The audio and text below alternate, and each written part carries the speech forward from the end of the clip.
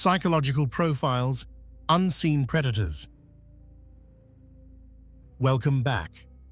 Tonight, we're diving deep into the darkest corners of criminal psychology, exploring the minds of predators who lived among us, hidden in plain sight. These aren't the killers you typically hear about in mainstream true crime discussions. These are the ones who slipped through the cracks, who manipulated systems, who understood human psychology well enough to exploit it for years before anyone caught on.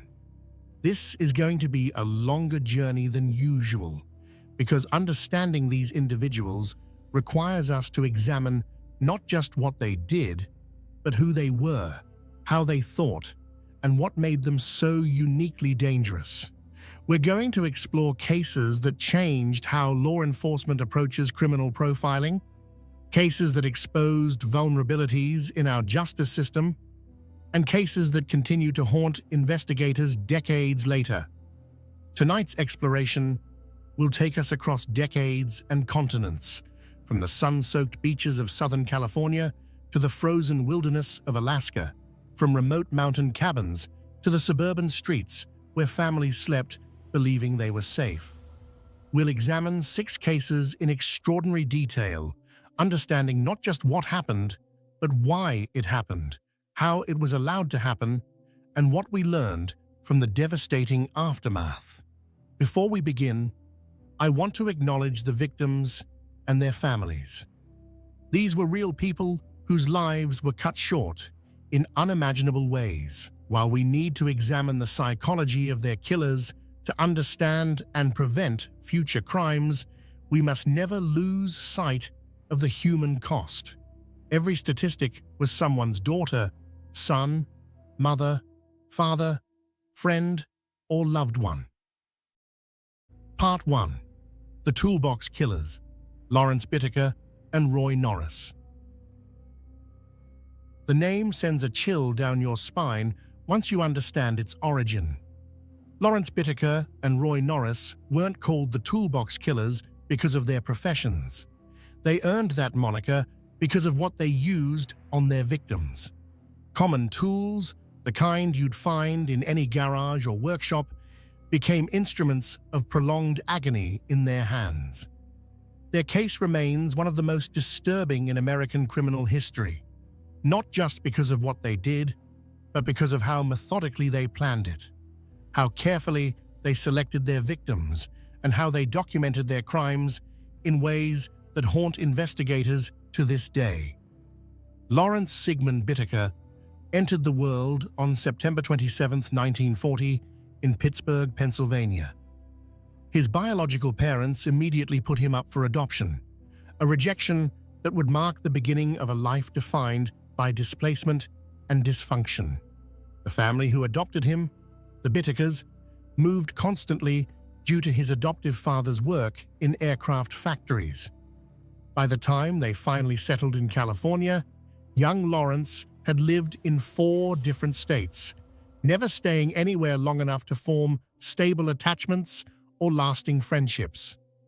Despite possessing an exceptionally high IQ of 138, placing him in the 99th percentile, Bittaker showed no interest in applying his intelligence constructively.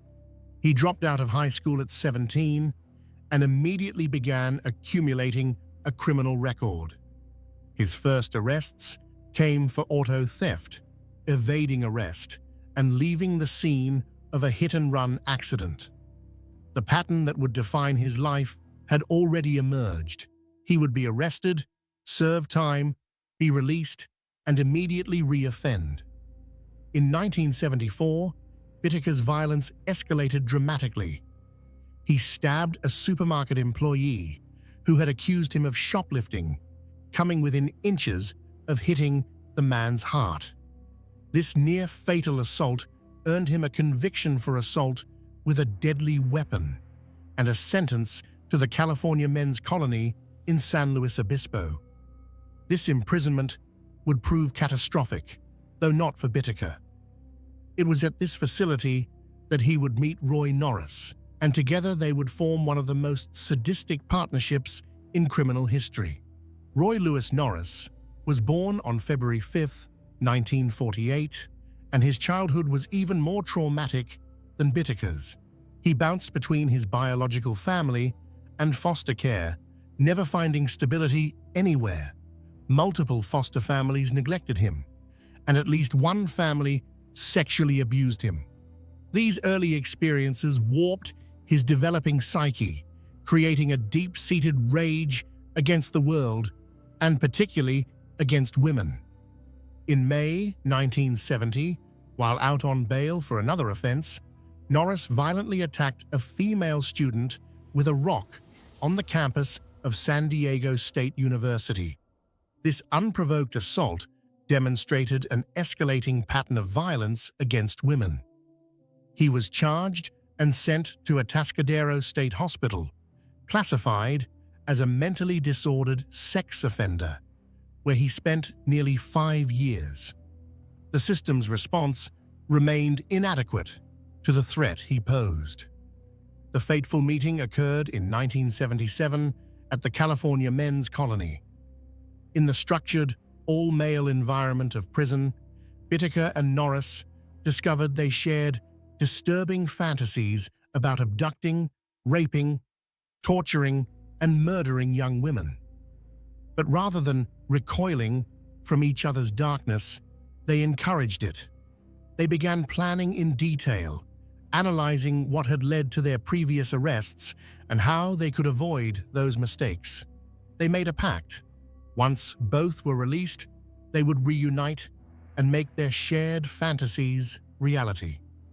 Bittaker was paroled in November 1978. Norris followed in January 1979. Within months, they had reconnected and begun putting their plan into action.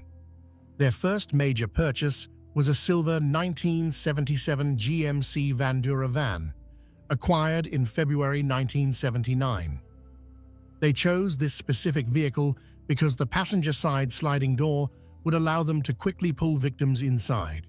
They nicknamed it Murder Mac, revealing how they viewed their planned crimes as almost a project, but they didn't immediately begin killing.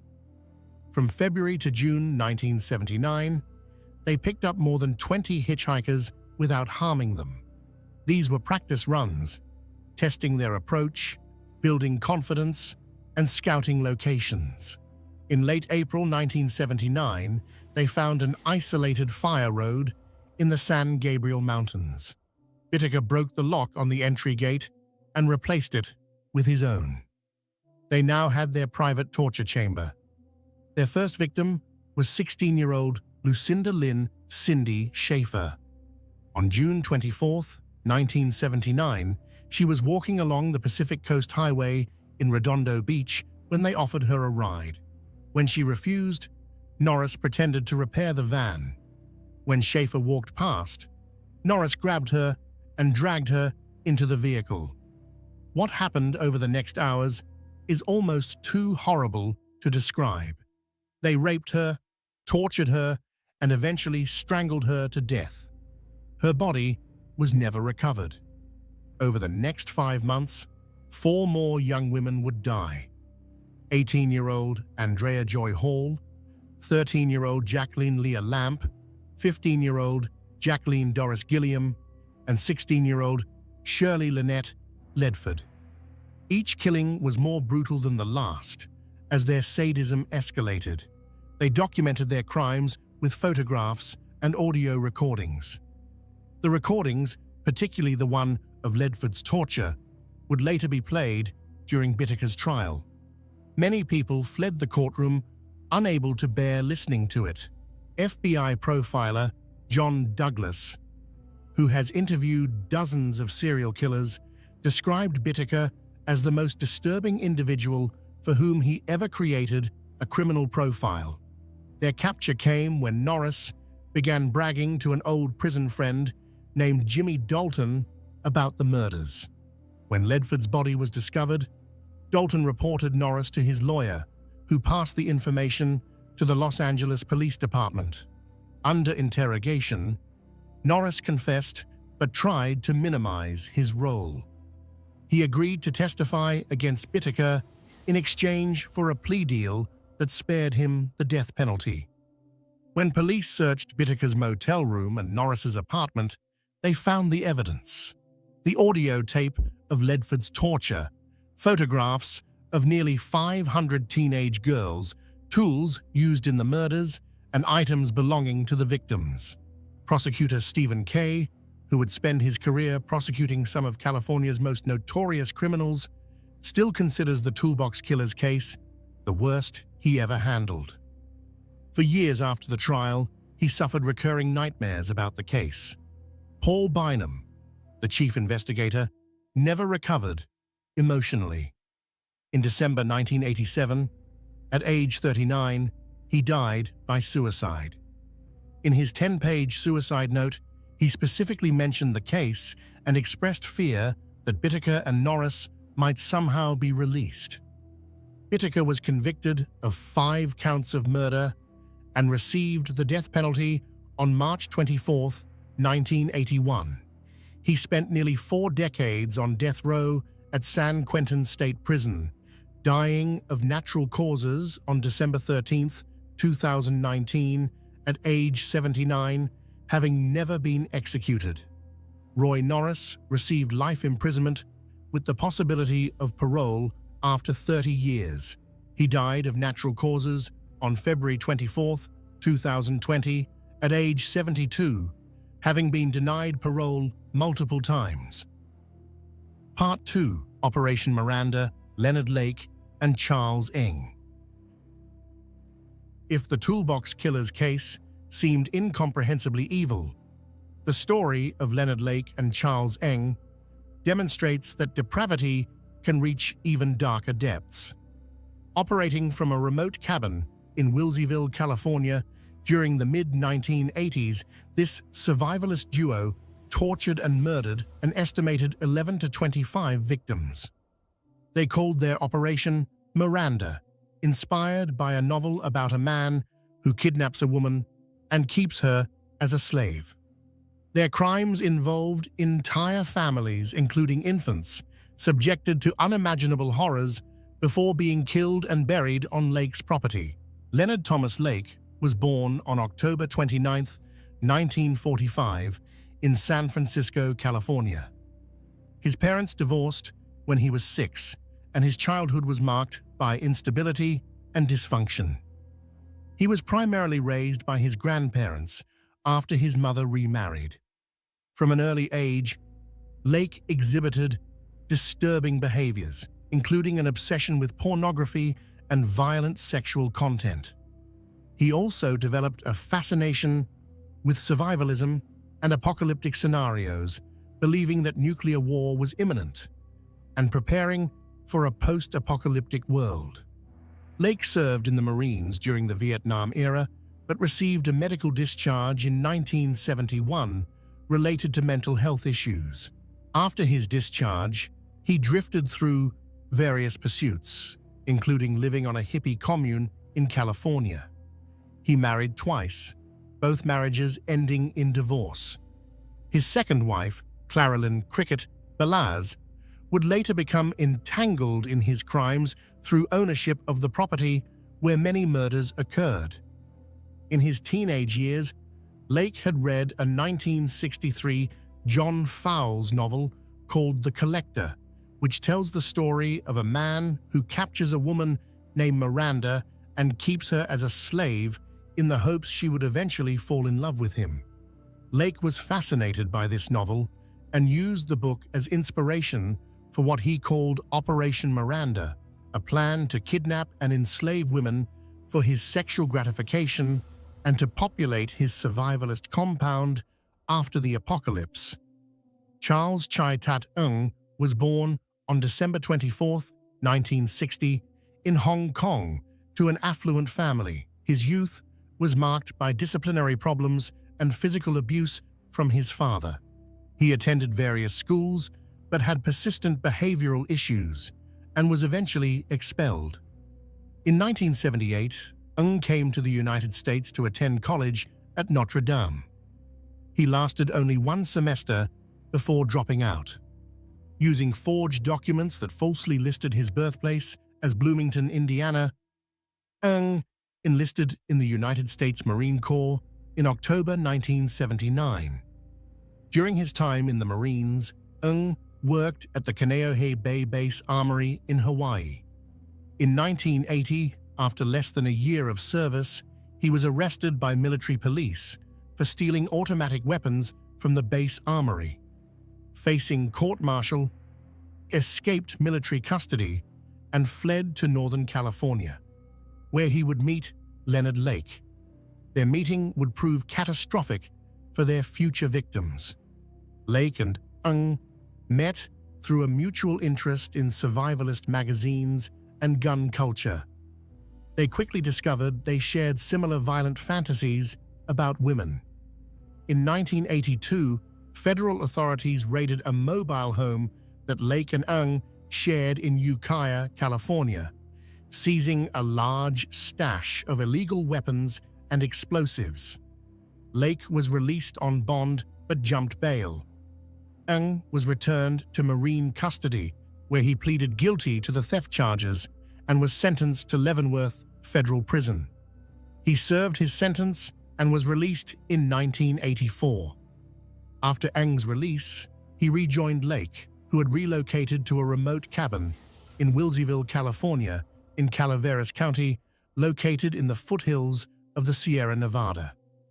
The property was owned by Lake's wife, Claralyn Balaz, though the couple was separated.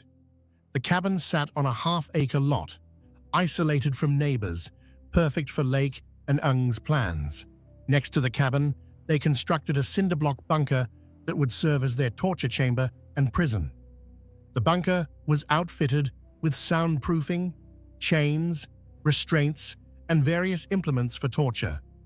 Lake maintained detailed journals documenting his crimes and filmed many of the assaults on videotape. These tapes would later become crucial evidence, showing the horrific abuse inflicted on victims before their deaths. On the tapes, Lake can be heard explaining to terrified women that they were now his property, that they would be his sex slaves, and that resistance was futile. Lake and Ng's first known collaborative victim was Charles Gunner, Lake's best man at his wedding. In May 1983, Lake invited Gunner on a road trip to Las Vegas. Several days later, Lake returned alone in Gunner's van, claiming Gunner had run off with a woman. Gunner was never seen again. Lake began using Gunner's identity and cashing his government checks. Their killing spree escalated in 1984 when Ng joined Lake at the Wilseyville property. They began targeting families, a particularly horrific aspect of their crimes. In one instance, they kidnapped Harvey Dubbs, his wife Deborah, and their infant son Sean from their San Francisco home. According to later testimony and evidence, Lake and Ng killed Harvey and baby Sean immediately. Deborah was kept alive for days, repeatedly raped and tortured, forced to perform sexual acts on camera while being told she would see her family again if she complied. Eventually, she too was murdered. Another family, Lonnie Bond, his girlfriend Brenda O'Connor, and their 2-year-old son, Lonnie Jr., lived just 50 yards from Lake's cabin, renting a house on the property. They vanished in 1985. According to the evidence, Bond and the infant were killed immediately, while O'Connor was subjected to prolonged sexual torture before being murdered. A friend of Bond's, Robin Scott Stapley, who had been staying at the house, was also killed. Lake maintained detailed journals about his crimes, referring to his victims by numbers rather than names, dehumanizing them completely. He documented the various ways he tortured them, his sexual assaults, and his methods of disposal. He and Ng would bury bodies on the property, burn remains, or dissolve them in chemicals. They kept a treasure map showing where they had hidden victims' belongings in barrels around the property. The case broke open on June 2, 1985, in a completely unexpected way. Ng was caught shoplifting a vice from a hardware store in South San Francisco. When security approached him, Ng fled. The store identified Lake as Ng's companion, and police pulled Lake over for questioning. During the traffic stop, officers found illegal weapons in Lake's vehicle and took him to the police station. At the station, Lake provided false identification and claimed to be Charles Gunner. During interrogation, Lake asked for a glass of water to take an aspirin. The aspirin was actually a cyanide pill that Lake had sewn into his clothing specifically for such a situation. Within minutes, Lake collapsed. He was rushed to the hospital but slipped into a coma. 4 days later, on June 6, 1985, Leonard Lake died without ever regaining consciousness. Meanwhile, police began investigating Lake's property in Wilseyville. What they discovered was a scene from a nightmare. In the bunker, they found restraints, chains, women's clothing, and a copy of The Collector. Searching the property, they discovered shallow graves containing human remains. They found videotapes showing Lake and Ng torturing female victims. They recovered over 45 pounds of charred human bone fragments. Investigators eventually identified remains of 12 victims on the property. Charles Ng had fled to Canada immediately after the shoplifting incident. On July 6, 1985, he was captured in a department store in Calgary, Alberta, after another shoplifting attempt. When a security guard confronted him, Ng shot the guard. Though wounded, the guard managed to disarm and detain Ng until police arrived. Ng was arrested and imprisoned in Canada. For the next 6 years, Ng fought extradition to the United States, arguing he would face capital punishment. His legal battles delayed his return until 1991. Once extradited, he was indicted on 12 counts of first-degree murder. His trial began in 1998 and lasted 7 months, becoming one of the longest and most expensive criminal prosecutions in California history, costing approximately $11 million. Despite overwhelming video evidence showing him participating in the torture and murders, Ng maintained he was merely an observer, that Lake had planned and committed all the crimes alone. The prosecution introduced evidence that directly contradicted this claim, including video footage showing Ng actively participating in assaults. They also introduced disturbing evidence Ng had created in prison. Cartoons he had drawn showing babies being tortured in various ways, including being put in microwaves, drowned, and fried in woks. On February 24, 1999, after 3 weeks of deliberation, the jury convicted Ng of 11 counts of first-degree murder. 6 men, including Charles Gunner, Clifford Peranteau, Jeffrey Gerald, Michael Carroll, Lonnie Bond Sr., and Robin Scott Stapley. 3 women, Deborah Dubbs, Kathleen Allen, and Brenda O'Connor, and 2 male infants, Sean Dubbs and Lonnie Bond Jr. They could not reach a verdict on the 12th count, the murder of Paul Cosner. Ng was sentenced to death. The presiding judge noted, "Mr. Ng was not under any duress, nor does the evidence support that he was under the domination of Leonard Lake." As of 2025, Ng remains on death row at San Quentin State Prison in California, where the last execution took place in 2006. Part 3. Edmund Kemper, the Co-Ed Killer. If evil can be measured by both the brutality of crimes and the intelligence with which they're committed, then Edmund Emil Kemper III represents one of the most terrifying manifestations of human darkness.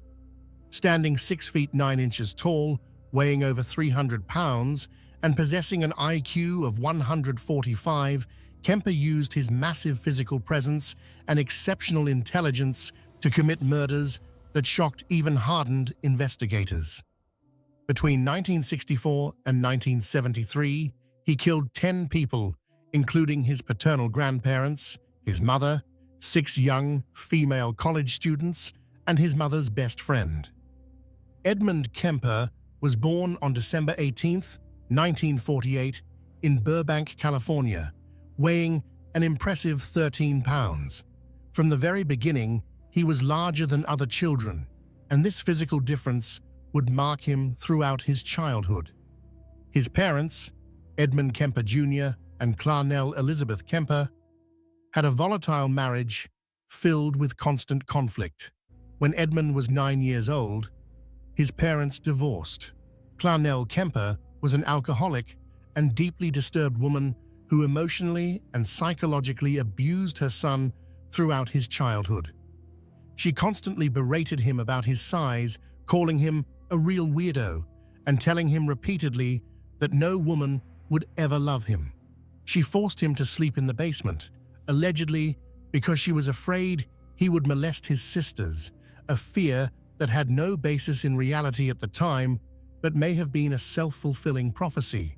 Her abuse was relentless, designed to make him feel ashamed of his existence. Young Edmund began exhibiting disturbing behaviors. He killed the family cats, burying one alive and dissecting another. He played violent games with his sisters, including one where they acted out his execution in a gas chamber. These were clear warning signs of a deeply disturbed child. But in the 1950s and early 1960s, understanding of such behaviors was limited and nothing was done. At age 14, Kemper ran away from his mother's home in Montana and traveled to California to find his father. But Edmund Kemper Sr. wanted nothing to do with his son, rejecting him again. This rejection was crushing. His father sent him to live with his paternal grandparents, Edmund and Maud Kemper, on their ranch in North Fork, California. On August 27, 1964, at age 15, Edmund committed his first murders. After an argument with his grandmother, he shot her in the head with a .22 caliber rifle. When his grandfather returned home, Edmund shot him as well. When asked why he killed his grandmother, Edmund said, "I just wondered how it would feel to shoot Grandma." When asked why he then killed his grandfather, he said, "So he wouldn't have to see Grandma dead." Kemper was committed to Atascadero State Hospital, a maximum security facility for the criminally insane. He was diagnosed with paranoid schizophrenia, though later evaluations would question this diagnosis. At Atascadero, Kemper was considered a model patient. He was intelligent, cooperative, and insightful about his crimes. He even administered psychological tests to other patients, memorizing the answers and learning how to manipulate the tests. After 5 years, when he turned 21, the doctors determined he had been successfully rehabilitated. On his 21st birthday in 1969, Edmund Kemper was released. His juvenile record was sealed and expunged. This decision was made despite warnings from several staff members who felt Kemper remained dangerous. Upon his release, Kemper moved back to California and lived with his mother, who was now working as an administrative assistant at University of California, Santa Cruz. Initially, Kemper tried to build a normal life. He attended community college briefly. He tried to join the California State Police, but at 6'9" and over 300 pounds, he exceeded their size requirements. But Kemper was developing elaborate violent fantasies, particularly about young women. He began picking up female hitchhikers, initially not harming them. These were practice runs. Kemper would later estimate that he gave rides to approximately 150 hitchhikers before he finally acted on his violent impulses. The killing began on May the 7th, 1972. Kemper picked up two Fresno State College students, 18-year-old Marianne Pesce and 18-year-old Anita Luchessa. He drove them to a remote area, killed them both, put their bodies in the trunk of his car, and drove back to his apartment. There, he dismembered them, decapitated them, and engaged in sexual acts with their corpses. He took photographs throughout this process. 4 months later, on September 14, 1972, Kemper picked up 15-year-old Aiko Koo. In January 1973, he killed 19-year-old Cindy Scholl. In February 1973, he encountered 23-year-old Rosalind Heather Thorpe and 20-year-old Alice Helen Allison Liu on the UC Santa Cruz campus. Kemper had obtained a university parking sticker because his mother worked there, making students more likely to trust him. Throughout this period, Kemper was friends with several police officers. He frequented a bar called the Jury Room that was popular with law enforcement, listening to them discuss the ongoing investigation into the co-ed murders. His inside knowledge helped him stay ahead of detection. The police discussing their case with him never suspected that the gentle giant sitting at the bar was the killer they were hunting. The end came on Good Friday, April 20th, 1973. Kemper had been drinking and dwelling on his rage toward his mother. In the early morning hours, he entered her bedroom while she slept and bludgeoned her to death with a claw hammer. He then cut off her head, raped her severed head, and removed her larynx, trying to feed it down the garbage disposal, later saying it seemed appropriate given how much she had yelled at him over the years. That evening, Kemper invited his mother's best friend, 59-year-old Sarah Taylor Hallett, over to the house. When Hallett arrived, Kemper strangled her. The next morning, he took his mother's car and drove east. After driving for hours, he stopped in Pueblo, Colorado, and called the Santa Cruz Police Department from a payphone, confessing to being the co-ed killer. The police initially didn't believe him. He had to call back multiple times before they finally sent officers to arrest him. During his interrogation and trial, Kemper was extraordinarily cooperative and articulate. He provided detailed descriptions of all his crimes. He told investigators that he killed the young women because he wanted them for myself, like possessions. The jury didn't buy his insanity defense.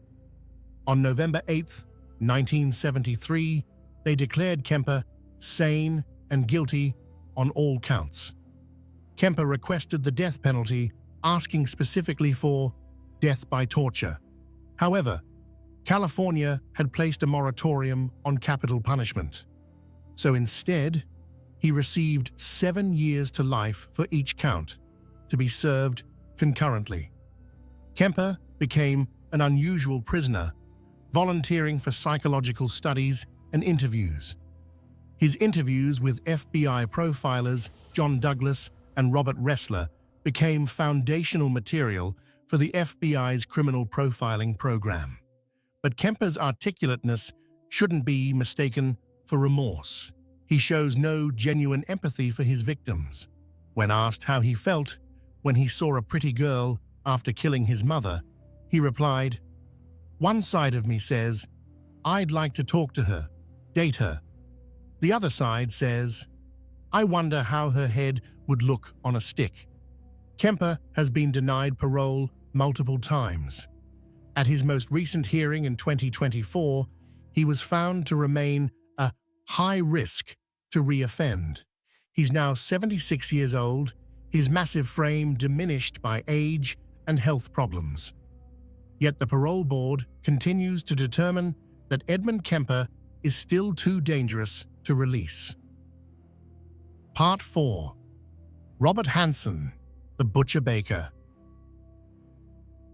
The frozen wilderness of Alaska seems like it should be a place of pristine beauty, far removed from the darkness of serial crime.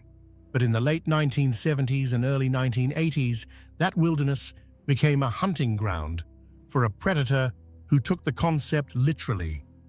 Robert Christian Hansen, known as the Butcher Baker, abducted at least 17 women from Anchorage, flew them to remote wilderness locations, released them, and hunted them like animals before killing them.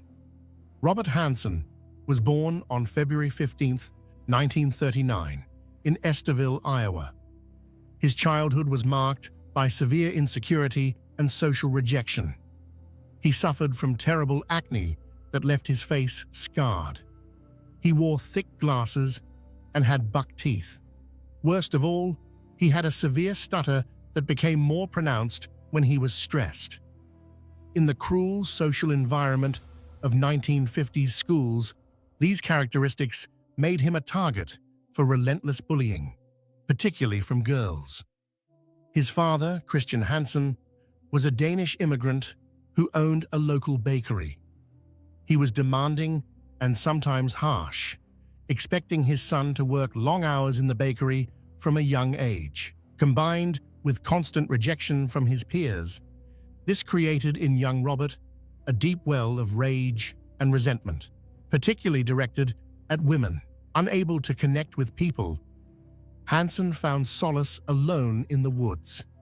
He became an avid hunter and outdoorsman, spending hours tracking and killing animals. Hunting gave him a sense of control and power. These skills would later become tools for murder. Hansen's criminal behavior started early. In 1960, at age 21, he convinced a young bakery employee to help him burn down a school bus garage. His stated motivation was revenge against people he believed had wronged him. He was caught, convicted, and served less than 2 years of a 3-year sentence. After his release, Hansen married and in 1967 moved with his second wife to Anchorage, Alaska. In Alaska, Hansen finally found something approaching success. He opened a bakery in downtown Anchorage that became popular with locals. He was known as Bob the Baker, a quiet, unassuming man. He and his wife had 2 children. He set hunting records. Police officers frequented his bakery for coffee and donuts. By all outward appearances, Robert Hansen had built a respectable life. But beneath that surface, Hansen's rage had never diminished. In 1971, he was arrested twice, first for abducting and attempting to rape a housewife, and second for raping a sex worker. He pleaded no contest to assault with a deadly weapon, and the rape charge was dropped. He was sentenced to 5 years, but released to a halfway house after only 6 months. This light sentence was catastrophic. If Hansen had been kept in prison, at least 11 women would still be alive. The late 1970s saw massive changes in Anchorage. The Trans-Alaska Pipeline brought tens of thousands of workers, and with them came a boom in bars, strip clubs, and prostitution. This transient population created the perfect hunting ground for Hansen. Women would appear, work briefly, then disappear, and no one would notice. Alaska State Trooper Glenn Floth later explained that Hansen quickly learned which victims were safest to target. Sex workers and exotic dancers were less likely to be missed, less likely to be believed if they reported an assault. Hansen's method was straightforward. He would cruise downtown Anchorage looking for women working the streets. He would offer money for sex. Once the woman was in his car, he would pull a gun and drive her to his home. He had a soundproofed room in his basement where he would handcuff victims, rape them, and torture them. When he was done, he would drive them to his airplane hangar. This is where Hansen's crimes became truly unique. He was a skilled pilot with his own bushplane. He would fly victims to remote wilderness locations. Once there, Hansen would release the woman and give her a head start. Then he would hunt her with his hunting rifle or bow and arrow, tracking her through the wilderness. Most victims were killed quickly, shot down as they ran. After the kill, Hansen would leave the bodies where they fell. The Alaskan wilderness is vast. He believed it would hide his victims forever. For many years, he was right. Between 1971 and 1983, 17 women that we know of were murdered by Robert Hansen. The break came on June 13, 1983, when Cindy Paulson, a 17-year-old sex worker, was picked up while hitchhiking. She was half-naked, handcuffed, hysterical. She told police an almost unbelievable story about being abducted, chained in a basement, raped repeatedly, and taken to an airport. While her attacker was loading his plane, she had managed to escape. Paulson had seen the airplane and gotten its tail number. A security guard corroborated her story. The tail number led directly to Robert Hansen. When police questioned Hansen, he denied everything, claiming Paulson was lying. He had an alibi from a friend. Police initially found Hansen more credible than a teenage prostitute. But Detective Glenn Floth wasn't convinced.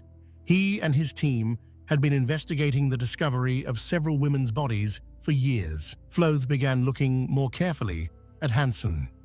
He re-interviewed Hansen's friend, and the alibi fell apart. With the alibi cracked, investigators obtained a search warrant. What they found was damning. In the basement, they discovered the soundproof room. They found jewelry and personal items belonging to multiple women. They found a .223 caliber rifle that matched bullets found in victims. Most significantly, they found an aviation map hidden in Hansen's headboard. On this map, Hansen had marked more than 20 locations with tiny X's. When Floth compared the X's to known crime scenes, several matched exactly. Faced with overwhelming evidence, Hansen confessed. He admitted to killing 17 women over a 12-year period.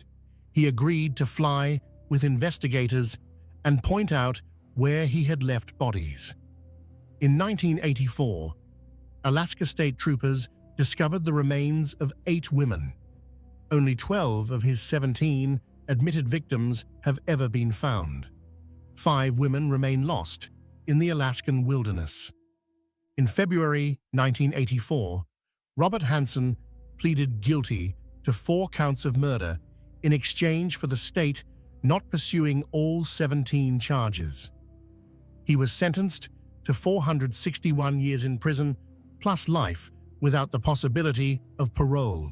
He died of natural causes on August 21, 2014, at age 75. Part 5. The Toy Box Killer, David Parker Ray. Some predators work quickly, killing their victims within hours. Others draw out the torture over days or weeks. David Parker Ray turned prolonged torture into a grotesque art form, holding victims captive in a specially modified trailer he called his toy box for months at a time. Operating from Elephant Butte, New Mexico, Ray kidnapped, raped, and tortured an unknown number of women from the mid-1980s through 1999. He was suspected by authorities and his accomplices of murdering up to 60 of his victims, though no bodies were ever definitively recovered, preventing murder charges. David Parker Ray was born on November 6, 1939, in Belen, New Mexico.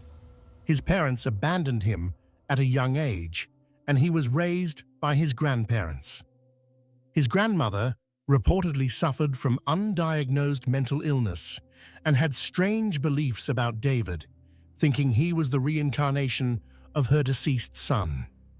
She raised him in a heavily conservative and sheltered environment. David's father, when he was present, was an alcoholic and violent man who exposed young David to pornography depicting sadism and masochism.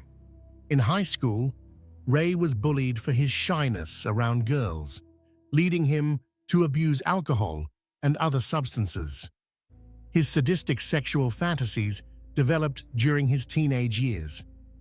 His sister Peggy found some of his disturbing material and became alarmed, causing distance between the siblings. Ray served in the Army and received an honorable discharge. He worked as a mechanic throughout his adult life, eventually taking a job as a maintenance man for New Mexico state parks. This position gave him access to Elephant Butte Lake and the surrounding area, which would later become crucial for disposing of evidence. Ray married 4 times, each marriage ending in divorce. He had 2 daughters. Around 1993, Ray met Cindy Hendy while she was performing community service at Elephant Butte State Park where he worked. They became romantically involved and quickly bonded over shared violent fantasies. Hendy would become Ray's primary accomplice, actively participating in the abduction and torture of multiple victims. Ray's obsession was creating the perfect torture chamber. He purchased a large cargo trailer and spent years and approximately $100,000 converting it into what he called his toy box. He soundproofed the interior, installed elaborate locks and restraints, and filled it with an extensive collection of torture implements: whips, chains, pulleys, straps, clamps, surgical instruments, electric shock devices, and various sexual devices. The centerpiece was a gynecological examination table to which he would strap his victims. A mirror was mounted on the ceiling above the table so victims could see what was being done to them. Ray constructed elaborate contraptions, including a fur-lined coffin and makeshift pillories to restrain captives. He even rigged the trailer with pulleys and mechanisms that would force victims into specific positions. One of the most disturbing aspects of Ray's crimes was his use of audio tapes. He recorded a lengthy tape specifically to play for victims when they first regained consciousness in the toy box. The tape, which ran approximately 30 minutes, explained to victims that they had been abducted, that they were now his sex slaves, that resistance was futile, and that they would be held captive for an extended period.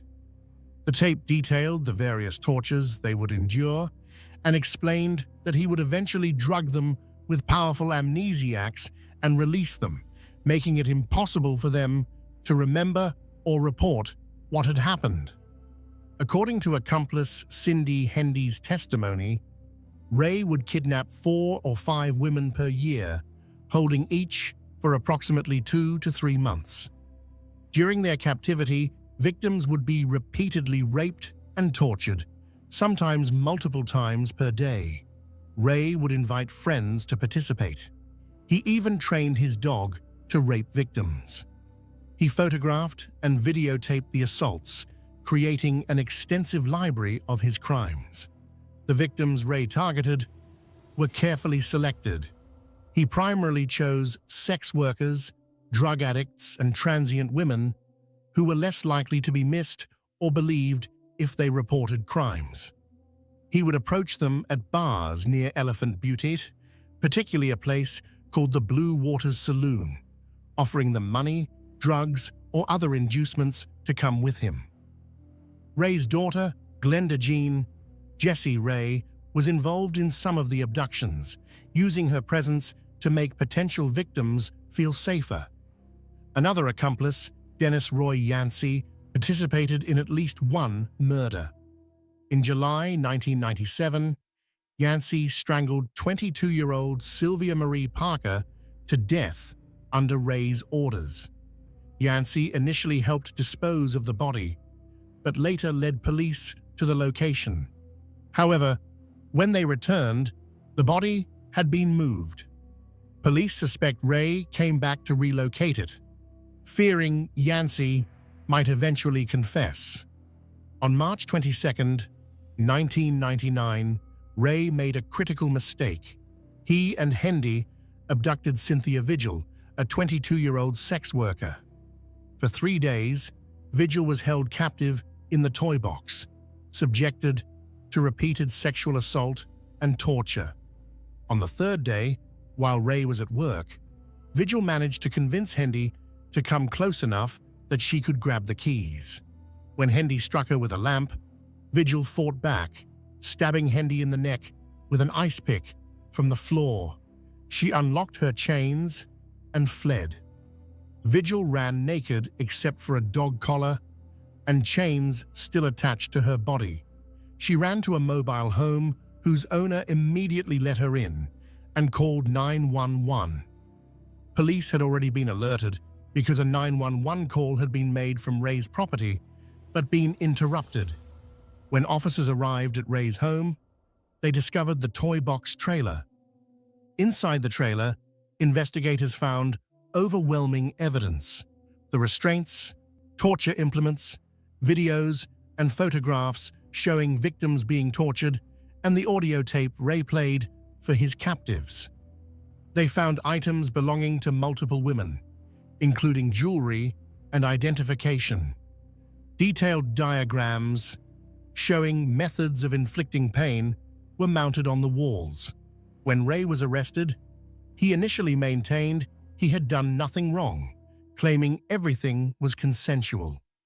But as more victims came forward, including Angelica Montano and Kelly Garrett, who recognized themselves in photographs recovered from the trailer, the evidence became overwhelming.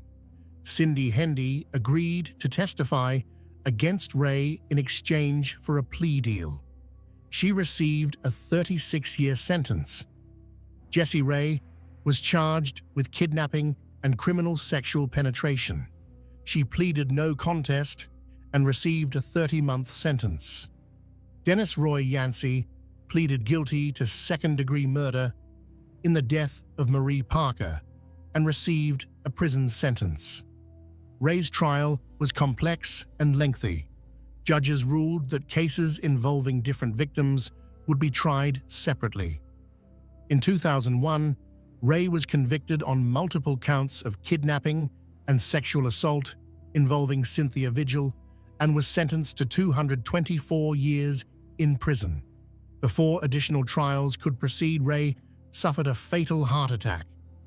On May 28, 2002, David Parker Ray died at age 62 while in custody at the Lee County Correctional Facility in Hobbs, New Mexico. He was scheduled to be interrogated by state police about additional victims when he died. With his death, the case became largely unsolvable. No bodies were ever recovered. No victims beyond the few who came forward were definitively identified. The FBI believes Ray's victim count could be as high as 60 women over nearly 50 years, but without bodies or additional victim identification, the true scope of his crimes will never be known. In 2011, the FBI released hundreds of photographs of jewelry, clothing, and personal items recovered from Ray's property, hoping the public could help identify owners. To date, most items remain unclaimed, representing unknown victims whose families may never know what happened to them. Part 6. Richard Ramirez, the Night Stalker. While the predators we've examined so far operated with careful planning and specific victim selection, Richard Ramirez was chaos incarnate.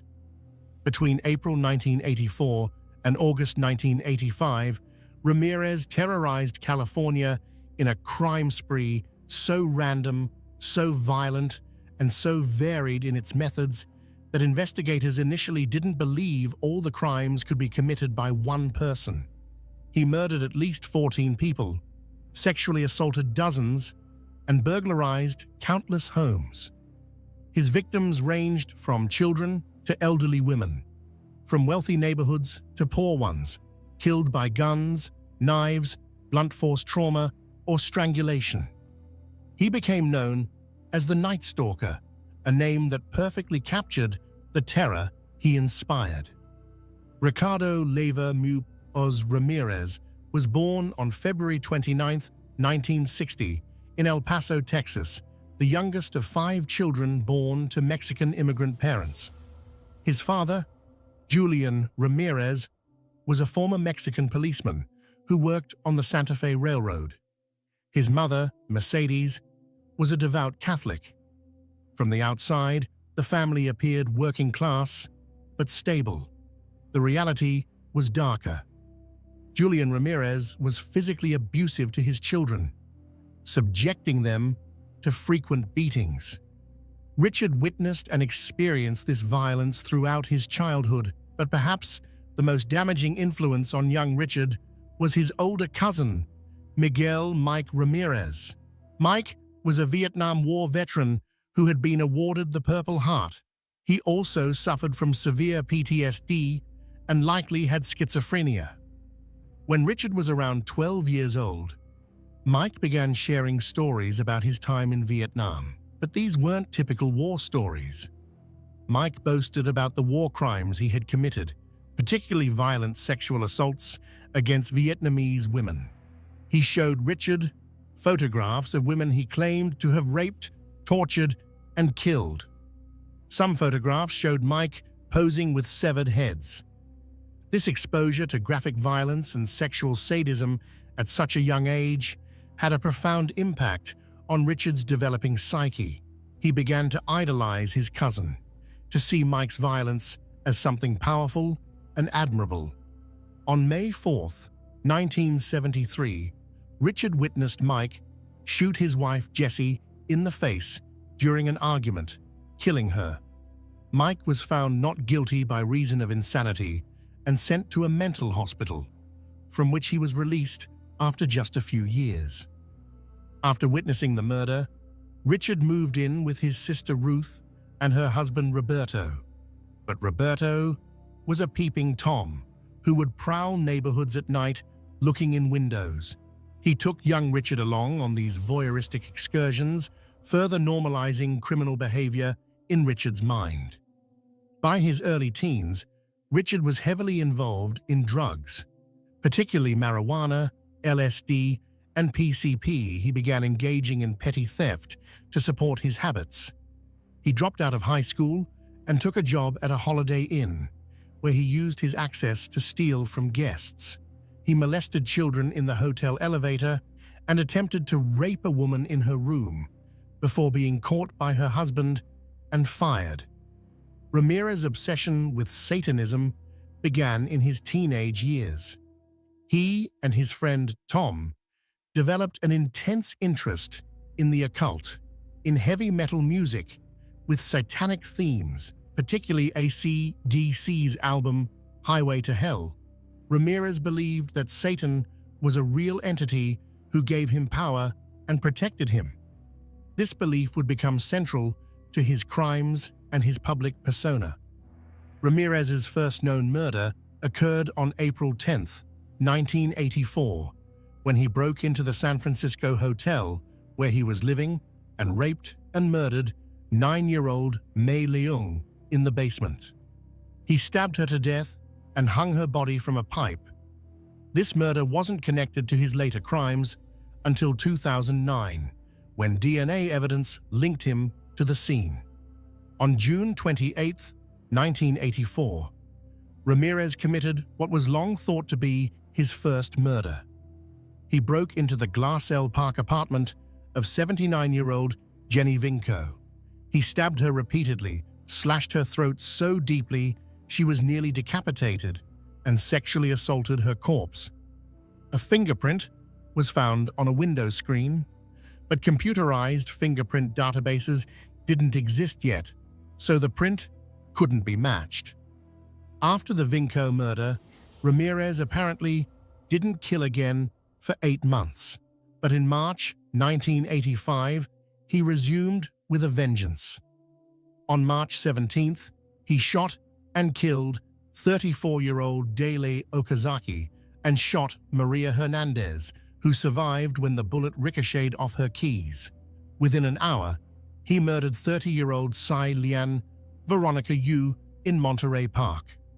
10 days later, on March 27th, Ramirez murdered 64-year-old Vincent Zazara and his 44-year-old wife Maxine in their home. He shot Vincent first, then brutally assaulted Maxine before stabbing her multiple times. He gouged out her eyes, a level of savagery that shocked investigators. At the scene, he left distinctive Avia sneaker prints and drew a pentagram on the wall. The attacks escalated in frequency and brutality. In May, Ramirez killed 84-year-old William Doi and raped his wife, Lillian, who survived. At the end of May, he beat two elderly sisters, Mabel Bell and Florence Lang, with a hammer so severely that it cracked the handle. He drew a pentagram on Mabel's inner thigh. Mabel died from her injuries, but Florence survived. In late June, Ramirez broke into the home of 6-year-old Anastasia Hronis and abducted her, molesting her before releasing her. The following night, he slit the throat of 32-year-old Patty Elaine Higgins, killing her. July 1985 was particularly horrific. On July 2nd, Ramirez killed 75-year-old Mary Louise Cannon by beating her to death. On July 5th, he killed 16-year-old Whitney Bennett by beating her with a tire iron, though she miraculously survived. On July 7th, he killed 61-year-old Joyce Lucille Nelson and 63-year-old Sophie Dickman, who he sexually assaulted. On July 20th, he killed 66-year-old Maxine Kneiding, 64-year-old Layla Kneiding, and 32-year-old Chinarong Kovananth, also sexually assaulting Kovananth's wife. Throughout all these attacks, Ramirez would often force victims to swear on Satan that they weren't hiding valuables. He would tell surviving victims to tell them the Night Stalker was here. He seemed to crave notoriety, wanting his crimes recognized. The investigation was massive. Los Angeles assembled a task force, and the FBI stepped in to assist. But Ramirez was frustratingly difficult to profile. His victims had no common characteristics. They were men, women, children, elderly, young, Asian, white, Latino, rich, poor.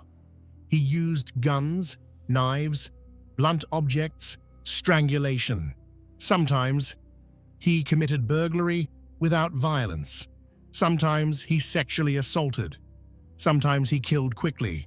Sometimes he tortured victims for hours. The breakthrough came from fingerprint technology.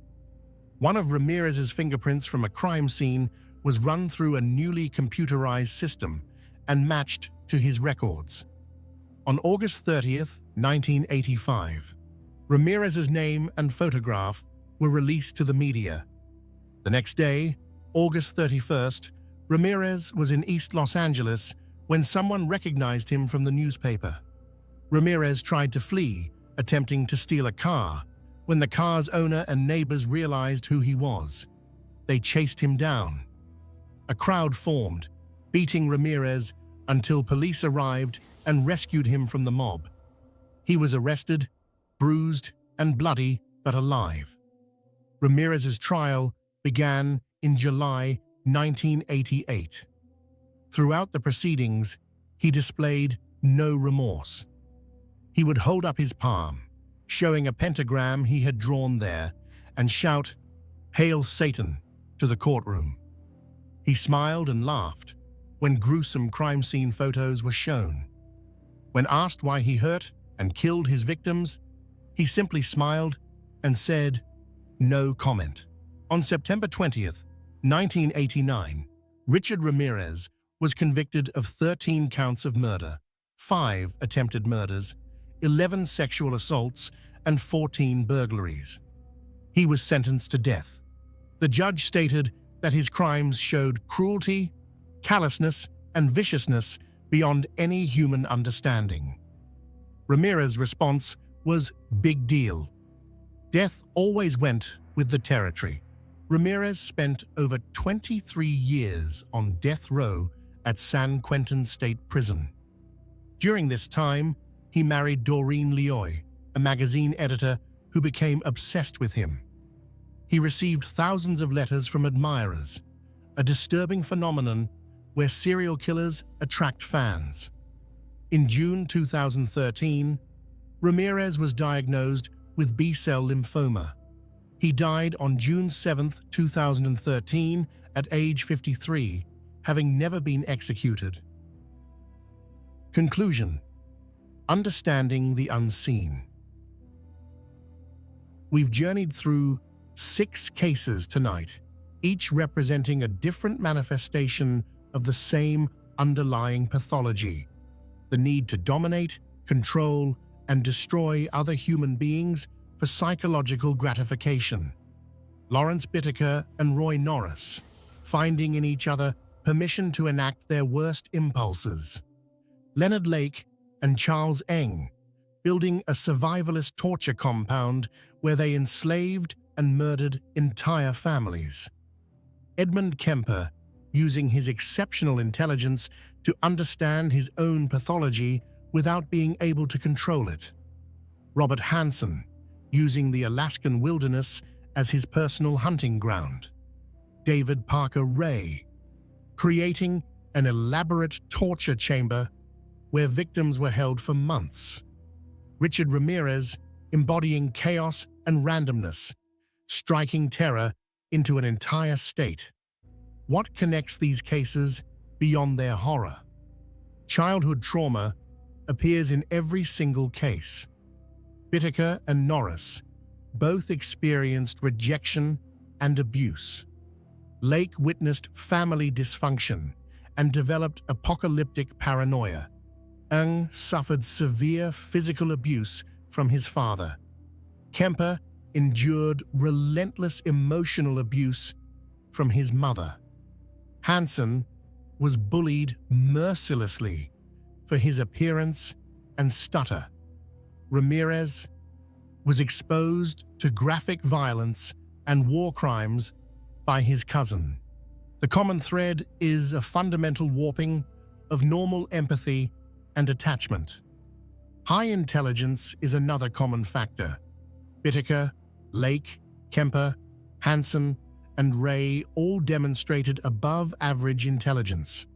They used their cognitive abilities not to contribute to society, but to more effectively prey upon it. They planned carefully, avoided detection for years, and manipulated those around them.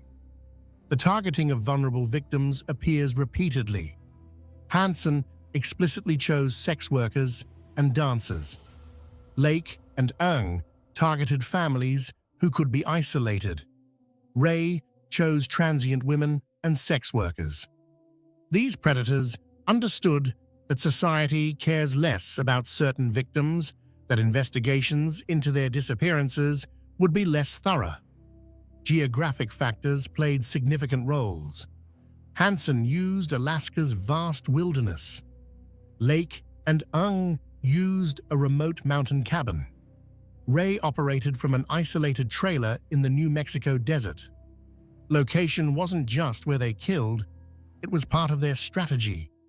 The ability to appear normal, to maintain a mask of sanity, is perhaps the most disturbing common trait. They were a bakery owner, a survivalist, a friendly giant, a park maintenance worker. They held jobs, maintained relationships, and convinced everyone around them that they were ordinary, harmless, maybe even admirable. These cases changed how we approach serial crime.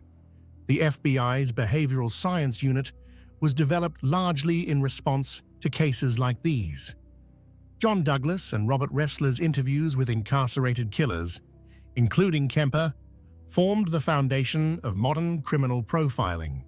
But we must also acknowledge the failures these cases represent. Warning signs were missed. Early crimes weren't pursued aggressively, marginalized victims weren't taken seriously. Mental health interventions were inadequate. Parole decisions were catastrophically wrong. For survivors of these crimes, life after trauma is an ongoing struggle. For families of victims, particularly those whose loved ones' bodies were never recovered, the pain never fully resolves. 5 of Hanson's victims remain lost in the Alaskan wilderness. 2 of Lake and Ung's victims have never been found. Most of Ray's suspected victims have never been identified. The broader societal impact includes how we think about safety and trust. Teaching children about stranger danger, encouraging people to trust their instincts, promoting self-defense education. These are all responses to the reality that predators walk among us. We must be careful in how we consume and discuss these stories.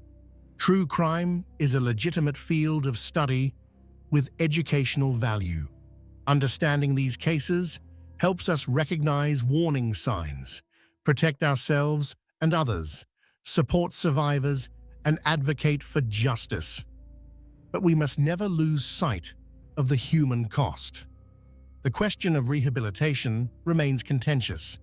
Can individuals who have committed such extreme violence ever be truly rehabilitated? Current research suggests that psychopathy, particularly when combined with severe violence, has a very poor prognosis. This is why risk assessment in parole decisions is so crucial. Looking forward, there are reasons for cautious optimism. Advances in forensic science, particularly DNA analysis and digital forensics, make it harder for killers to avoid detection. Improved criminal databases allow cross-referencing of crimes across jurisdictions. Better understanding of psychological risk factors allows earlier intervention. But we must also acknowledge uncomfortable truths. Evil exists. Not everyone who experiences childhood trauma becomes violent. At some point, these individuals made choices. They chose to act on their darkest impulses rather than seeking help. Personal responsibility matters, even in the context of understanding psychological and environmental factors. The unseen predator walks among us. He might be the helpful neighbor, the successful businessman, the friendly baker, the maintenance worker. He's learned to mimic normalcy, but beneath the mask is something broken and dangerous. The key to protection is awareness, without paranoia, caution without fear, and recognition that intuition exists for a reason. We remember the victims tonight: Cindy Schaefer, Andrea Hall, Jacqueline Gilliam, Jacqueline Lamp, Shirley Ledford, Charles Gunner, Donald Lake, Harvey Dubbs, Deborah Dubbs, Baby Sean Dubbs, Lonnie Bond, Brenda O'Connor, Lonnie Bond Jr., Robin Stapley, and others whose names we may never know. The 17 women murdered by Robert Hanson, only 12 of whom have been identified. Mary Ann Pesce, Anita Luchessa, Aiko Koo, Cindy Scholl, Rosalind Thorpe, Alice Liu, Clarnell Kemper, Sarah Hallett, Marie Parker, and the many unidentified victims of David Parker Ray. Mei Leung, Jenny Vinko, Daly Okazaki, Tsai Lian Yu, Vincent Zazara, Maxine Zazara, William Doi, Mabel Bell, Patty Higgins, Mary Cannon, Joyce Nelson, Sophie Dickman, Maxon Niding, Layla Niding, Chainarong Kovananth. These were daughters and sons, mothers and fathers, sisters and brothers, friends and loved ones. They had dreams and plans and futures that were stolen. We honor them by learning from these tragedies, by working to prevent future ones, and by refusing to forget that these were real people whose lives mattered. Thank you for taking this difficult journey with me tonight. I know these cases are disturbing, and emotionally challenging. But understanding them is important. It helps us recognize warning signs, protect ourselves and others, support survivors, and advocate for justice. If you or someone you know has been affected by violent crime, please reach out to victim support services in your area. You're not alone, and help is available. If you found this exploration valuable, please consider subscribing to the channel. Your support helps me continue producing detailed true crime content that honors victims while educating viewers. Leave a comment sharing your thoughts on these cases or any cases you would like to see covered in the future. Together, by shining light into the darkest corners, we make it harder for predators to remain unseen. Awareness is our best defense. Stay safe out there. The Gilgo Beach Murders, a decade-long hunt for Long Island's serial killer. Hey everyone, welcome back to the channel. Today we're diving into one of the most complex and haunting serial killer cases in recent American history. This is the story of the Gilgo Beach Murders, a case that spans more than 3 decades, involves at least 11 victims, and took investigators over 13 years to make an arrest. It's a story about vulnerable women whose lives were tragically cut short, about a community living in fear, and about how modern forensic technology and dogged police work finally brought answers to families who had waited far too long for justice. So settle in, get comfortable, and let's explore this deeply troubling case together. The discovery, December 2010. The story of the Gilgo Beach Murders begins, oddly enough, with a different case entirely. On a cold December morning in 2010, Suffolk County Police Officer John Mallia and his cadaver dog Blue were searching the thick brush along Ocean Parkway on Long Island's South Shore. They weren't looking for the remains that would make international headlines. They were searching for Shannon Gilbert, a 24-year-old woman from New Jersey who had vanished 7 months earlier after making a frantic 22-minute call to emergency services. Ocean Parkway is a desolate stretch of road that runs along the barrier beaches of Long Island's southern coast. It's a place where the Atlantic Ocean meets marshland and dense, almost impenetrable brush. The vegetation grows thick and wild here, creating a natural screen that had for years concealed secrets that would shock the nation. On December 11, 2010, Officer Mallia and Blue were moving slowly along the north side of Ocean Parkway, staying close to the shoulder as they searched. Despite a light dusting of snow and vegetation so thick it seemed impossible to penetrate, Blue suddenly alerted to a scent. The dog led Mallia to a skeleton wrapped in disintegrating burlap. The remains would later be identified as those of Melissa Barthelemy, a 24-year-old woman who had disappeared more than a year earlier. But this was just the beginning. Over the next 2 days, as investigators combed through the area with renewed intensity, they would make 3 more grim discoveries. Within a quarter-mile stretch of that lonely highway, they found the remains of 3 more women, all wrapped in burlap, all positioned within 500 feet of each other. These 4 victims would become known as the Gilgo Four, and their deaths would launch one of the most extensive and frustrating serial killer investigations in Long Island history.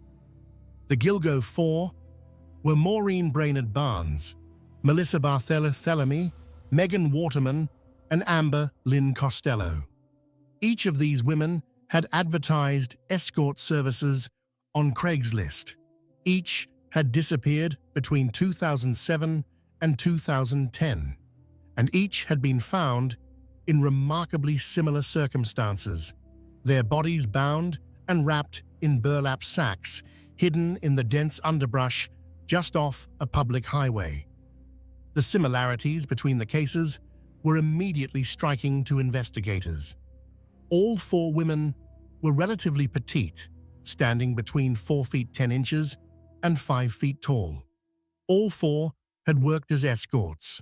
All four had vanished after arranging meetings with clients. And all four had been disposed of in the same manner, their bodies carefully concealed but positioned close enough together to suggest a single perpetrator. As the investigation expanded in the spring of 2011, the scope of the horror became even more apparent.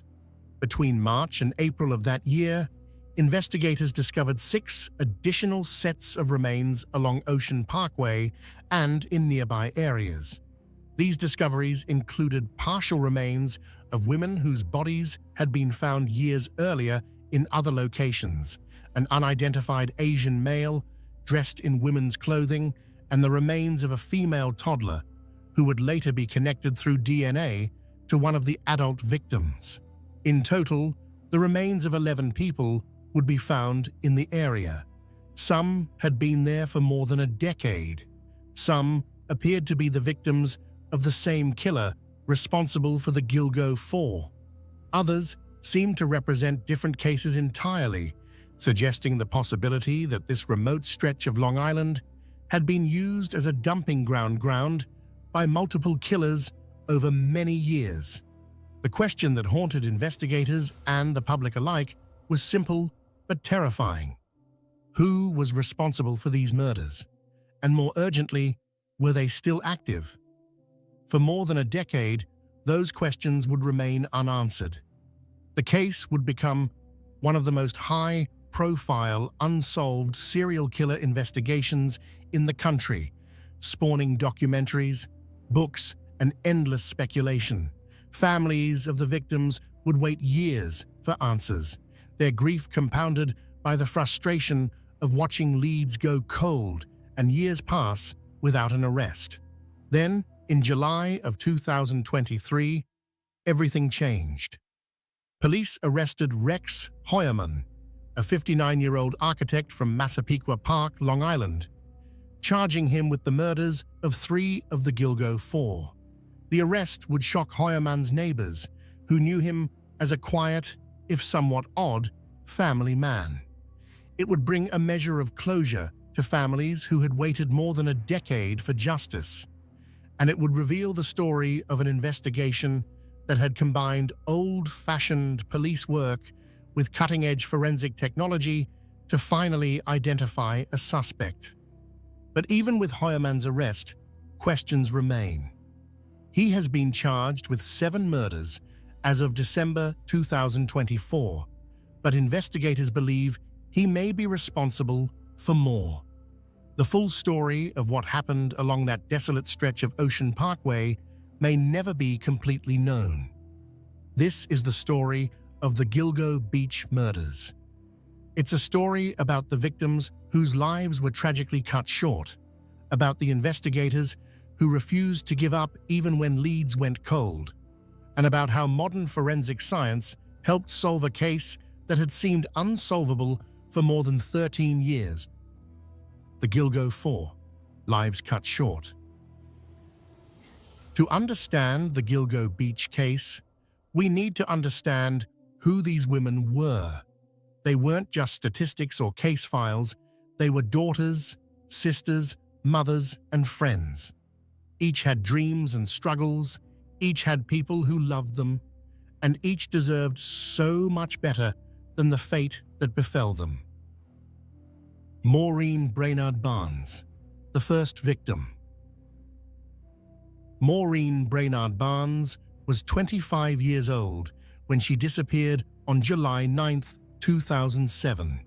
She was a mother of 2 young children and lived in Norwich, Connecticut. Like many single mothers, Maureen struggled financially, working seasonal jobs and doing whatever she could to provide for her family.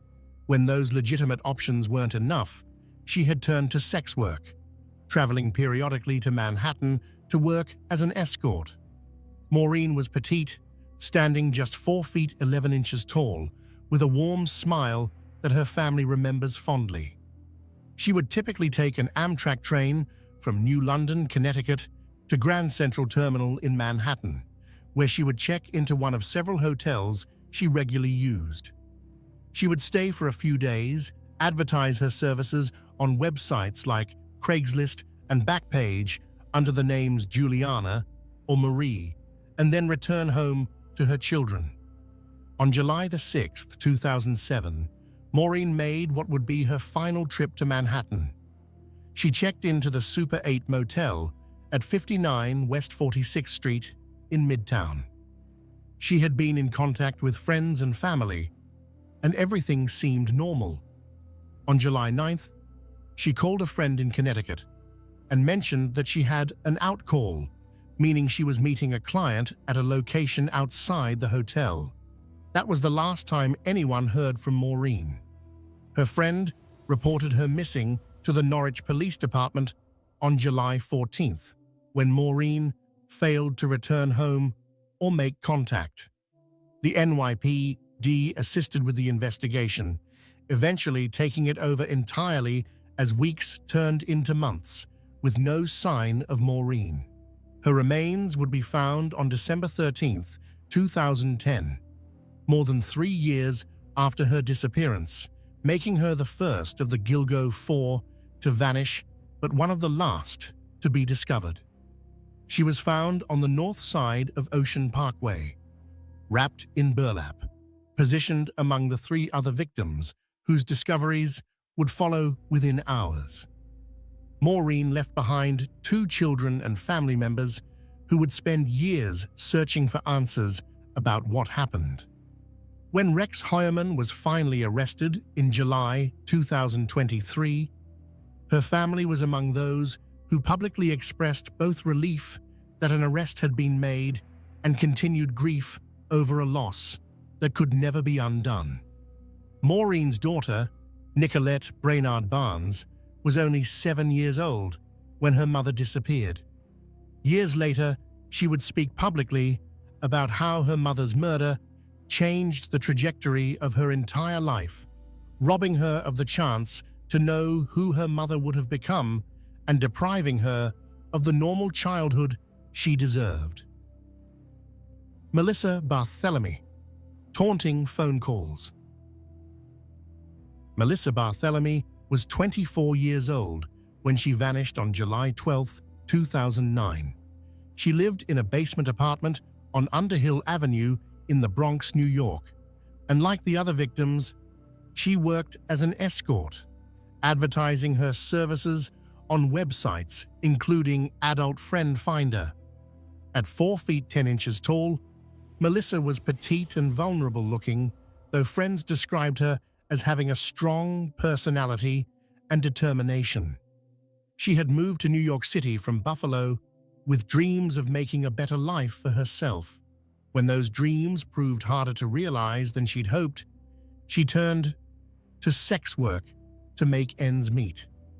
The night of July 12, 2009, Melissa told a friend she was going to meet a client on Long Island and would return the next morning.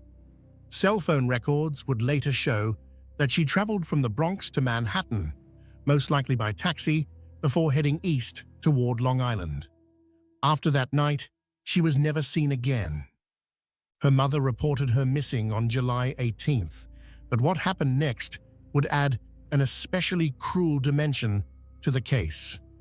About a week after Melissa disappeared, her younger sister, then just 15 years old, began receiving phone calls from someone using Melissa's cell phone. The caller, a man, taunted the teenage girl, making crude sexual comments and boasting that he had killed Melissa. These calls would come in a total of 7 times between July and August 2009. The caller would ask the teenager if she was a prostitute, like her sister, make obscene sexual remarks, and laugh at the family's anguish. Police were able to trace some of these calls, determining that they were made from areas near Times Square and Madison Square Garden in Manhattan. as well as from Massapequa, Long Island, the area where Rex Heuermann lived. The phone calls stopped after approximately a month, but the psychological damage to Melissa's family was immense. Her little sister had to live with the knowledge that the man who had killed her sibling had taken pleasure in tormenting her, had derived some sick satisfaction from hearing the fear and grief in her voice. Melissa's remains were found on December 11, 2010, the first of the Gilgo Four to be discovered. She had been dead for more than a year, her body wrapped in burlap and hidden in the thick brush along Ocean Parkway, within sight of the highway, but concealed well enough that dozens of cars had likely passed by every day without anyone noticing what lay just feet away. The phone calls to Melissa's sister would become a crucial piece of evidence in the eventual case against Rex Heuermann. Family members who heard recordings of the calls later reported believing they recognized Heuermann's voice in a YouTube interview that surfaced after his arrest, though voice identification has not been forensically confirmed in court. Megan Waterman, a young mother. Megan Waterman was just 22 years old when she disappeared on June 6, 2010. Originally from Maine, Megan had a 3-year-old daughter whom she loved deeply. Friends and family said that despite her struggles, Megan was devoted to her child and would call regularly to check in, even when she was away working. Like the other victims, Megan worked as an escort, advertising on the same websites and platforms the others had used. On the evening of June 6th, she was staying at a Holiday Inn Express in Hauppauge, Long Island. Surveillance video would later show her leaving the hotel, presumably to meet a client. She was never seen alive again. Her family reported her missing on June 8, 2010, when she failed to call and check in on her daughter, as she always did. Her family knew immediately that something was terribly wrong. Megan would never have gone this long without contacting her little girl. Megan's disappearance came just a month after Shannan Gilbert's frantic call for help had set in motion the search that would eventually reveal the Gilgo Four. Tragically, Megan vanished during the very period when police were beginning to search for Shannan, unaware that multiple serial predators might be hunting in the same area. Her remains would be found on December 13, 2010, wrapped in burlap like the others, positioned within that horrifying quarter-mile radius where all 4 women had been left. Cell phone records would later show that Megan's phone had traveled to Massapequa Park, with the last known location pinging in that area around 3 in the morning on June 6th, shortly before she disappeared.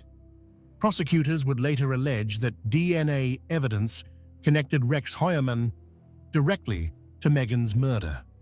A male hair found on the burlap that wrapped her body would be tested using advanced DNA technology, yielding results that prosecutors said were a 99.96% match to Heuermann's DNA profile.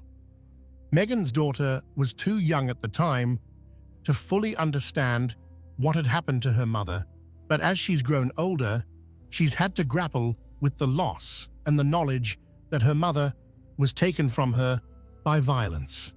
Victims' rights attorney Gloria Allred, who has represented several of the families, has spoken about the long-lasting trauma inflicted not just on the direct victims, but on the children, siblings, and parents left behind. Amber Lynn Costello, the last of the 4.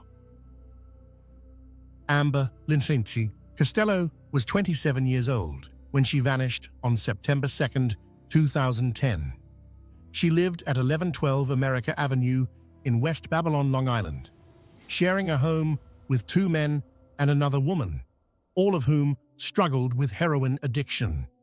Amber, who stood just 4 feet 11 inches tall, worked as an escort to support her addiction and help her roommates do the same. Despite her struggles, people who knew Amber described her as kind and caring. She had multiple tattoos, including one that read "Chaos" on her neck, a butterfly on her lower back, and the name Margaret on her leg. These tattoos would later help investigators identify her remains. On the evening of September the 2nd, Amber arranged to meet a client who would be picking her up from her home. Her roommate, Dave Schuller, later told police that he had seen Amber get into a vehicle driven by a large man he described as looking like an ogre. The man was driving a dark green first-generation Chevrolet Avalanche, a distinctive pickup truck with a unique design. Schuller's description would prove crucial years later when investigators were trying to piece together the identity of the killer. The vehicle he described was relatively uncommon, and the physical description he gave of a very large man, over 6 feet 4 inches tall, with dark bushy hair and large oval-style glasses from the 1970s era, matched Rex Heuermann almost perfectly. Amber never returned home that night. Her roommates, despite their own issues, reported her missing when they realized something was wrong. They knew Amber's routine, knew she would always come back, or at least call to check in. When she didn't, they knew to worry. Her remains were found on December 13, 2010, the same day as Megan Waterman's and Maureen Brainerd Barnes's remains were discovered. Like the others, she was wrapped in burlap, positioned within that narrow stretch of Ocean Parkway that would become synonymous with horror. DNA evidence would later connect Rex Heuermann to Amber's murder as well. Hairs recovered from her body would be tested and compared to DNA samples obtained from Heuermann's family members, yielding matches that prosecutors argued could only be explained by Heuermann's direct contact with the victims. All 4 of these women shared striking similarities. They were all petite, all in their 20s, all worked as escorts, all advertised online, and all had contacted their killer through those advertisements. They all vanished while meeting clients in the Long Island area, and they were all found in the same manner, their bodies bound and wrapped in burlap, hidden but not so well hidden that they couldn't eventually be found. The question that hung over the investigation for years was, who had done this? Who had targeted these women specifically, and why? Beyond the Gilgo 4, the other victims. While the Gilgo 4 captured the most attention, they weren't the only victims whose remains were found along Ocean Parkway and in nearby areas during the expanded search.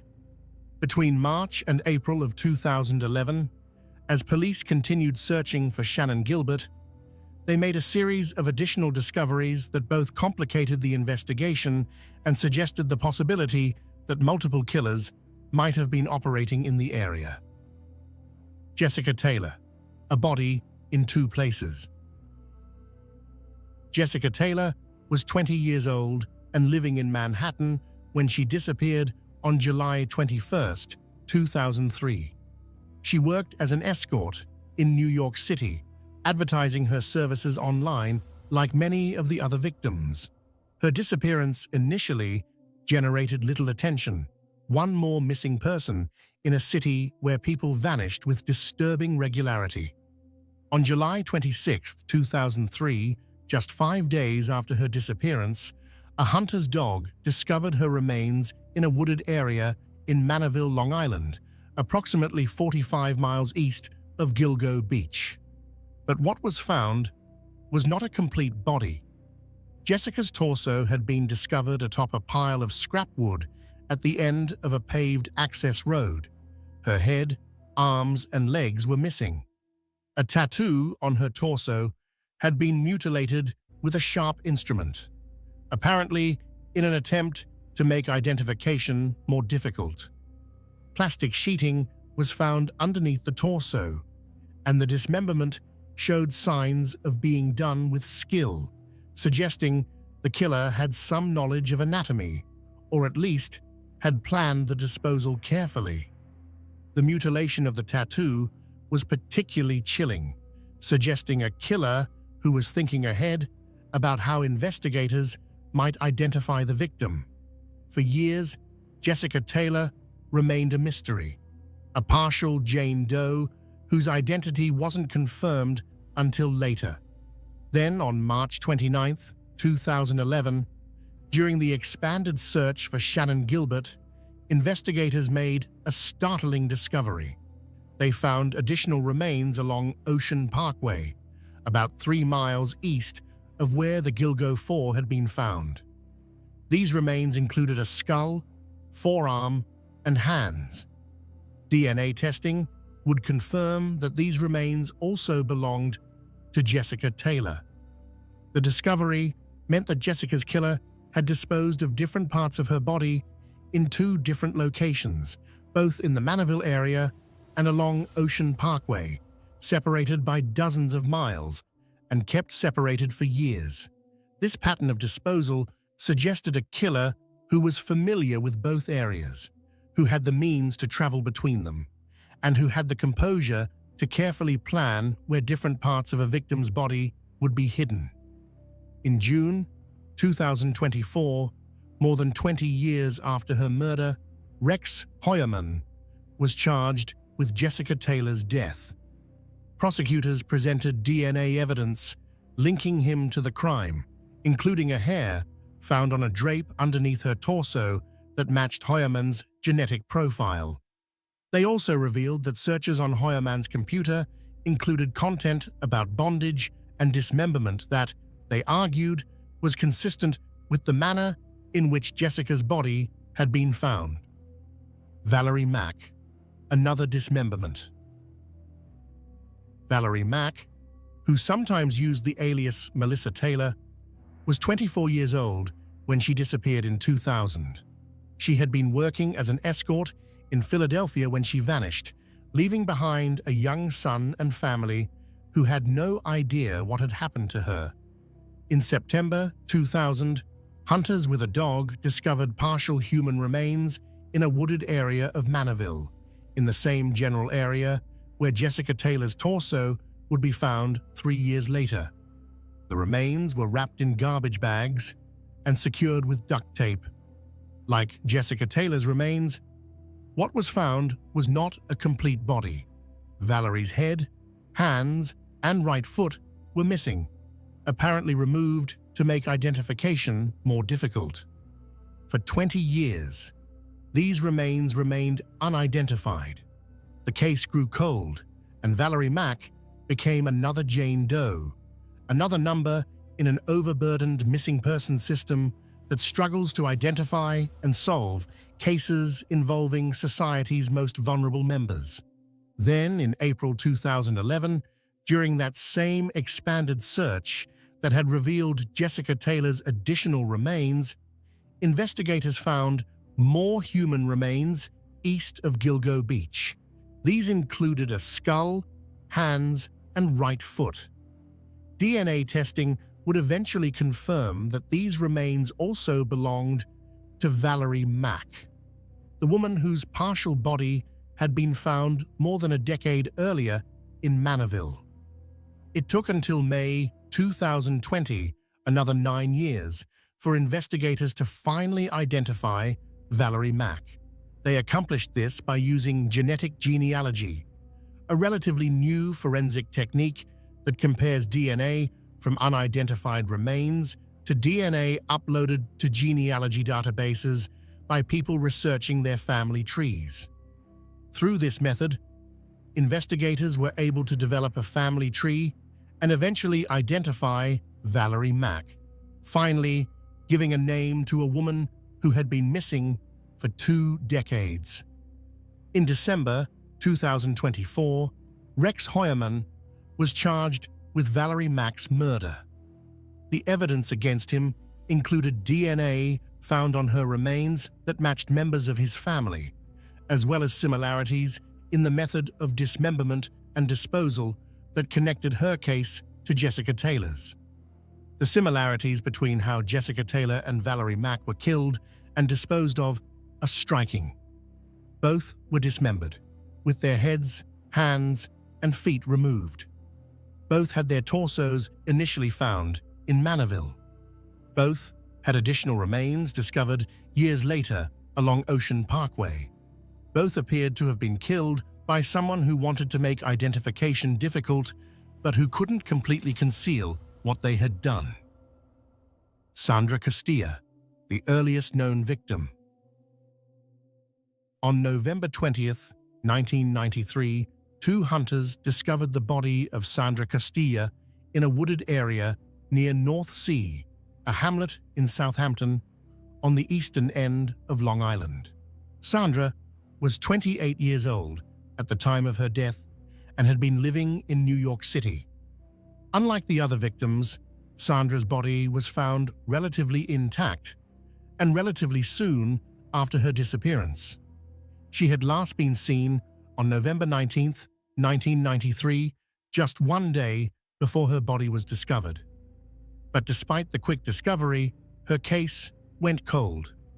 No arrests were made, and over the years, investigators believed she might have been killed by a different serial killer named John Bittrolff, who was convicted in 2017 of murdering two other women on Long Island. For decades, Sandra Castilla's murder seemed to be a separate case, unrelated to the Gilgo Beach killings. Then, in June 2024, everything changed. Using advanced DNA testing, investigators re-examined evidence from Sandra's case and determined that hair found at the crime scene matched Rex Heuermann's DNA profile. The discovery was stunning. It meant that if Heuermann was indeed Sandra's killer, he had been hunting for more than 3 decades, far longer than anyone had previously suspected. It pushed the timeline of the Gilgo Beach case back to the early 1990s, suggesting that Heuermann had been perfecting his methods, learning how to hunt and kill, for years before the murders that would eventually lead to his arrest. Prosecutors revealed that Sandra had been found with a tattoo that had been mutilated, similar to what had been done to Jessica Taylor. They also noted that DNA evidence and the method of killing connected her case to the other murders Heuermann was charged with. Karen Vergata, identified after decades. Karen Vergata was 34 years old when she disappeared in February 1996. She had been living in New York City and was involved in sex work. On April 20th, 1996, partial skeletal remains were discovered on Fire Island, another Barrier Beach location off Long Island's South Shore. For years, these remains were known only as Jane Doe Number 7 or Fire Island Jane Doe. Despite investigators' best efforts, they couldn't identify who these remains belonged to. The case grew cold, and Karen Vergata's family didn't know what had happened to her. Then, on April 11, 2011, during the expanded search for Shannon Gilbert, additional remains were found at Tobay Beach in Nassau County.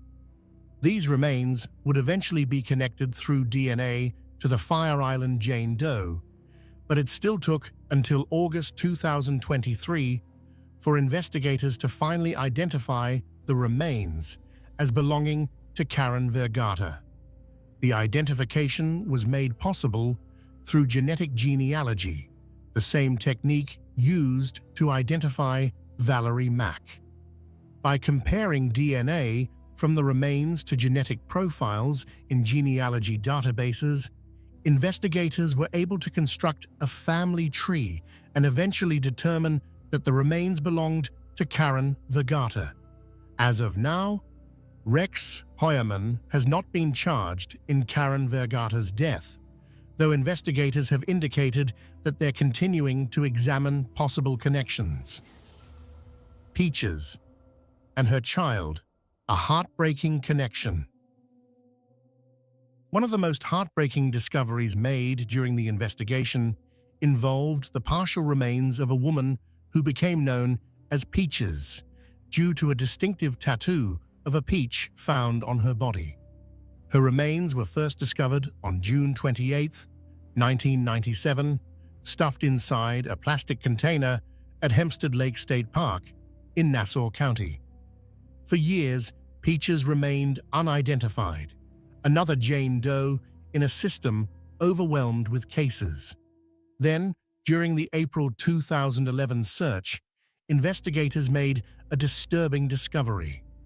Among the remains found along Ocean Parkway was the skeleton of a female toddler, estimated to be between 16 and 24 months old.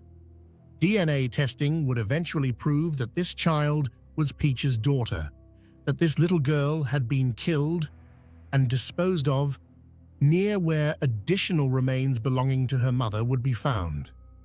The discovery was particularly tragic because it suggested that the killer hadn't stopped at murdering Peaches, but had also taken the life of her innocent child, a toddler who had done nothing wrong, but had the misfortune of being connected to a woman who became a killer's target. In April 2025, investigators finally announced they had identified Peaches and her child. Using advanced forensic genealogy techniques, they determined that the remains belonged to Tanya Denise Jackson and her 2-year-old daughter, Tatiana Marie Dykes. The announcement brought answers to a family that had been searching for Tanya for nearly 3 decades, but those answers came with the unbearable knowledge that both Tanya and her baby had been murdered. As of now, no one has been charged in the murders of Tanya Jackson and Tatiana Dykes, though the investigation continues. The Asian male, an unidentified mystery. Among the remains discovered in April 2011 was the skeleton of an Asian male dressed in women's clothing. This victim has never been identified, and very little is known about who they were or how they came to be in that desolate stretch of Long Island. Updated forensic sketches released in September 2024 showed both male and female presenting versions of how this person might have appeared, recognizing that they might have been transgender or gender non-conforming.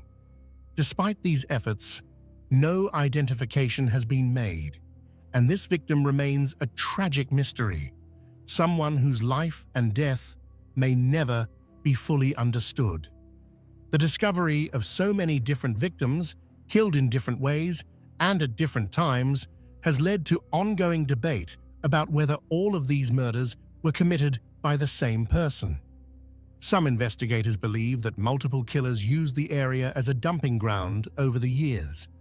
Others believe that at least some of the cases are connected, possibly all the work of Rex Heuermann, or perhaps 1 or 2 other individuals. What's clear is that this stretch of Long Island became a graveyard for vulnerable people, most of them sex workers, most of them women, all of them people whose lives mattered and who deserved so much better than they got. Shannan Gilbert, the search that changed everything.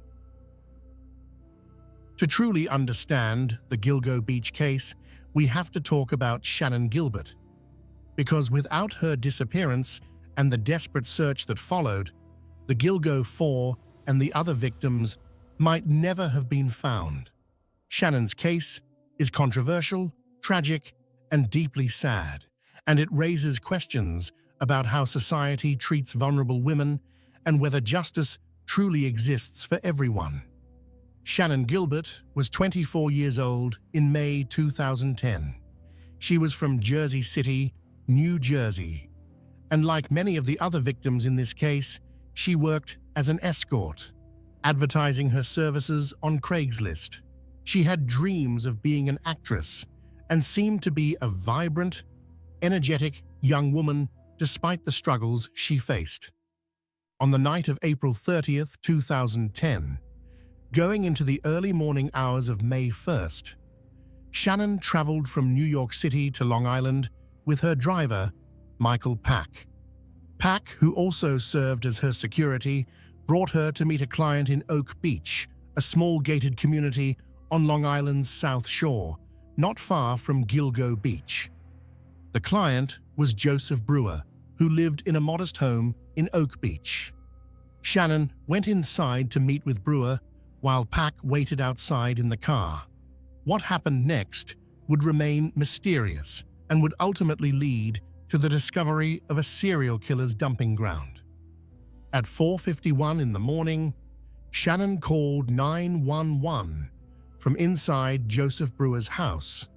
The call would last more than 21 minutes, though significant portions of it contained only silence or dead audio. In the parts where Shannon could be heard, she sounded terrified, alternating between calm, slurred speech and outright screaming. "There's somebody after me," she told the dispatcher, her voice rising in panic. "There's somebody after me." The dispatcher tried to get Shannon to say where she was, tried to understand what was happening, but Shannon seemed unable or unwilling to provide clear information.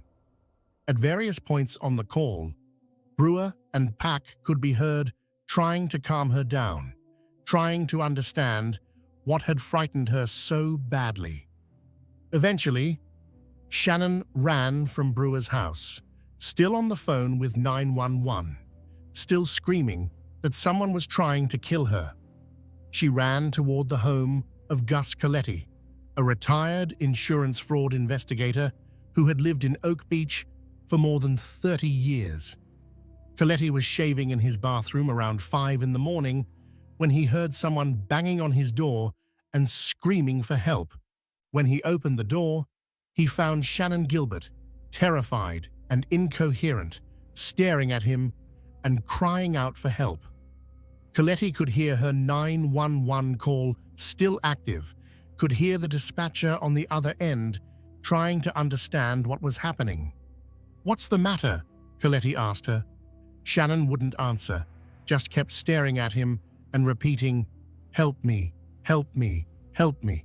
Coletti called 911 himself, telling the dispatcher that there was a young girl, maybe 14 years old, he thought, running around screaming with some guy chasing after her. When he told Shannon that the police were on their way, that she should sit down and wait, she suddenly turned and ran from his property, disappearing into the night. Shannon ran next to the home of Barbara Brennan, another Oak Beach resident, where she banged on the door. Brennan also called 911, reporting a woman screaming for help outside her home. But by the time police arrived, around 5:40 in the morning, Shannon Gilbert had vanished. Officers responding to the calls knew nothing about Shannon's 21-minute 911 call. Due to a communication breakdown, that call had been transferred to New York State Police when Shannon couldn't say exactly where she was, and the local Suffolk County officers who responded to Coletti's and Brennan's calls had no idea that the woman they were looking for had been calling for help for more than 20 minutes. When they arrived and found no sign of Shannon, they assumed she had left the area with her driver. They conducted a brief search, but found nothing. It would take nearly a month for police to connect Shannon's desperate call to the missing persons report her family had filed in New Jersey, where Shannon lived. By then, Shannon Gilbert had been missing for weeks, and the trail had gone cold. Shannon's mother, Mary Gilbert, refused to give up. She filed missing persons reports, contacted the media, and pressured police to search for her daughter. Mary knew something terrible had happened, knew her daughter wouldn't have just disappeared without a trace. She believed Shannon had been murdered, and she was determined to find out what happened. In December 2010, 7 months after Shannon's disappearance, Officer John Mallier and his cadaver dog Blue were searching the area around Ocean Parkway looking for any trace of Shannon. Instead, they found Melissa Barthelemy, the first of the Gilgo Four. Over the next few days, they found 3 more bodies, all of them women who had disappeared years earlier. None of them Shannan Gilbert. The search for Shannan expanded throughout 2011 as investigators combed the area. In December 2011, 19 months after her disappearance, Shannan's personal belongings were finally found in a marshy area near Oak Beach. Her purse, cell phone, shoes, and even her jeans were discovered, all in a remote area about 8 miles from Gilgo Beach. A week later, on December 13, 2011, Shannan's skeletal remains were found about a quarter mile from where her belongings had been discovered. She was in a marshy wetland where reeds grew 12 feet high, in an area so thick and impenetrable that it would be easy to get disoriented and lost. But here's where Shannan's case becomes controversial. The medical examiner who conducted the autopsy couldn't determine a definitive cause of death. The remains were too decomposed, the environmental conditions too harsh. The official determination was that Shannan's death was undetermined, though investigators leaned toward believing she had died accidentally, possibly from drowning or exposure after becoming disoriented and lost in the marsh. Shannan's family hired their own pathologist to conduct a second autopsy. This pathologist found evidence, though not conclusive proof, that was consistent with strangulation. The hyoid bone in Shannan's throat showed signs that the pathologist believed could indicate homicidal strangulation, though he acknowledged that the evidence was insufficient to say definitively what had happened. The question of whether Shannan Gilbert was murdered or died accidentally continues to divide investigators and the public. Police have consistently said they don't believe Shannan's death is connected to the Gilgo Beach serial killer, that the timing and circumstances suggest she died in a tragic accident rather than at the hands of a murderer. But many people, including Shannan's family and their attorney, John Ray, believe she was murdered. They point to the terror in her voice during that 21-minute 911 call, to the fact that she was clearly fleeing from something or someone, to the involvement of a local doctor named Peter Hackett, who called Shannan's mother shortly after her disappearance. Dr. Hackett, a former Oak Beach resident, called Mari Gilbert 2 days after Shannan disappeared and told her he had seen Shannan, that she had come to his house, and that he had given her medication before she ran away. Hackett later denied making this call, then admitted he had called, but claimed he was simply trying to be helpful to the community, not that he had actually seen Shannan. The inconsistencies in his story have led to ongoing suspicion about his possible involvement. In any case, what's undeniable is that Shannan Gilbert's disappearance and the search for her body led directly to the discovery of the Gilgo Four and the other victims. Without Shannan's case, those women might still be lying in the brush along Ocean Parkway, unknown and unmourned. In that sense, Shannan Gilbert, whether she was a victim of the serial killer or died in a tragic accident, is inextricably linked to one of the most important serial killer investigations in American history. Tragically, Mari Gilbert, Shannan's mother, who fought so hard for justice for her daughter, would never see the arrest of Rex Heuermann. In July 2016, Mari was murdered by her daughter Sarah, Shannan's sister, who was suffering from severe mental illness. Sarah was convicted of murder and sentenced to 25 years to life in prison. The Gilbert family's story is one of unimaginable tragedy, layered upon tragedy, of a family torn apart by violence, mental illness, and a system that too often fails to protect the most vulnerable among us. The investigation. Years of frustration. After the discovery of the Gilgo 4 in December 2010, investigators knew they were dealing with a serial killer. The similarities between the cases were too obvious to ignore. But knowing you're dealing with a serial killer and actually catching that killer are two very different things.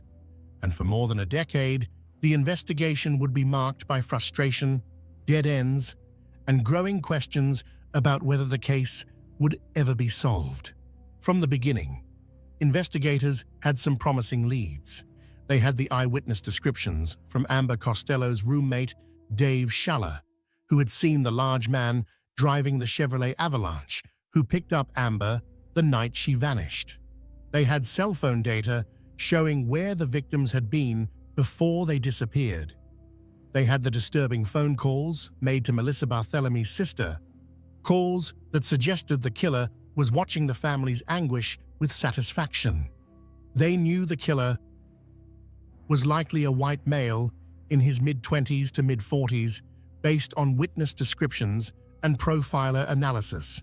They knew he was familiar with the South Shore of Long Island, comfortable enough with the area to know where to dispose of bodies without being seen. They knew he had access to burner phones, which he used to contact the victims and later to taunt Melissa's family. They knew he used burlap sacks to wrap the bodies, suggesting he had access to these materials, possibly through work in construction or landscaping. What they didn't know was his name, and without that crucial piece of information, the case stalled. Part of the problem was jurisdictional complexity. The bodies were found in Suffolk County, but the victims had gone missing from multiple jurisdictions.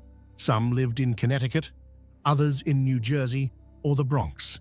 Some disappeared in Manhattan, others in Long Island. Coordinating between multiple police departments, each with their own procedures and priorities, slowed the investigation. But there was another problem, one that would come to significantly compromise the investigation in its early years: corruption and dysfunction within the Suffolk County Police Department and District Attorney's Office. Suffolk County Police Chief James Burke was a controversial figure who had a history of internal affairs complaints against him.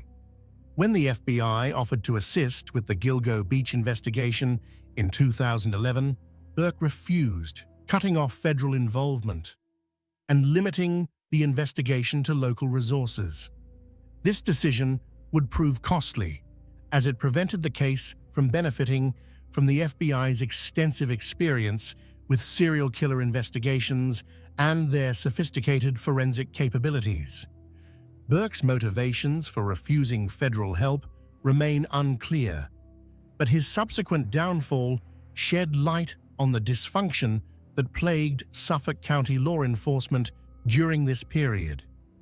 In 2012, Burke beat a man who had stolen a duffel bag from Burke's official vehicle.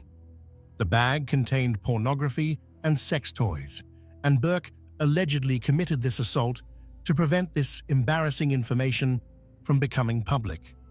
Then, District Attorney Thomas Spota helped Burke cover up the assault, intimidating witnesses and obstructing the federal investigation into Burke's conduct. In 2016, both Burke and Spota were arrested on federal charges. Burke was convicted of civil rights violations and conspiracy to obstruct justice, sentenced to 46 months in prison. Spota was convicted of obstruction of justice and other charges in 2019, sentenced to 5 years in federal prison. The corruption at the highest levels of Suffolk County law enforcement meant that during the crucial early years of the Gilgo Beach investigation, when leads were freshest and the trail was warmest, the investigation was hampered by leadership more concerned with protecting their own interests than solving murders. For years, the case languished. The phone calls to Melissa's sister provided some leads, with investigators triangulating the calls to Massapequa and Manhattan. But without more specific information, they couldn't narrow down a suspect. The description of the man in the Chevrolet Avalanche was helpful, but there were likely hundreds or thousands of men on Long Island who fit that general description and owned that type of vehicle. DNA evidence from hairs found on the victims offered hope, but the hairs were degraded from years of exposure to the elements. Traditional DNA testing couldn't extract enough genetic information to build a complete profile. The case seemed stuck, with investigators following leads that went nowhere and families watching year after year pass without answers. By the late 2010s, the Gilgo Beach case had become one of the most notorious unsolved serial killer investigations in the country. It had been featured on numerous true crime shows, spawned books and documentaries, and become a source of ongoing fear and fascination for Long Island residents and true crime enthusiasts nationwide. Then, in January 2022, everything began to change. The task force, a fresh look at old evidence. In January 2022, the Suffolk County District Attorney's Office, now under new leadership with DA Raymond Tierney, formed the Gilgo Homicide Investigation Task Force. This wasn't just another investigative committee, it was a comprehensive, multi-agency effort that brought together investigators from the Suffolk County Police Department, the Suffolk County Sheriff's Office, New York State Police, and the FBI. The task force was given a clear mandate: conduct a comprehensive review of every piece of evidence in the Gilgo Beach case. Start from scratch. Look at everything with fresh eyes. Use new technology where possible. And don't give up until there's nothing left to try. The timing was right for such an effort. DNA technology had advanced significantly since 2010. Techniques that hadn't existed or weren't widely available when the bodies were first discovered could now extract genetic information from degraded samples that previous technology couldn't analyze. Forensic genealogy, which had only recently been used to catch the Golden State Killer in 2018, offered a new tool for identifying both victims and potential suspects. The task force began by re-examining physical evidence that had been preserved for more than a decade. They looked at the hairs found on the victims' bodies, at the burlap used to wrap them, at the tape and belts used to bind them. They reviewed cell phone records, witness statements, and every tip that had come in over the years. In March 2022, just 2 months after the task force was formed, investigators made a crucial breakthrough. They discovered that a first-generation Chevrolet Avalanche had been registered to a man named Rex Heuermann at the time when Amber Costello was killed in September 2010. This was the vehicle that Dave Schaller had described seeing the night Amber disappeared.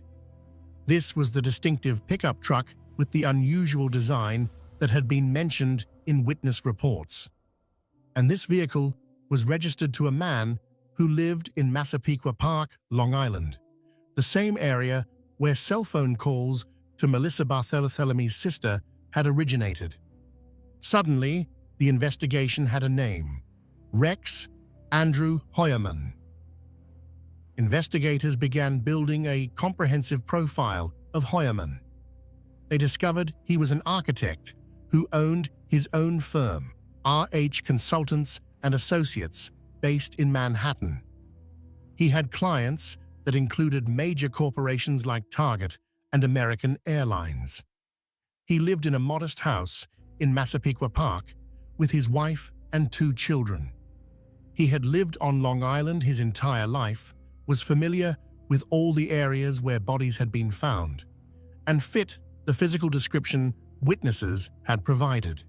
He was also 6 feet 4 inches tall, wore large glasses, had dark bushy hair, and drove a vehicle that matched the one seen picking up Amber Costello the night she disappeared. The task force began surveillance of Heuermann. They followed him to work in Manhattan, watched his movements, and looked for opportunities to obtain what law enforcement calls abandonment DNA, genetic material that someone discards in a public place that can be collected without a warrant. They tracked his digital life as well, obtaining warrants for his email accounts, his internet searches, and his phone records. What they found was deeply disturbing. Heuermann had been using burner phones and anonymous email accounts registered under fake names. He had been conducting searches about the Gilgo Beach investigation, looking up information about the victims and their families, searching for updates on the police investigation. Between March 2022 and June 2023, a 14-month period, Heuermann conducted more than 200 Google searches about the Gilgo investigation. He searched for photos of the victims. He searched for information about serial killers and how police catch them. He searched for news about the task force that had been formed to catch him. He also searched for torture pornography, violent sexual content, and material about bondage and dismemberment. Prosecutors would later argue that this material was consistent with how the victims had been found, particularly in the cases of Jessica Taylor and Valerie Mack, whose bodies had been dismembered. But the most important breakthrough came in January 2023. On January 26th, investigators following Heuermann in Manhattan watched as he purchased a slice of pizza and ate it on the street before throwing the box into a trash can. A detective immediately retrieved the box, and crime lab specialists carefully swabbed the pizza crust for DNA. This was the abandonment DNA they had been hoping for, genetic material that Heuermann had discarded in a public place, which could be legally collected and tested without a warrant. The swabs were sent to the lab for processing, and in April 2023, a preserved hair sample from Megan Waterman's body was also sent for comparison. On June 12, 2023, the lab results came back. The DNA from the pizza crust matched the DNA from the male hair found on Megan Waterman's body with a 99.96% probability. Only 0.04% of the North American population wouldn't be excluded as a match. The breakthrough was stunning. After 13 years of frustration, after countless dead ends and false leads, investigators finally had physical evidence directly linking a suspect to one of the victims. But they weren't done. In July 2022, investigators had collected bottles that Heuermann's wife and daughter had thrown away. DNA testing on those bottles revealed that female hairs found on Megan Waterman and Amber Costello matched the genetic profiles of Heuermann's wife and daughter. The hairs couldn't have come from those women directly, as they were out of town when the murders occurred. Instead, prosecutors argued the hairs had been transferred from Heuermann's clothing after contact with his family members. Cell phone records provided additional evidence. The task force analyzed records from burner phones that had been used to contact the victims. They compared the locations where those burner phones had been to the locations of Heuermann's personal cell phone at the same times. The phones traveled together from Massapequa to Manhattan and back, following the same routes at the same times. Investigators found that they couldn't identify a single instance where Heuermann's personal phone was in a different location from the burner phones when calls were being made. The correlation was too perfect to be coincidental. They also looked at Heuermann's family travel records. They discovered that his wife and children were out of town, away from New York entirely during each of the times when the Gilgo Four were killed. Maureen Brainard Barnes disappeared in July 2007 while Heuermann's family was away. Melissa Bartholomew vanished in July 2009 during another family trip.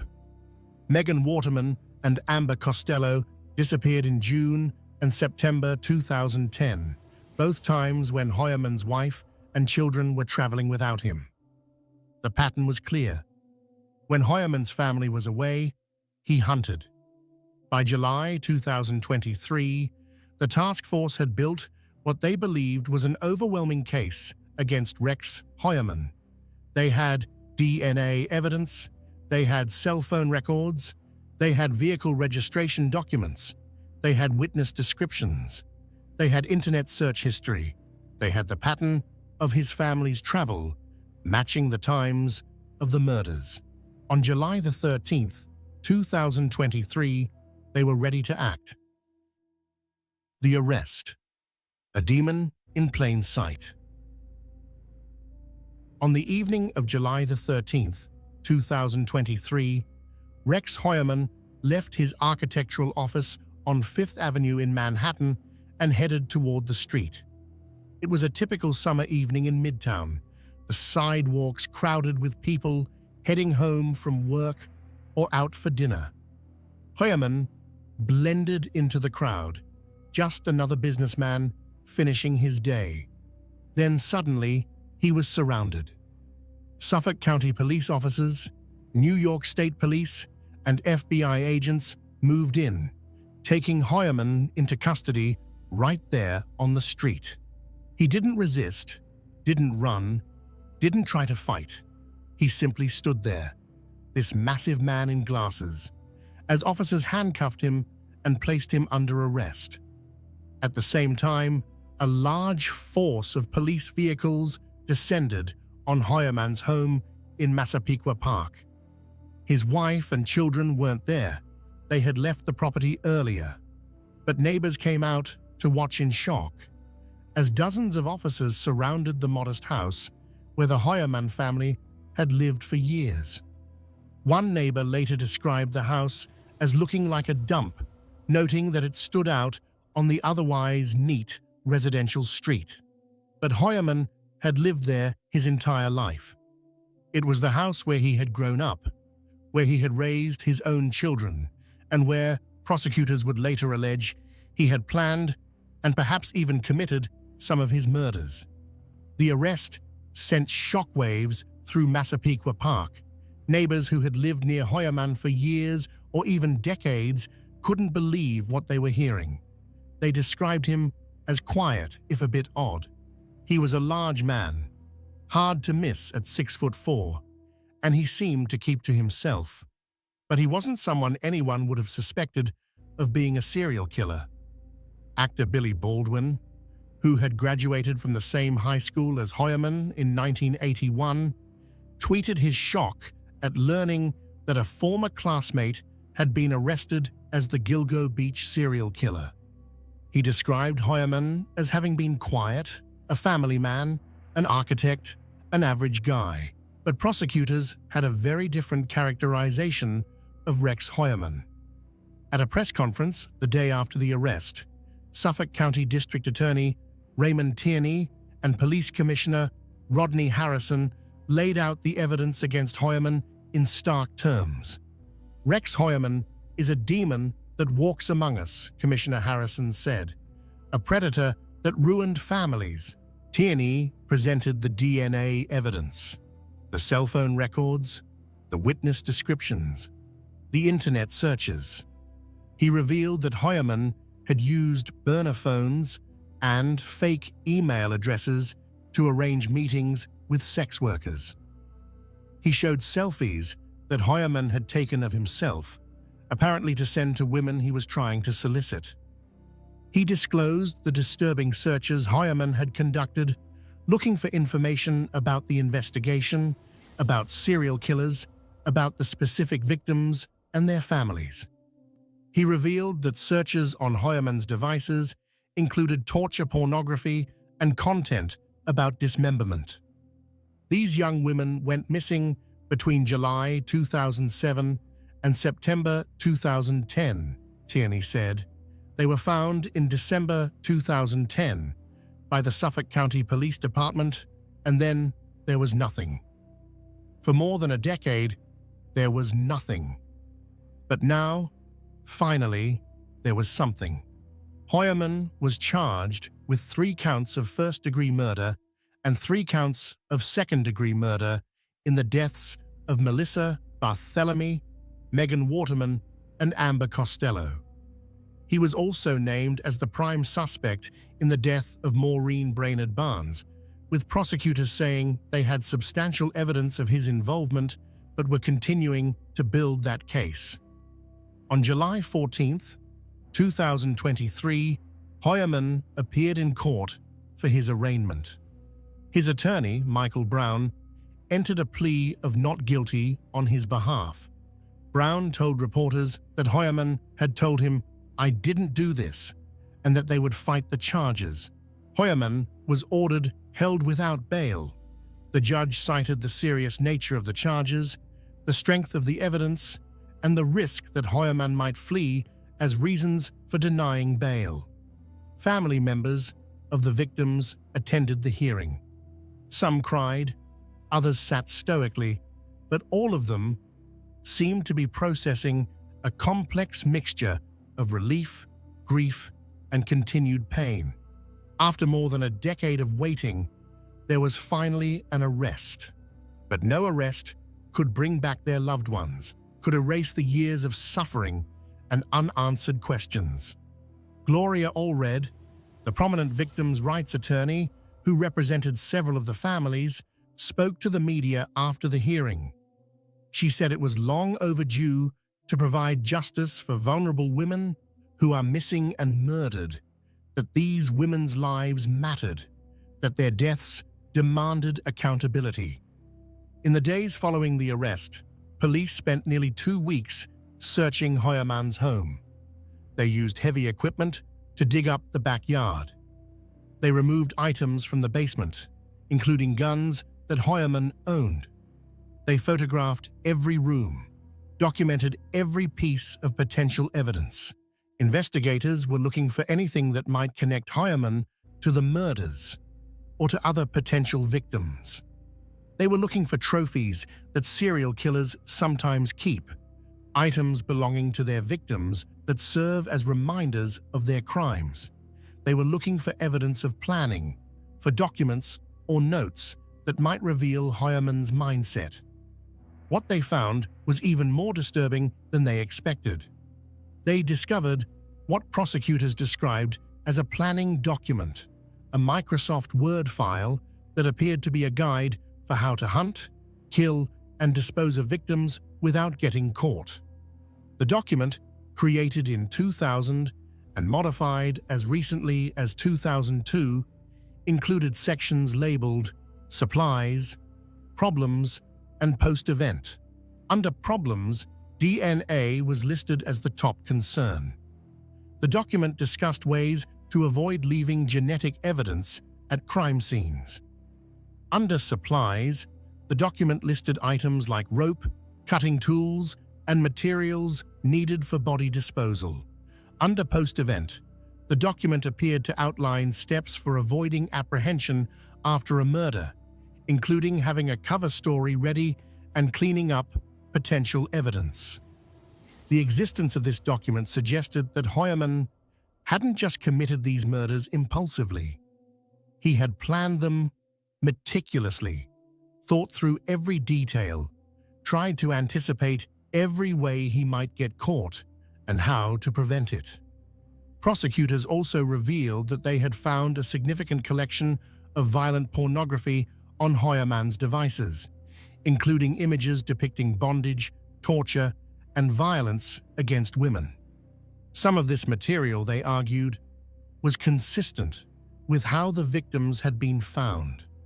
As the evidence mounted, public perception of Rex Hoyerman began to shift. Neighbors who had initially described him as quiet and ordinary began to recall unsettling incidents.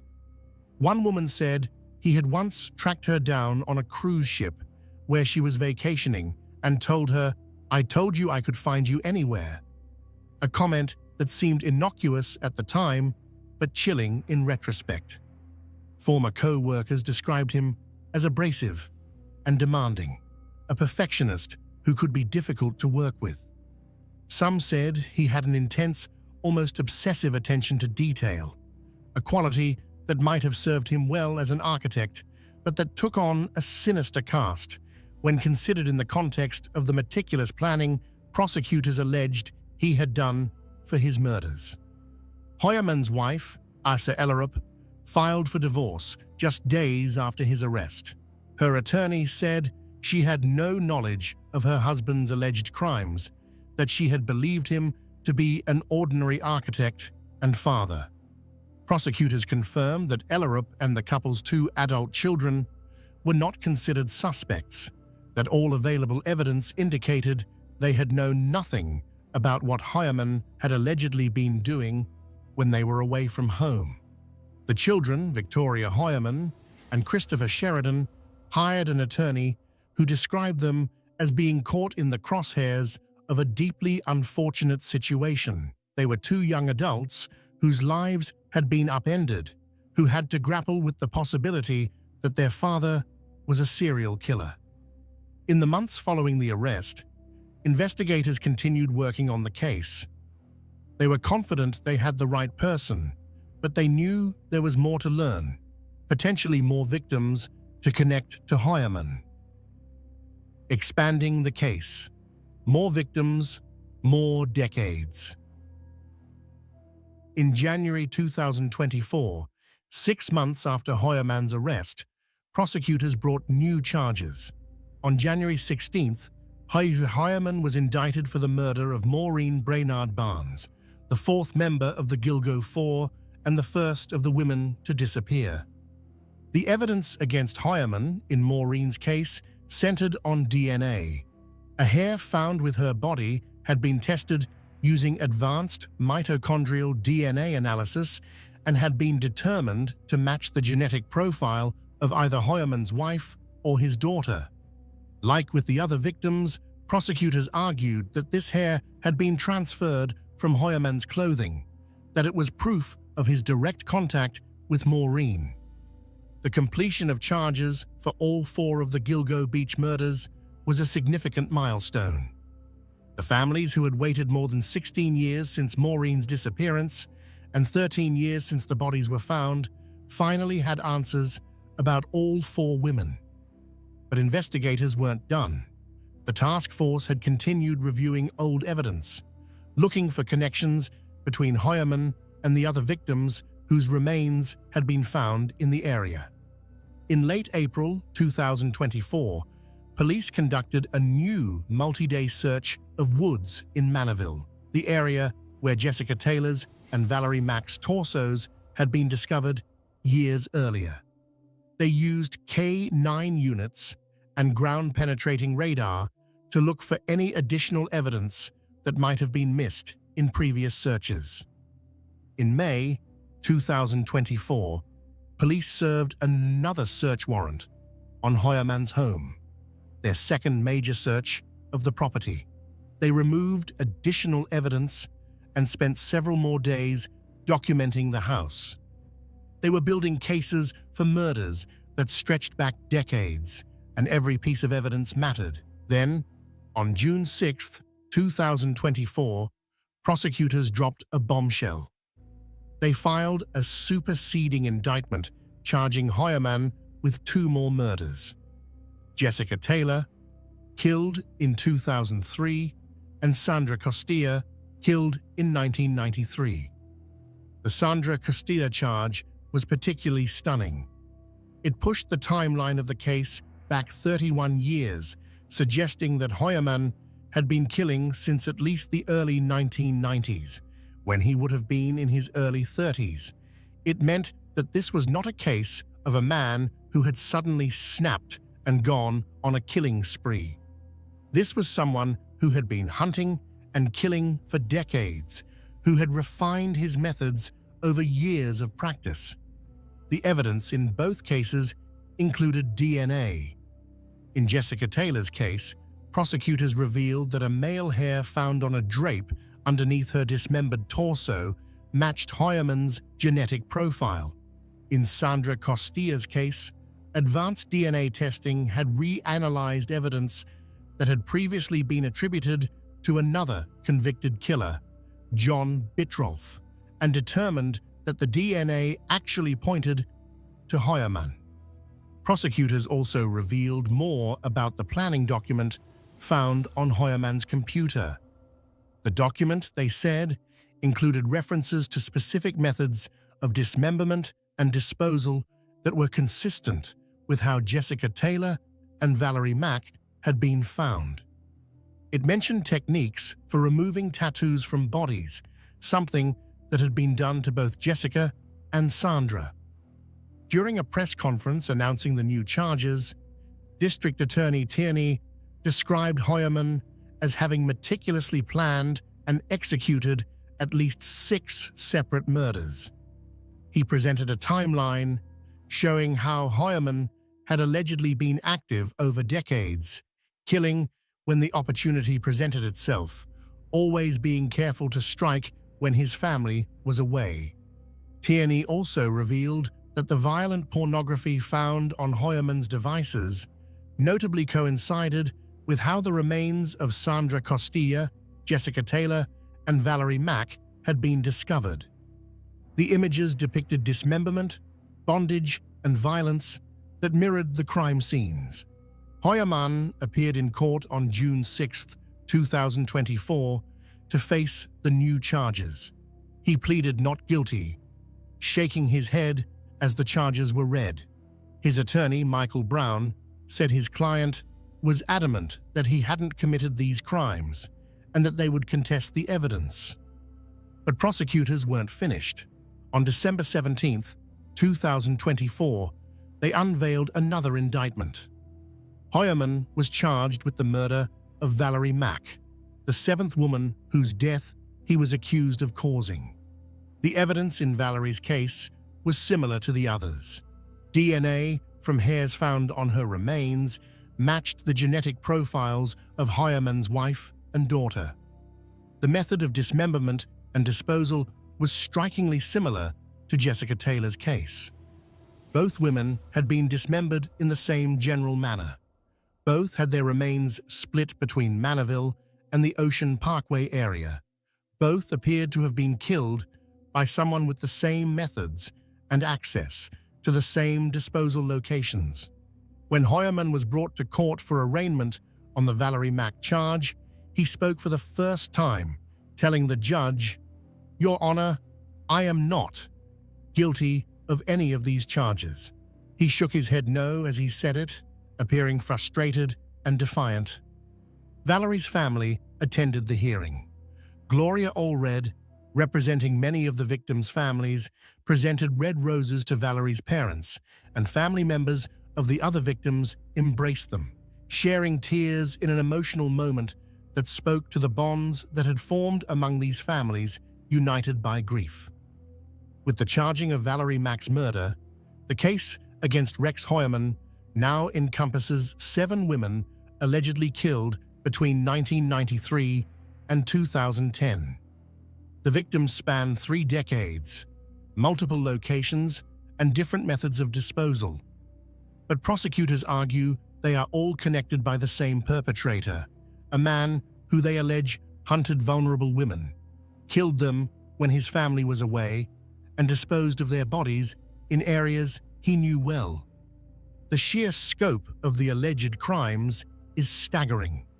If prosecutors' charges are proven at trial, Rex Heuermann would represent one of the most prolific serial killers in New York history, a man who allegedly operated in plain sight for more than 3 decades while maintaining a seemingly normal life as an architect, husband, and father. The evidence: building a case. The case against Rex Heuermann relies on multiple types of evidence, each piece adding to a comprehensive picture that prosecutors argue can only point to one conclusion: that Heuermann is responsible for at least 7 murders spanning 3 decades. DNA evidence. The DNA evidence is perhaps the most compelling aspect of the prosecution's case. Using advanced forensic techniques, including mitochondrial DNA analysis and whole genome sequencing, investigators were able to extract genetic information from hairs that had been preserved for years but were too degraded for traditional DNA testing. The key breakthrough came from a technique called whole genome sequencing, which analyzes the complete genetic code rather than just specific markers. This technique has never been used before in a New York courtroom, and its admissibility has been the subject of extensive legal arguments. In March 2025, a judge began a Fry hearing, a legal proceeding designed to determine whether this new scientific technique meets the standard for admissibility in court. The defense has argued that the technique is too new, not broadly accepted enough in the scientific community, and potentially unreliable. Prosecutors have countered that the technique is based on well-established science and simply uses more complete genetic information to make identifications. The outcome of this hearing could be crucial. If the judge rules that the whole genome sequencing results are admissible, prosecutors will be able to present DNA evidence linking Heuermann to multiple victims. If the evidence is excluded, the prosecution will have to rely more heavily on other types of evidence.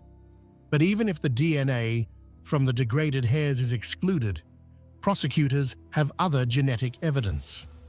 The pizza crust DNA, obtained through legal abandonment and tested using traditional techniques, provides a direct link between Heuermann and the hair found on Megan Waterman's body.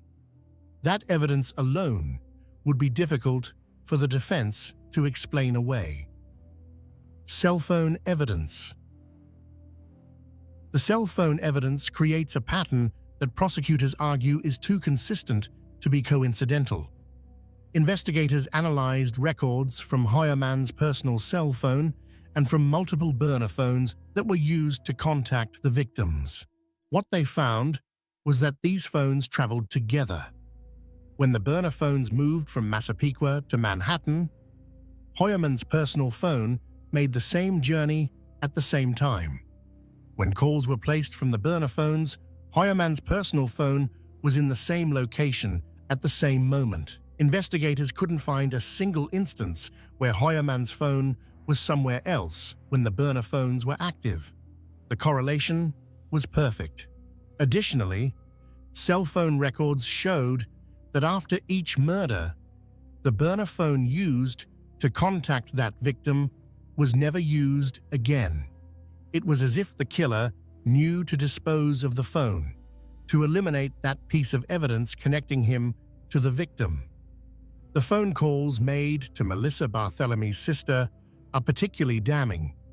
Those calls were traced to locations in Manhattan and Massapequa, the two places where Heuermann regularly spent time. The timeline of the calls, made in the weeks after Melissa's disappearance, corresponds with a period when Heuermann would have had access to her phone. The Chevrolet Avalanche. The vehicle evidence provides physical corroboration of witness testimony. Dave Schaller's description of the dark green first-generation Chevrolet Avalanche that picked up Amber Costello matches the vehicle that Rex Heuermann owned in September 2010 when Amber disappeared. This wasn't a common vehicle. The first-generation Chevrolet Avalanche, produced between 2002 and 2006, had a distinctive design with a unique rear panel that witnesses specifically remembered. It was this distinctive feature that made Schaller's description so valuable. When investigators searched vehicle registration databases, they found that Heuermann had owned exactly this type of vehicle at the time of the murders. The vehicle has since been located in South Carolina, where Heuermann owns property and has been seized for forensic examination. Internet search history. The internet searches found on Heuermann's devices paint a disturbing picture of a man obsessed with the investigation into his own crimes and with violent sexual content. Over a 14-month period between March 2022 and June 2023, Heuermann conducted more than 200 searches related to the Gilgo Beach investigation. He looked up news articles about the case. He searched for information about the victims and their families. He looked for updates on the task force that had been formed to catch him. He also searched for information about serial killers and how they are caught. He looked up details about how police use DNA evidence, cell phone tracking, and other forensic techniques. Prosecutors have argued these searches suggest someone trying to stay one step ahead, attempting to understand how investigators might be closing in on him. The violent pornography found on his devices is also significant to the prosecution's case. Prosecutors argue that the content, which depicted bondage, torture, dismemberment, and violence against women, appears consistent with how several victims were found. According to court documents, the types of images accessed notably and largely coincide with how the remains of Sandra Costilla, Jessica Taylor, and Valerie Mack were discovered, suggesting to investigators a connection between fantasy and alleged action. The planning document. Perhaps the most chilling evidence is the planning document found on Heuermann's computer. This Microsoft Word file, created in 2000 and modified until 2002, appears to be a literal instruction manual for how to commit murder without getting caught. The document includes sections on supplies needed, problems to anticipate, and steps to take after a killing. It lists DNA as the primary concern, suggests techniques for avoiding leaving genetic evidence, and outlines methods for disposing of bodies. The existence of this document suggests premeditation on a scale rarely seen, even in serial killer cases.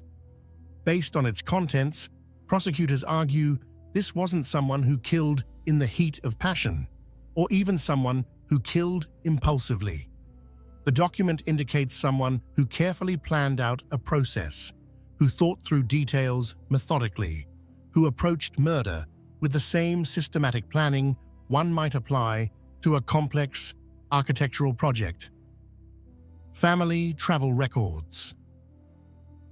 The correlation between when Heuermann's family was traveling and when the murders occurred provides powerful circumstantial evidence. Prosecutors have documented that Heuermann's wife and children were away from home, out of state or out of the country, during each of the times when the Gilgo Four were killed. Maureen Brainard Barnes disappeared in July 2007 during a family trip. Melissa Bartholomew vanished in July 2009 while Heuermann's family was away.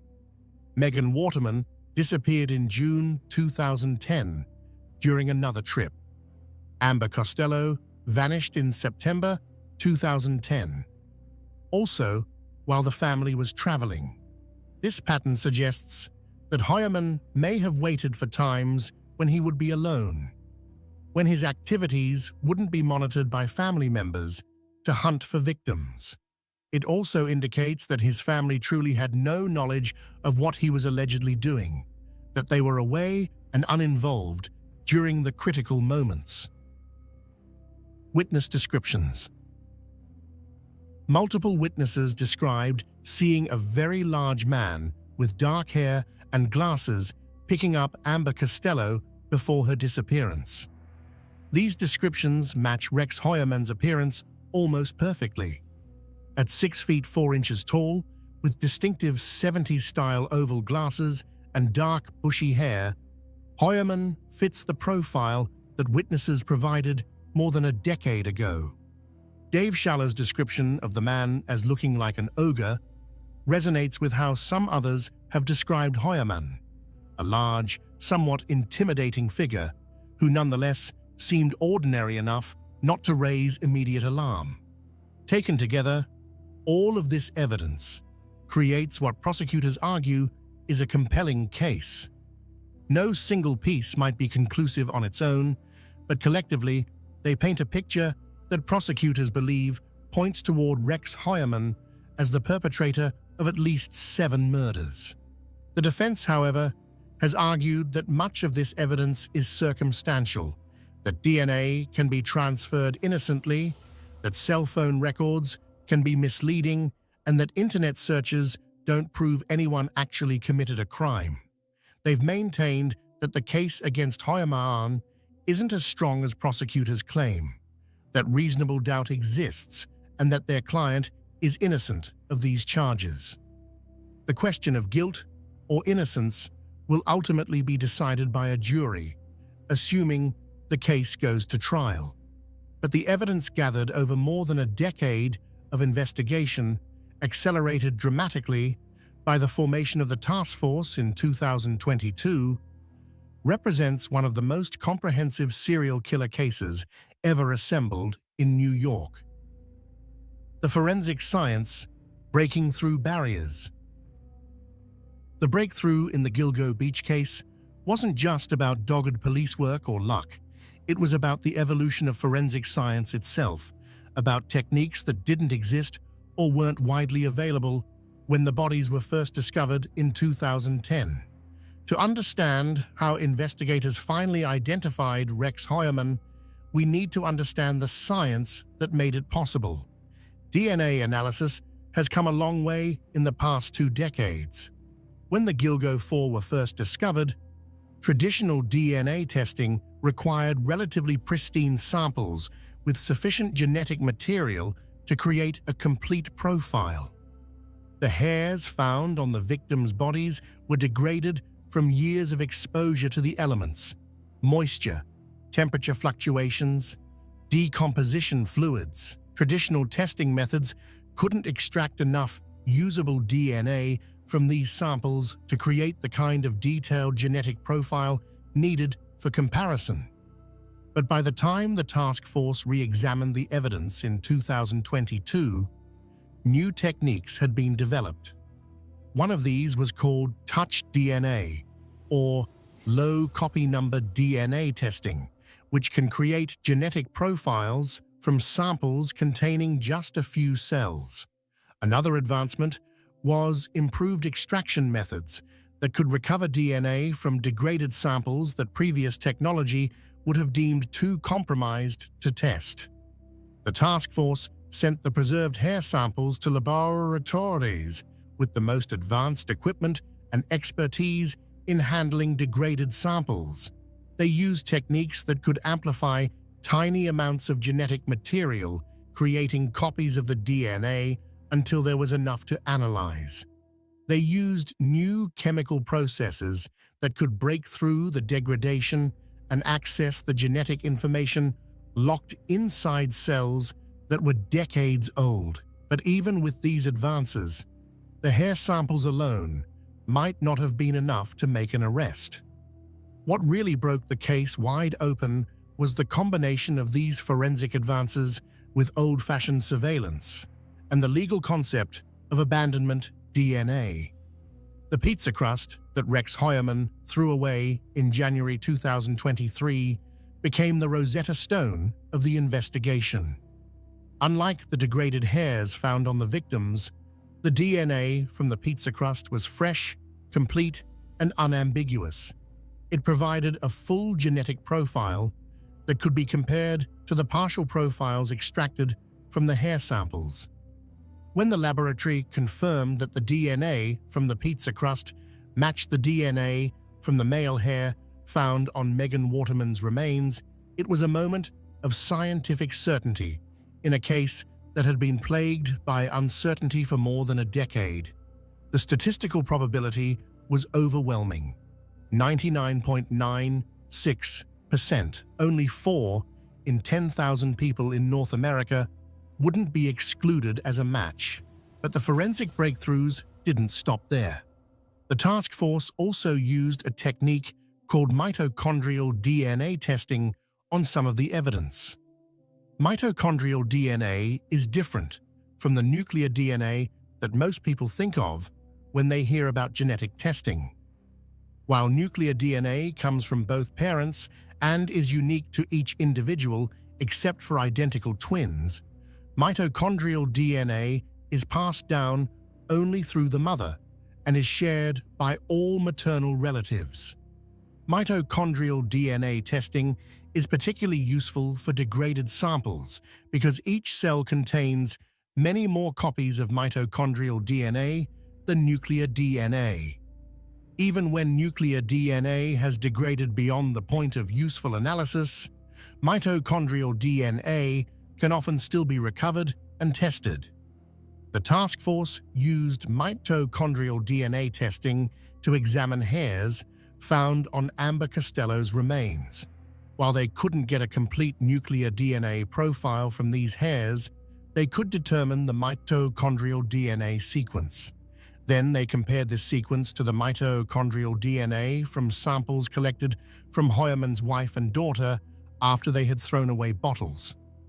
The results showed that the mitochondrial DNA from the hairs on Amber Costello matched the mitochondrial DNA from Hoyerman's wife and daughter.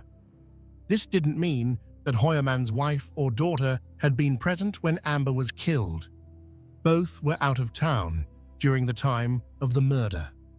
Instead, prosecutors argued that the hairs had been transferred from them to Hoyerman through normal contact, living in the same house, sharing furniture and vehicles, and then transferred from Hoyerman to Amber's body during the commission of the crime. This phenomenon, called secondary transfer, is well documented in forensic science. When people live together, they constantly shed hair and skin cells that end up on each other's clothing and belongings. When Hoyerman allegedly hunted for victims, he would have been carrying these microscopic traces of his family with him. During the alleged assaults and murders, some of these hairs would have been transferred to the victims' bodies. The concept of secondary transfer was crucial to the prosecution's case because it explained how genetic material from Hoyerman's family members ended up on multiple victims despite those family members being hundreds or thousands of miles away when the murders occurred. It also provided another layer of evidence connecting Hoyerman to the crimes beyond just his own DNA. The task force also made use of forensic genealogy, though not in the direct investigation of Hoyerman himself. Forensic genealogy is the technique that helped catch the Golden State Killer in 2018. It involves uploading DNA profiles from crime scenes to genealogy databases like GEDmatch, where people voluntarily share their genetic information to research their family trees. When investigators upload a DNA profile from a crime scene to these databases, they can find matches with distant relatives of the person who left that DNA. By constructing detailed family trees and following them forward through generations, skilled genetic genealogists can often narrow down the possible identities of an unknown DNA donor to a very small pool of candidates. The task force used this technique not to identify Hoyerman, but to identify some of the victims whose remains had been found. Valerie Mack, who remained a Jane Doe for 20 years after her dismembered remains were found in Manorville, was finally identified in May 2020 using forensic genealogy. Karen Vergata, whose remains had been found in 1996 and again in 2011, but who remained unidentified until August 2023, was also identified using this technique. The identification of these victims was important not just for giving their families closure, but also for strengthening the case against Hoyerman. Once investigators knew who the victims were, they could examine their backgrounds, their movements before they disappeared, and any connections they might have had to Hoyerman or his known locations. Beyond DNA, the task force also used advanced digital forensics to examine Heuermann's online activity. When Heuermann's devices were seized, forensic specialists created complete digital images of their contents, preserving everything for analysis. They recovered deleted files, examined browser histories, analyzed email accounts, and reconstructed Heuermann's digital footprint going back years. What they found painted a disturbing picture. Heuermann had been searching for information about the Gilgo Beach case hundreds of times. He had been visiting websites that featured violent pornography. He had been using anonymous email accounts and burner phones to communicate, behavior that prosecutors argued was consistent with someone who knew he was being careful to avoid detection. The digital forensics also revealed the existence of that planning document, the Microsoft Word file that appeared to be a manual for committing murder without getting caught. Created in 2000 and modified through 2002, this document was perhaps the most chilling piece of evidence the task force uncovered. It suggested not impulsive violence, but calculated, methodical planning. It indicated someone who approached murder with the same systematic thinking one might apply to an architectural project. The convergence of all these different types of forensic evidence, traditional DNA testing, advanced DNA extraction techniques, forensic genealogy, digital forensics, cell phone analysis, created a web of circumstantial and physical evidence that prosecutors believed was overwhelming. The psychological profile inside the mind. From the earliest days of the investigation, criminal profilers had been trying to understand who they were looking for. What kind of person kills multiple women over the course of years or even decades? What drives that kind of behavior? And what clues might the crime scenes themselves provide about the killer's psychology? Profiling is part science and part art. It's based on decades of research into criminal behavior, on interviews with convicted offenders, on statistical analysis of crime scene characteristics and their correlation with offender characteristics. But it's also based on experience, on the accumulated wisdom of investigators who have worked hundreds or thousands of cases and developed an intuition for the patterns that connect criminals to their crimes. In the Gilgo Beach case, profilers looked at several key factors. The victims were all sex workers, all found in similar conditions, all disposed of in remote locations.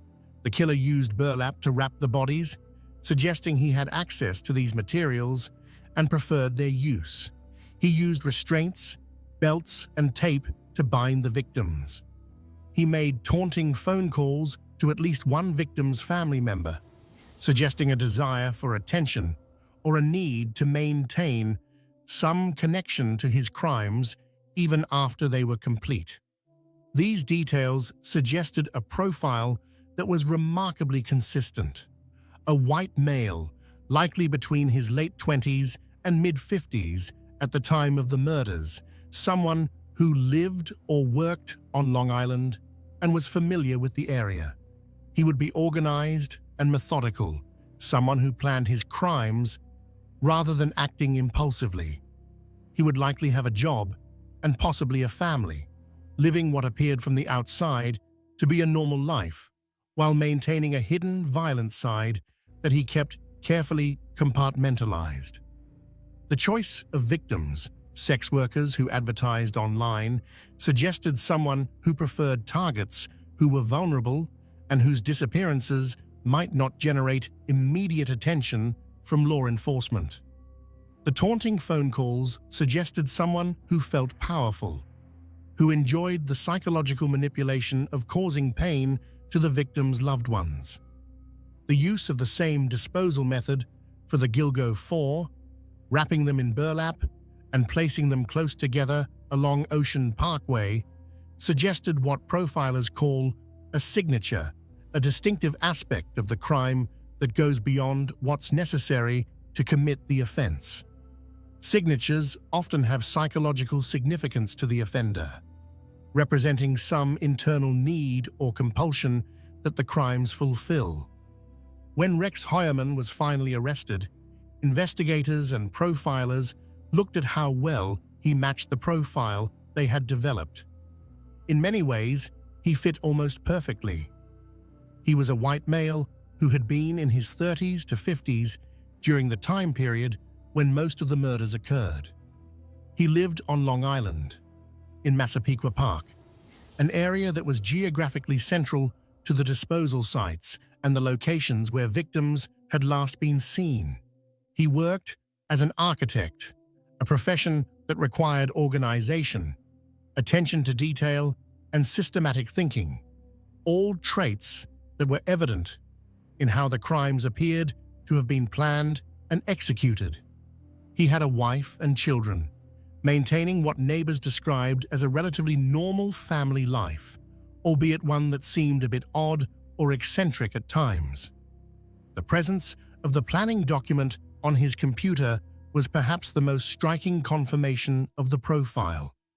It suggested exactly the kind of organized, methodical approach that profilers had predicted. It showed someone who didn't just commit crimes, but who planned them like a project, who thought through contingencies, who considered problems and solutions. But beyond matching a general profile, investigators also looked for what are called stressors in Heuermann's life, events or circumstances that might have triggered or enabled his alleged criminal behavior. One pattern that emerged was the correlation between when his family was traveling and when the Gilgo Four were killed. This pattern suggested that Heuermann may have needed his family to be absent in order to act on his violent impulses. Perhaps their presence provided a psychological restraint, or perhaps the practical reality of having them in the house made it impossible for him to prepare for or carry out his crimes.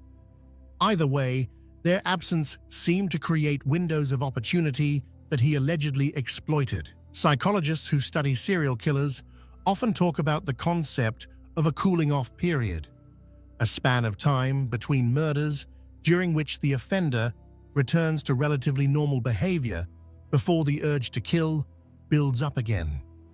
The time spans between when the Gilgo Four were killed, months or even years, would be consistent with this pattern.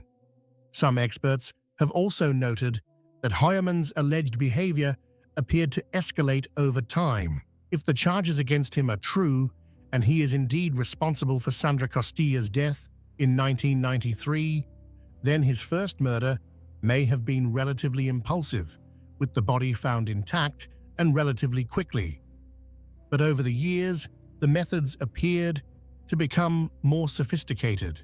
By the time he allegedly killed the Gilgo Four, he had refined his approach: careful victim selection, use of burner phones, disposal methods designed to delay discovery and identification. The dismemberments of Jessica Taylor and Valerie Mack suggested yet another evolution, a willingness to go further in attempting to prevent identification and perhaps also an escalation in the violence itself. The mutilation of tattoos on these victims indicated a killer who was thinking about how investigators might identify bodies and taking steps to prevent that. All of this painted a picture of someone who, if the allegations are true, wasn't just killing impulsively, but was refining his methods over time, learning from experience, becoming more sophisticated in his approach. This kind of evolution is characteristic of organized serial killers who operate over long periods. Investigators also looked at Heuermann's behavior after the bodies were discovered in 2010. The Google searches he conducted, hundreds of them over more than a year, showed someone who was obsessed with monitoring the investigation. He searched for photos of the victims, for updates on the case, for information about the task force that was hunting him. This kind of behavior is often called returning to the scene, though in this case, the return was virtual rather than physical. It suggests a psychological need to stay connected to the crimes, to relive them in some way, or perhaps to monitor whether investigators were getting close to identifying him. The violent pornography found on his devices is also significant from a psychological perspective. While viewing violent pornography doesn't make someone a killer, in this case, prosecutors argued that the specific types of content Hoyerman allegedly viewed, content involving bondage, torture, and dismemberment, corresponded to how several of the victims were found. This suggested a link between fantasy and, if the charges are true, action. The community impact, fear, and aftermath. The Gilgodes Beach case didn't just affect the families of the victims or the investigators who worked it. It sent ripples of fear and uncertainty through entire communities, fundamentally changing how people thought about their safety and their neighbors. For residents of Long Island's South Shore, the discovery of the bodies in 2010 transformed familiar landscapes into places of horror. Ocean Parkway, once just a scenic drive along the beach, became associated with death and predation. Parents worried about their children playing near the beaches. Women, particularly sex workers, knew that a killer had been hunting in their community, and that realization created a climate of heightened fear and vigilance. The fact that the case remained unsolved for 13 years only amplified that fear. This wasn't a situation where someone had committed a terrible crime and been swiftly apprehended. This was a killer who had operated for years, possibly decades, without being caught. That suggested either extraordinary criminal skill or extraordinary failures in law enforcement, and neither possibility was comforting. Local residents followed the case obsessively, attending community meetings where police provided updates, reading every news article, discussing theories online. Some people became amateur investigators themselves, researching the victims, mapping out disposal sites, trying to find patterns that might lead to the killer's identity. The case also brought national attention to Long Island, but not the kind of attention communities typically want. Gilgo Beach became synonymous with unsolved serial murders, with vulnerable women killed and discarded along a lonely highway. The area was featured in countless true crime shows, documentaries, and podcasts, its name forever linked to tragedy. For the town of Massapequa Park, where Rex Hoyerman lived, his arrest in July 2023 brought a different kind of shock. This was a person who had lived in the community for decades, who had raised his family there, who had been seen at local businesses and community events. He wasn't a stranger who had come from somewhere else to commit crimes. He was, by all appearances, one of them. Neighbors struggled to reconcile the man they thought they knew with the charges against him. Some remembered him as quiet and polite. Others recalled finding him odd or unsettling.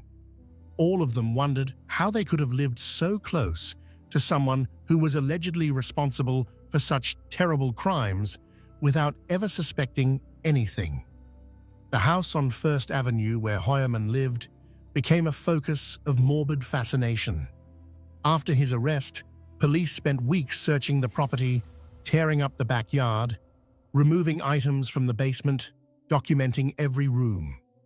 Neighbors and curiosity seekers lined the street, taking photos, creating a spectacle that further traumatized a community already reeling from the revelations. For Hoyerman's own family, the impact was immeasurable. His wife filed for divorce within days of his arrest. His children, both young adults, found themselves at the center of a media storm. their father accused of being one of the most prolific serial killers in New York history. They hired attorneys who described them as victims of circumstance, two people whose lives had been irrevocably changed by alleged crimes they knew nothing about. The broader sex worker community also grappled with the implications of the case. The Gilgo Beach murders highlighted the vulnerability of people working in the sex trade, how easily they can become targets, how often their disappearances generate less attention and fewer resources from law enforcement than disappearances of other citizens. Advocates used the case to push for decriminalization of sex work, arguing that the illegality of the profession drives it underground and makes workers more vulnerable to violence. They pointed out that all of the Gilgo Four had advertised their services online, meeting clients without the kind of screening or security that would exist in legal, regulated environments. They were forced to work alone, to meet strangers in private locations, because the alternative was risking arrest. The case also prompted discussions about society's treatment of missing person cases involving sex workers or people with substance abuse issues. Several of the Gilgo Beach victims had been reported missing, but their cases hadn't generated significant attention. They were seen as transient, as people who might have simply moved on or chosen to disappear. The reality that they had been murdered and disposed of like trash forced a reckoning with how society values different lives. Law enforcement in Suffolk County faced intense scrutiny in the wake of Hoyerman's arrest. Why had it taken 13 years to make an arrest? How much had the corruption and dysfunction under former police chief James Burke hampered the investigation? Could the murders have been prevented if the FBI had been allowed to assist in 2011? These questions didn't have easy answers. The task force that finally broke the case pointed to advances in forensic technology that simply hadn't existed in 2010 as a crucial factor in solving the crimes. But they also acknowledged that the refusal of federal assistance in the early years had been a mistake, that corruption at the highest levels of the department had diverted attention and resources away from the investigation. The creation of the Gilgo Homicide Investigation Task Force in January 2022 represented a fresh start, a commitment to using every available resource to solve the case. The success of that task force offered a measure of redemption for Suffolk County law enforcement, proof that when investigators had the tools, the leadership, and the determination, they could solve even the most complex cases. But for the families of the victims, no amount of police work could undo the years of suffering and uncertainty they had endured. They had spent more than a decade wondering what had happened to their loved ones, hoping for answers, dreading what those answers might be. The arrest of Rex Heuermann provided some closure, but it also brought a new kind of pain, knowing exactly how their loved ones had died, having to sit through court proceedings where the details of those deaths would be revealed, facing the possibility that the legal process might drag on for years before reaching a final resolution. The legal proceedings, justice delayed. As of now, Rex Heuermann remains in the Suffolk County Correctional Facility, held without bail while he awaits trial. He has been incarcerated since his arrest in July 2023, spending his days in jail, his attorneys say, reviewing discovery materials and preparing for what will likely be one of the most high-profile criminal trials in Long Island history. The path to trial has been complex and slow, with numerous legal motions, evidentiary hearings, and procedural arguments delaying the process. This is typical for serial killer cases, which often involve massive amounts of evidence, complex forensic testimony, and extensive pre-trial litigation. One of the most significant legal battles has centered on the DNA evidence. In January 2025, Hoyerman's defense team filed a motion requesting that the murder charges be tried separately. They argued for 5 separate trials, one for the Gilgo 4 murders, and individual trials for Sandra Costilla, Jessica Taylor, Valerie Mack, and Maureen Brainerd Barnes. Defense attorney Michael Brown argued that trying all 7 murders together would create a cumulative effect that would prejudice the jury against his client. He suggested that if jurors hear about victim after victim after victim, they'll develop an "if there's smoke, there's fire" mentality, assuming Hoyerman must be guilty simply because of the number of charges, rather than evaluating the evidence for each crime individually. Prosecutors opposed the motion, arguing that the cases are connected by common elements, including method of killing, disposal of bodies, and DNA evidence. They said that trying the cases together would be more efficient, would reduce trauma to families who would otherwise have to sit through multiple trials, and would allow jurors to see the full scope of Hoyerman's alleged criminal enterprise. In September 2025, a judge ruled against the defense's motion. He determined that all 7 murder charges would be tried together in a single trial, that the indictments would remain intact, and that prosecutors would be allowed to present their theory that all 7 murders are connected. This ruling was a significant victory for the prosecution.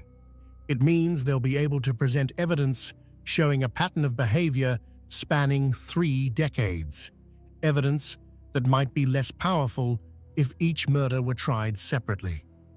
The admissibility of the DNA evidence remains the subject of ongoing litigation. The Frye hearing that began in March 2025 has involved extensive testimony from forensic experts on both sides debating whether whole genome sequencing meets the legal standard for admissibility in New York courts.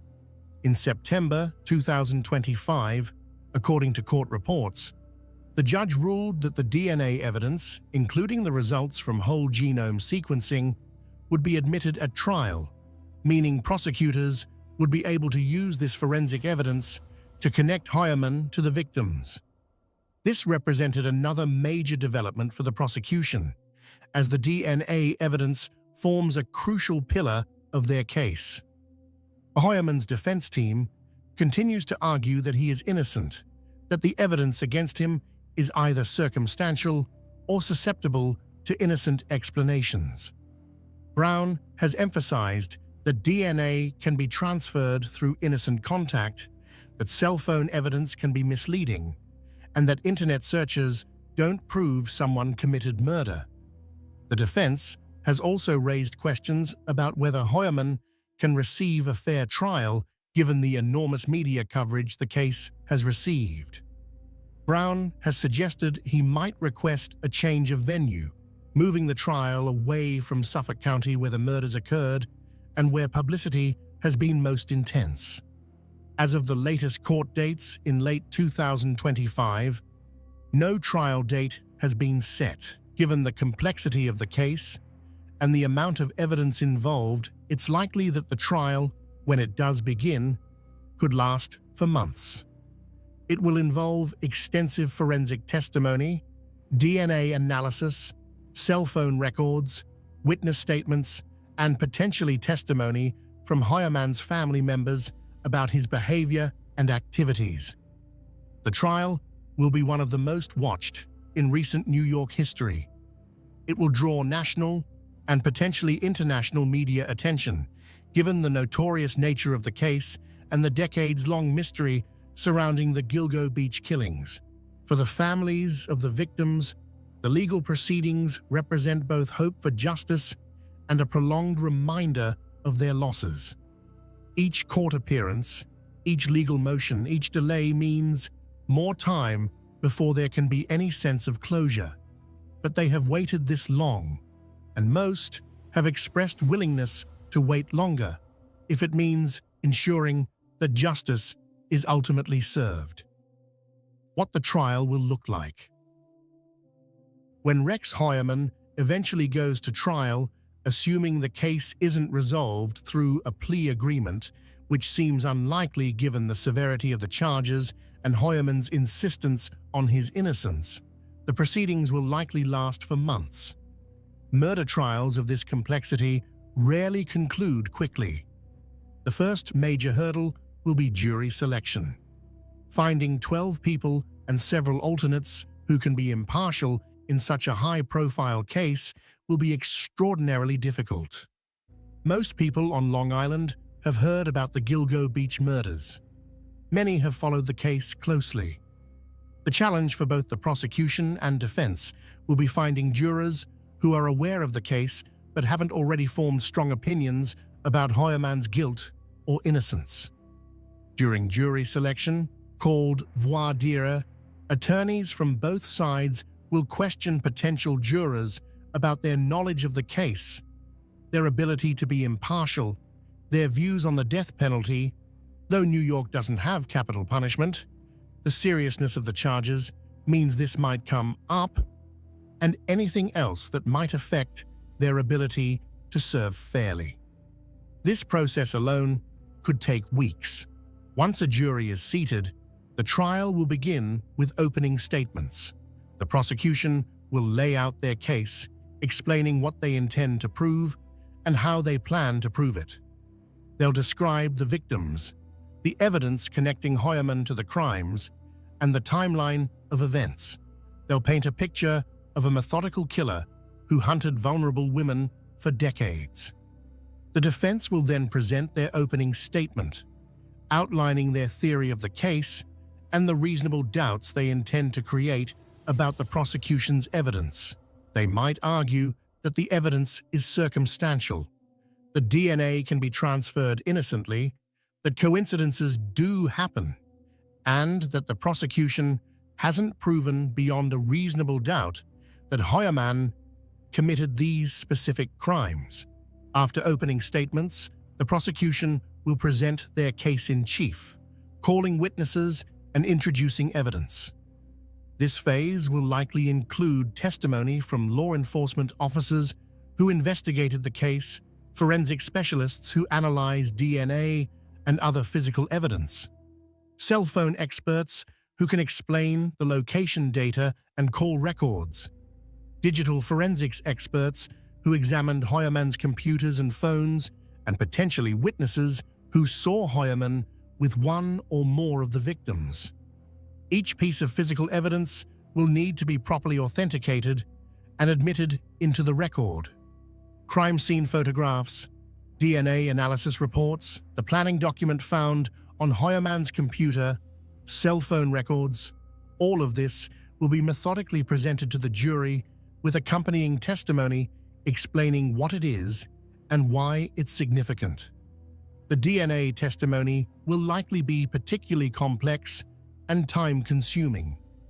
Forensic scientists will need to explain to the jury how DNA analysis works, what makes a match reliable, how they handled and tested the samples, what the statistical probabilities mean, and how they can be certain the DNA found on the victims matches Heuermann and members of his family. Cross-examination by the defense will attempt to poke holes in this testimony, to find any weakness or uncertainty, any possibility of error or contamination, anything that might create reasonable doubt. This back and forth between direct examination by prosecutors and cross-examination by the defense will play out with witness after witness, potentially over the course of many weeks. The prosecution will also need to establish the chain of custody for all physical evidence, proving that each item was properly collected, stored, and tracked from the crime scene through laboratory analysis to the courtroom.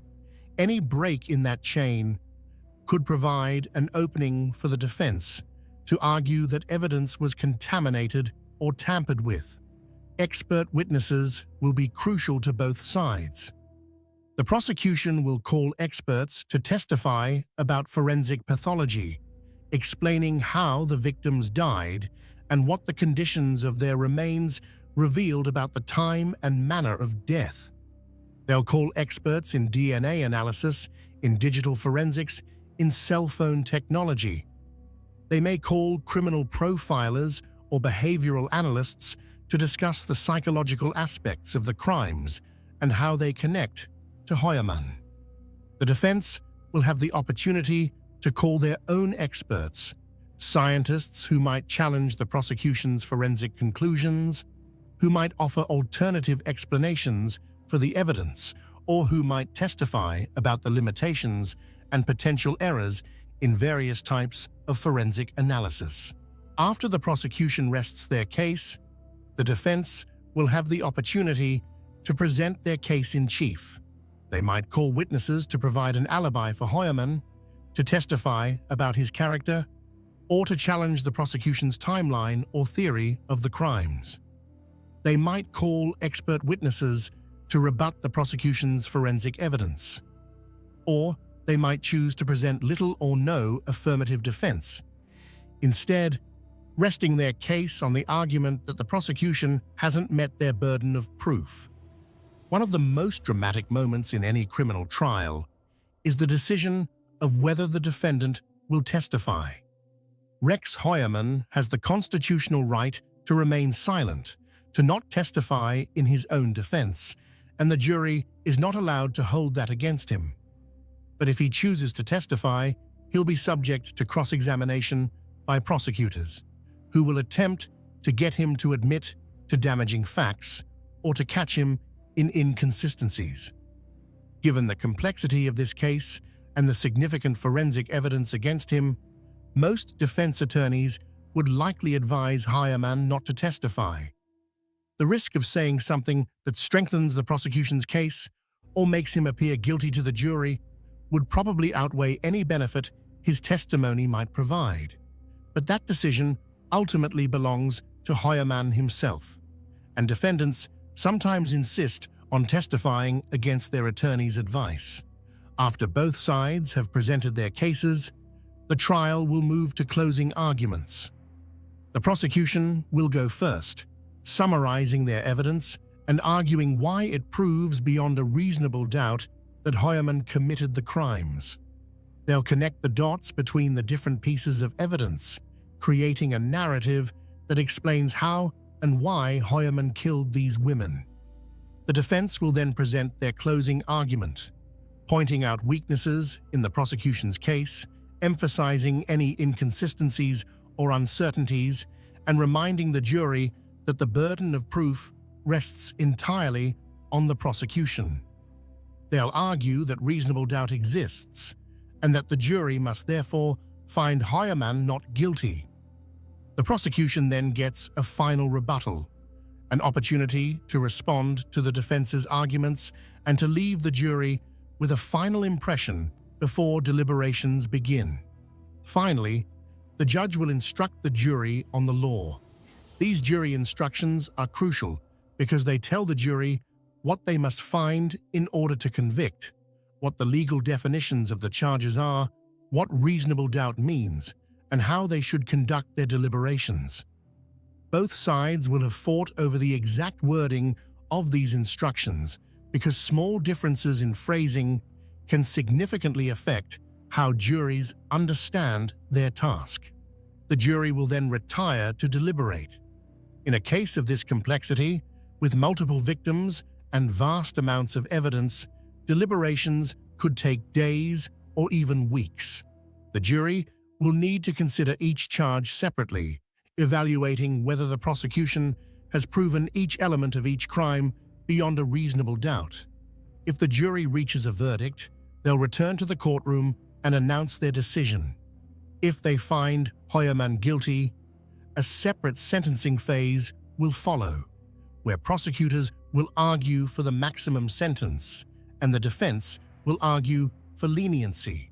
Though given the nature of the charges, leniency in this context would still mean many years or life in prison. If the jury finds Hoyerman not guilty, he'll be immediately released and cannot be tried again for the same crimes due to the Constitution protection against double jeopardy.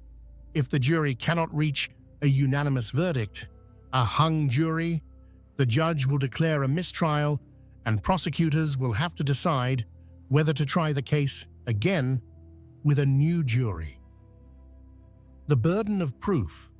What prosecutors must demonstrate. In American criminal trials, the prosecution bears the entire burden of proof. They must prove every element of every charge beyond a reasonable doubt. This is a very high standard, intentionally so, based on the principle that it's better for 10 guilty people to go free than for one innocent person to be convicted. But what does beyond a reasonable doubt actually mean?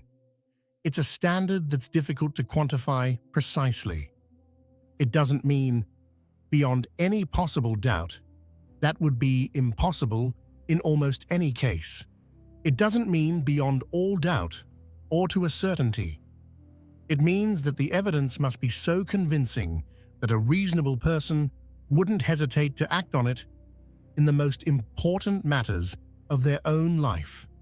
In the Gilgo Beach case, prosecutors must prove that Rex Hoyerman intentionally killed each of the victims he's charged with murdering. They must prove that he caused their deaths, that he did so with the required mental state. In New York, this means with intent to cause death or with depraved indifference to human life, and that he did so during the time periods alleged. This might seem straightforward given the forensic evidence, but it's more complex than it appears. The DNA evidence shows that Hoyerman's hair and hairs consistent with his family members were found on some of the victims. But how did those hairs get there?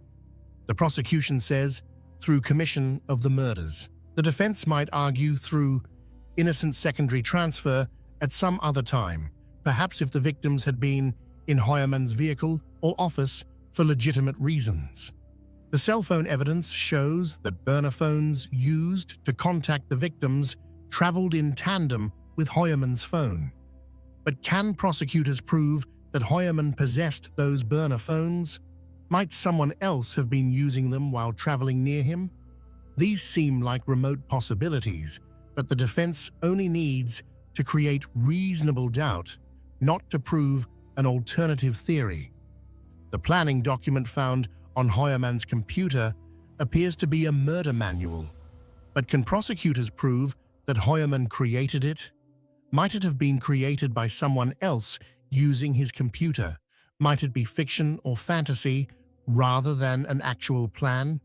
Again, these possibilities might seem unlikely, but they're the kinds of questions juries will have to grapple with. The prosecution's job is to make the connections between these different pieces of evidence so clear, so overwhelming, that the jury cannot reasonably conclude anything other than that Hoyerman committed these murders. They must anticipate every alternative explanation the defense might offer and eliminate those possibilities through their evidence and arguments.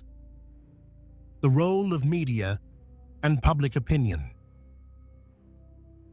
From the moment Rex Hoyerman was arrested, his case has been intensely covered by media outlets.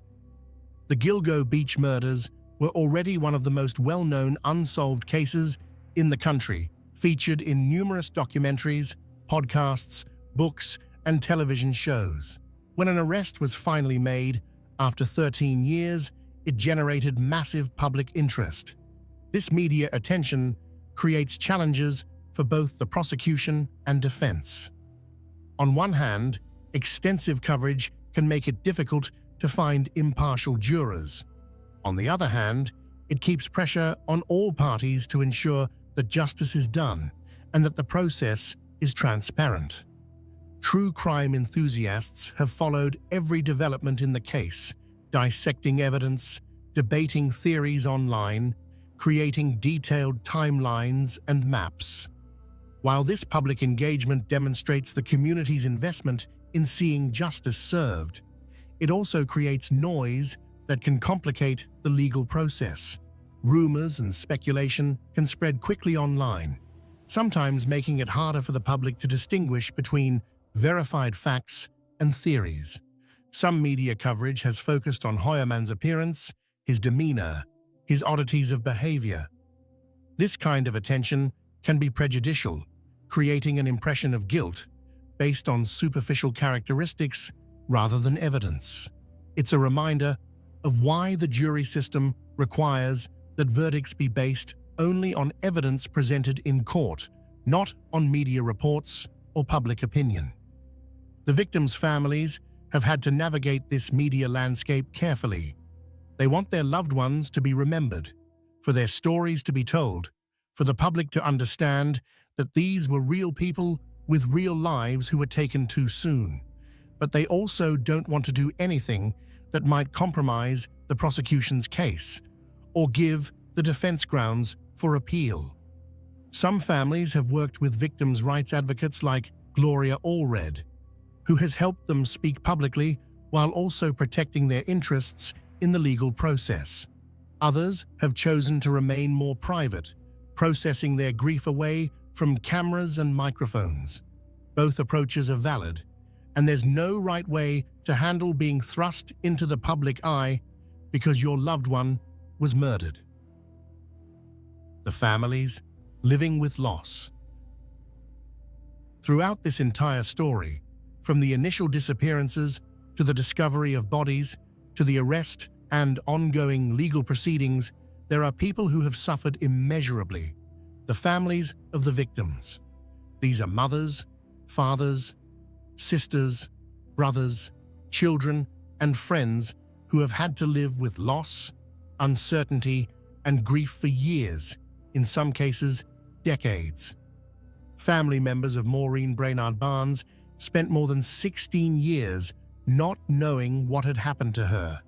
They searched through emails and phone records, stayed in touch with other victims' families, and never gave up hope that answers would come. When Rex Heuermann was finally arrested, Maureen's family was among the first to speak publicly about their relief that someone had been charged, though they acknowledged the pain would never fully heal. Nicolette Brainard Barnes, Maureen's daughter, was just 7 years old when her mother disappeared. She's grown up without her mother, without the guidance and love that should have been her birthright. She's had to process the loss of her childhood, the loss of what might have been, the loss of a future that will never exist now. Melissa Barthelomy's family endured not just the loss of their loved one, but the psychological torture of those taunting phone calls. Her teenage sister, just 15 at the time, had to hear a man boast about killing her sibling, had to endure his crude sexual comments and his obvious pleasure in the family's anguish. That kind of trauma doesn't go away. It shapes a person's entire life, colors how they see the world and other people. Megan Waterman's family, particularly her young daughter, who was just 3 when her mother vanished, have had to live with absence and unanswered questions. Megan's daughter is now a teenager, growing up without the mother who loved her, without the chance to know who her mum really was, beyond what others can tell her. Amberlynn Costello's roommates, who despite their own struggles with addiction, cared enough to report her missing and to provide police with descriptions that would prove crucial years later, have had to live with the knowledge that they saw her killer, that he was right there, and they couldn't stop what was about to happen. The families of the other victims, Jessica Taylor, Sandra Costilla, Valerie Mack, Karen Vergata, and the still unidentified victims, have similar stories. Years or decades of not knowing, of wondering, of hoping against hope that somehow their loved ones might still be alive, even as that hope grew dimmer with each passing year. Valerie Mack's family didn't even know for certain that she was dead for 20 years. They thought she might have just disappeared, might have chosen to cut ties, might be out there somewhere living a different life. When they finally learned the truth, when they learned she had been murdered and dismembered, the shock and grief were compounded by 2 decades of uncertainty. Sandra Castilla's family has waited more than 3 decades for justice. When her body was found in 1993, investigators believed they would quickly solve the case. Instead, it went cold for more than 30 years before advanced DNA testing finally pointed toward a suspect. Many of these families have been represented by victims' rights attorney Gloria Allred, who has been a fierce advocate for ensuring the voices of the victims and their families are heard. Allred has attended court hearings, spoken at press conferences, and worked to ensure that the women who died are remembered not just as victims or case numbers, but as people who mattered, who had lives and dreams, and people who loved them. At court hearings following each new set of charges, Allred has organized moments where family members of different victims can meet and support each other. These encounters have created a community of grief, people bound together by the worst kind of shared experience, but finding strength in that connection. When Hoyerman was charged with Valerie Mack's murder in December 2024, Allred brought family members of the other victims to meet Valerie's parents. They presented red roses and embraced, sharing tears and offering support, one family to another, all of them understanding intimately what the others are going through. The children of the victims face particular challenges. Maureen's daughter, Megan's daughter, and Valerie's son have all had to grow up without their mothers, have had to process not just loss, but the violence of that loss. They've had to learn that their mothers were murdered, that someone took them away deliberately and cruelly. That's a burden no child should have to bear. But it's not just the direct victims' families who have suffered. Rex Hoyerman's family, his wife Asa Ellerup, and their children Victoria and Christopher have been thrust into a nightmare of a different sort. They've had to confront the possibility that the man they lived with, the husband and father they thought they knew, was living a secret life as a serial killer. Ellerup filed for divorce shortly after Hoyerman's arrest, but she has been careful in her public statements. Through her attorney, she has said that she's reserving judgment until all the evidence is presented in court, that she's trying to balance her shock and disbelief with an understanding that the legal process needs to play out. In a statement released in 2024, Ellerup said, "I have given Rex the benefit of the doubt, as we all deserve." She made clear that she plans to listen to all the evidence before drawing any final conclusions about her husband's guilt or innocence. The Hoyerman children have had to process the possibility that their father is a serial killer while also dealing with intense public scrutiny. Their attorney has described them as being caught in the crosshairs of a deeply unfortunate situation, as 2 young adults whose lives have been upended through no fault of their own. In June 2025, just before the release of the Peacock documentary, The Gilgo Beach Killer: House of Secrets, Victoria Hoyerman reportedly told the producers that based on the publicly available evidence, she now believes her father is most likely the Gilgo Beach Killer. This statement represents a heartbreaking evolution in her understanding, a daughter coming to terms with the possibility that the man who raised her is capable of terrible things. But Ellerup continues to withhold judgment, telling documentary producers that authorities are making assumptions to fit their narrative, that they're taking information out of context. She said she's known Rex since she was 18 years old, that she knows what their home was really used for, and that she's waiting to hear all the evidence before making up her mind. The impact on these families, both the victims' families and Hoyerman's own family, cannot be overstated. This case has destroyed lives in multiple ways, creating ripples of trauma that will affect people for generations. The children who grew up without their mothers will carry that loss forever. The children who are learning their father might be a serial killer will struggle with that knowledge for the rest of their lives. And beyond the immediate families, there's a broader community impact. The people of Massapequa Park, who lived near Hoyerman, are grappling with the possibility that a serial killer was in their midst for decades. The residents of Long Island who lived with fear during the years when the killer's identity was unknown are processing the relief of an arrest alongside renewed trauma as details of the case continue to emerge. The sex worker community, already vulnerable and often overlooked by society, has had to confront once again how little protection exists for them, how easily they can become victims, how long it can take for justice when one of their own is murdered. Advocates for sex workers have used this case to highlight the need for decriminalization and better protections, arguing that the vulnerability of the victims is what allowed this killer to operate for so long. Conclusion: unanswered questions. Even with Rex Hoyerman's arrest and the charges he faces, questions remain. Of the 11 sets of remains found in the area, Hoyerman has been charged with 7 murders. What about the others? Could they be connected to him? Or might they be the victims of different killers? Investigators have indicated this remains an active area of their investigation. Karen Vergata's death remains officially unsolved, though investigators have said they're continuing to look at possible connections to Hoyerman. The remains of Tanya Jackson and her child Tatiana Dykes have been identified, but no charges have been filed in their deaths.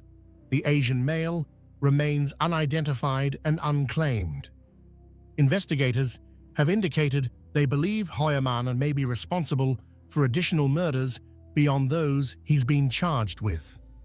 The planning document found on his computer suggests organization and forethought that could indicate multiple crimes.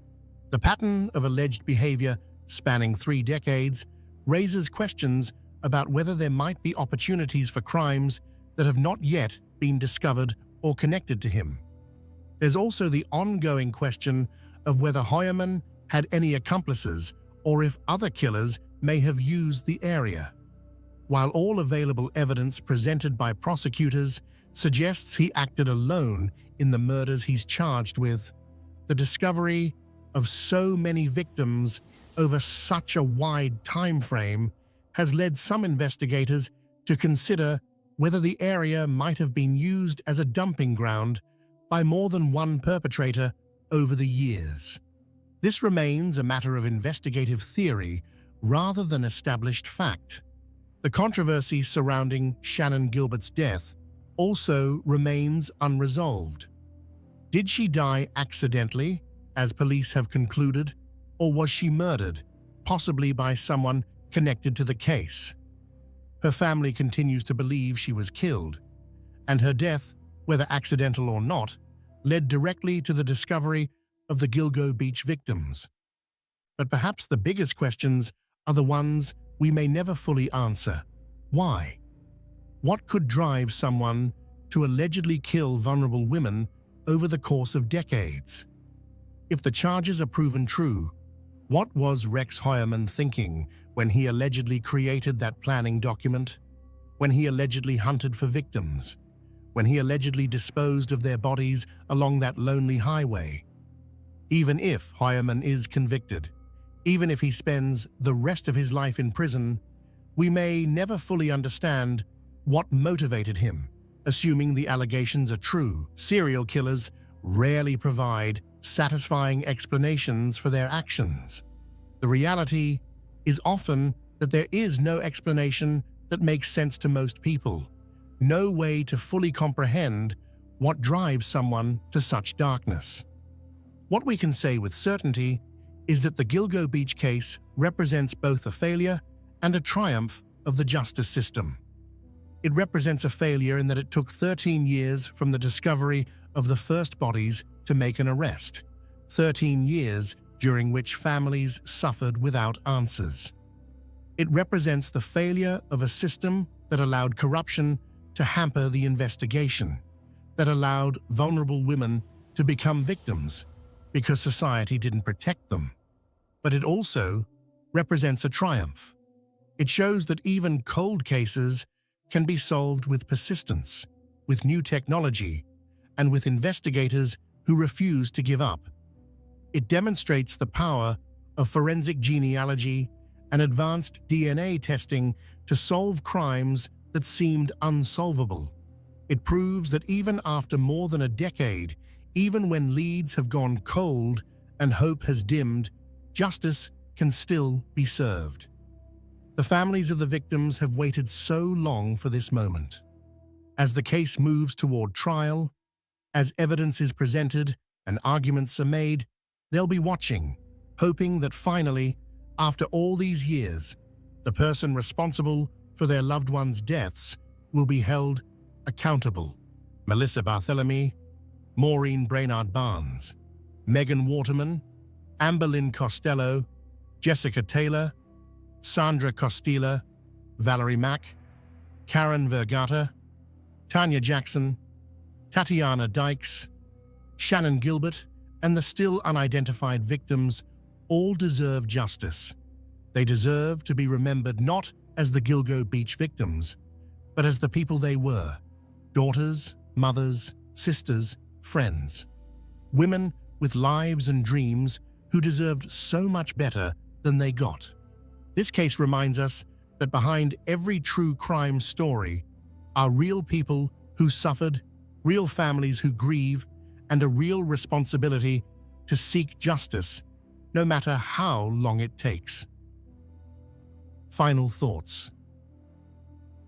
Thank you so much for watching today's video. The Gilgo Beach case is one of the most complex and disturbing serial killer investigations in American history, spanning 3 decades, involving at least 11 victims, and requiring the work of hundreds of investigators over more than 13 years to finally result in an arrest. If you found this video informative, please consider giving it a like and subscribing to the channel. Hit that notification bell so you never miss when we upload new true crime content. Remember to be respectful in the comments.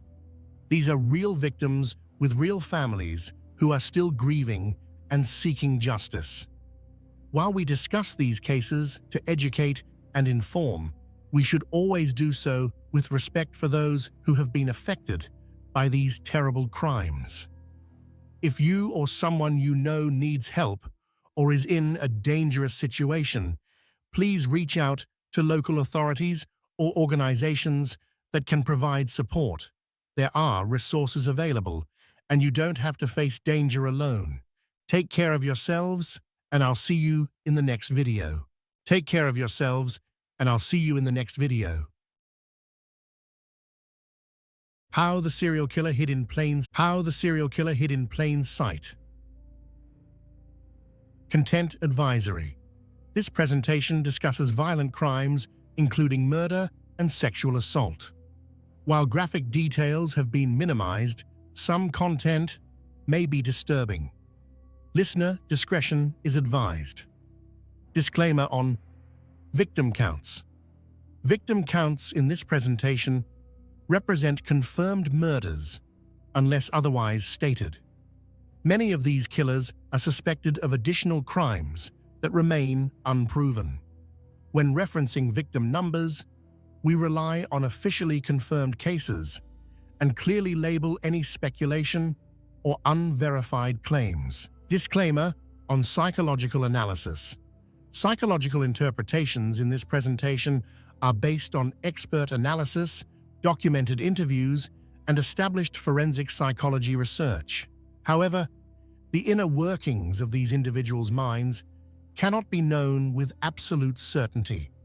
Where psychological motivations are discussed, they represent the professional assessments of forensic experts and criminal profilers rather than established facts. The neighborhood barbecue was in full swing that warm summer evening.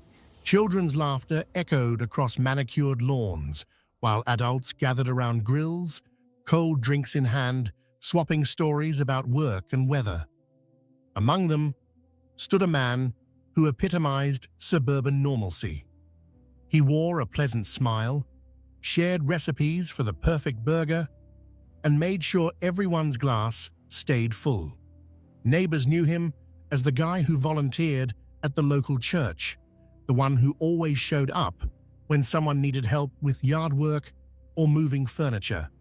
He was, by every visible measure, one of the good ones. But beneath that carefully constructed facade lurked something else entirely, something dark, something predatory. Because this same man, the one flipping burgers and telling dad jokes, had murdered multiple people. Their bodies lay hidden, not far from where these good people stood laughing and living their ordinary lives. The predator wasn't lurking in some distant shadow or abandoned building. The killer was right there, shaking hands and asking about your weekend plans. This is perhaps the most terrifying truth about serial killers.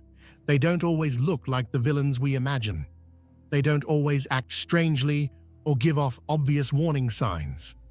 Some of the most prolific and brutal murderers in history were people who successfully convinced everyone around them that they were normal, decent, even admirable human beings.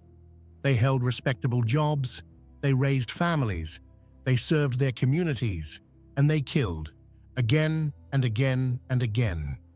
Tonight, we're going to explore the chilling reality of serial killers who hid in plain sight.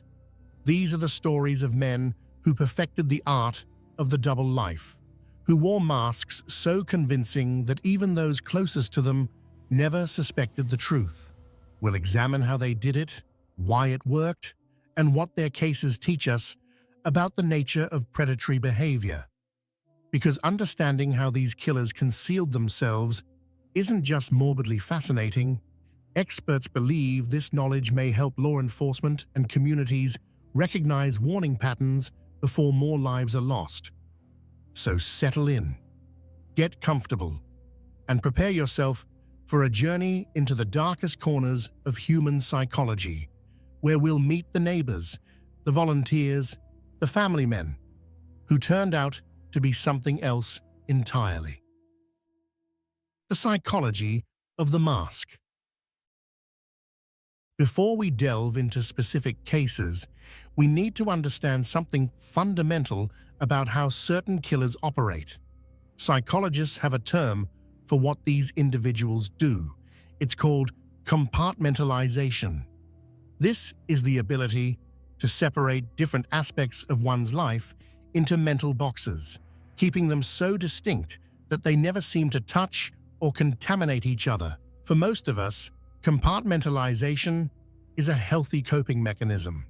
We might separate our work persona from our home persona, becoming more formal and professional at the office while being relaxed and casual with family. That's normal. That's adaptive. But for certain killers, compartmentalization becomes something far more sinister and far more complete. These individuals don't just separate different roles, they create entirely different personalities. There's the public self, the person everyone sees and knows. This version is often charming, helpful, and socially skilled. It's the face they show to neighbors, co-workers, and even family members. Then there's the private self, the predator that emerges when the opportunity arises. This is the part they keep carefully hidden, the part that plans, stalks, and kills. According to forensic psychologists and criminal profilers, the truly frightening aspect is how seamlessly some killers can switch between these personas. One moment they're genuinely engaged in normal social interaction, laughing at jokes, expressing concern for a sick friend, discussing the minutiae of daily life. The next moment, something shifts inside them, and the predator emerges. Then, just as quickly, the mask slides back into place, and they return to being the person everyone thinks they know. This ability to maintain such a convincing facade is often linked to psychopathy. Now, it's important to understand that not all psychopaths are violent, and not all violent criminals are psychopaths. But many of the killers who successfully hide in plain sight exhibit traits consistent with psychopathic personality disorder. These traits include superficial charm, a grandiose sense of self-worth, pathological lying, manipulation, lack of remorse or guilt, shallow emotional responses, and a parasitic lifestyle where they use others for their own benefit. What makes psychopathic killers particularly dangerous is something called the mask of sanity. This phrase, coined by psychiatrist Hervey Cleckley in his groundbreaking 1941 book of the same name, describes how psychopaths can present a completely normal, even appealing exterior, while harboring deeply disturbed thoughts and impulses. They understand social norms not because they feel them, but because they've learned to mimic them. They're actors playing the role of a normal person, and some of them are devastatingly effective at it. These killers often possess above-average intelligence, which they use to study and replicate normal human behavior. They watch how people react to tragedy and learn to fake the appropriate emotional response. They observe what makes someone trustworthy and adopt those characteristics. They're essentially emotional frauds, counterfeiting feelings they don't actually experience to blend into society. There's also typically a strong element of narcissism at play. Research suggests that many of these killers believe they're fundamentally superior to others, that ordinary rules don't apply to them. This grandiosity fuels both their crimes and their confidence that they won't be caught. They think they're smarter than law enforcement, cleverer than their neighbors, more cunning than anyone who might suspect them. And sometimes, terrifyingly, they're right, at least for a while. Another crucial factor is the element of control. According to forensic psychologists and criminal profilers, many serial killers are primarily motivated by a need for power and dominance rather than sexual gratification alone. But maintaining a normal facade requires control as well, just a different kind. They must control their impulses in public, control their words and expressions, control the information others have access to. Research suggests this need for control may extend to every aspect of their lives, creating an existence that is simultaneously meticulously organized and horrifyingly violent. The social context matters too. Research has shown that these killers often thrive in environments where people want to trust each other, where the default assumption is that your neighbor, your co-worker, your fellow church member is basically good.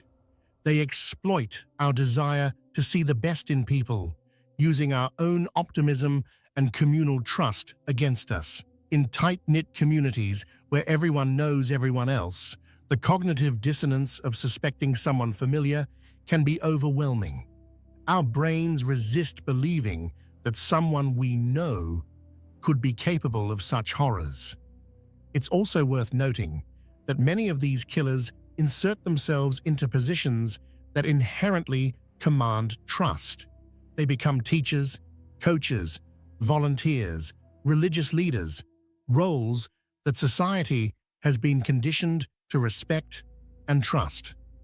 These positions provide not only cover but also access to potential victims. They create situations where questioning someone's motives feels somehow inappropriate or even offensive. The phenomenon of hiding in plain sight reveals something uncomfortable about human nature and social dynamics. We rely on shortcuts and assumptions to navigate our social worlds. We can't deeply investigate every person we interact with, so we use surface indicators. Does this person seem normal? Do they fit in? Do others vouch for them? To make quick judgments about trustworthiness. Serial killers who successfully hide in plain sight have figured out how to game this system, presenting exactly the right indicators while concealing their true nature. Understanding these psychological mechanisms is crucial not just for law enforcement, but for anyone who wants to better understand how predatory individuals operate. Experts emphasize that while we cannot always identify dangerous individuals by appearance or surface behavior, awareness of these patterns can contribute to improved community safety and more effective investigation strategies. Now, with this psychological framework in mind, let's examine specific cases that illustrate these principles in action.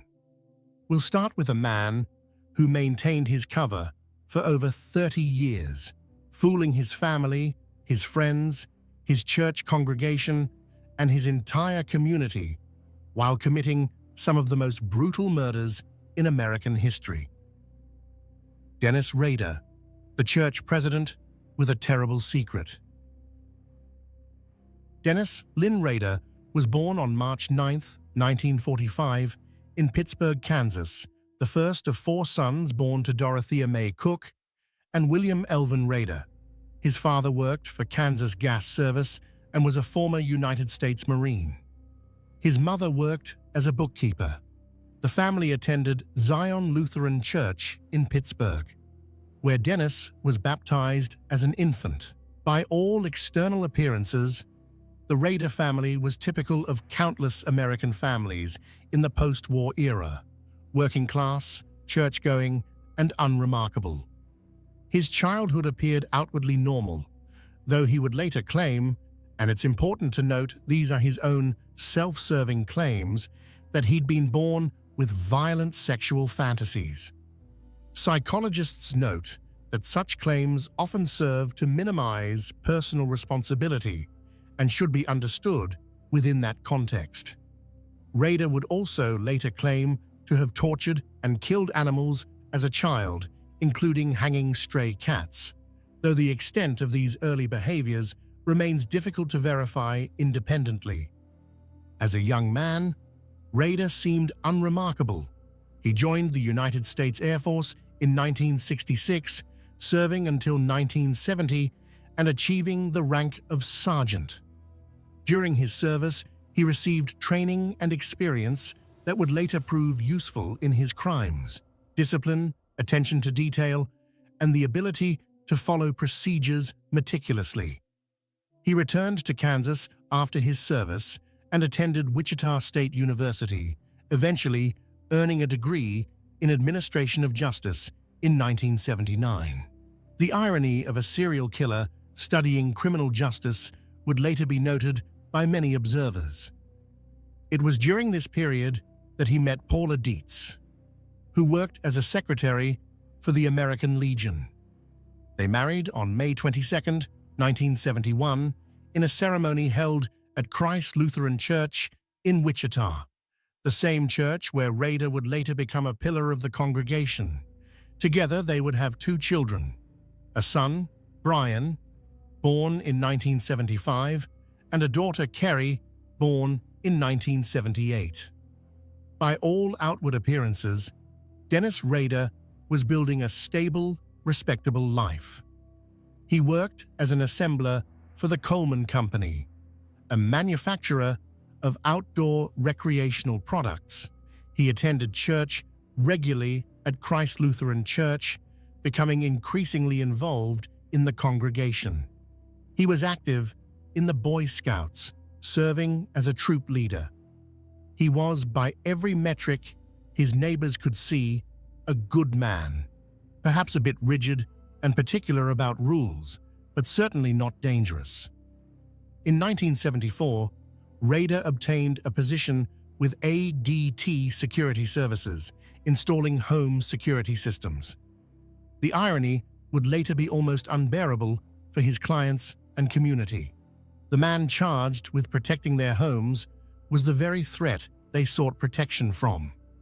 Co-workers at ADT nicknamed him Blue Book Man because he always followed the rules meticulously and scolded others for even making small talk during work hours.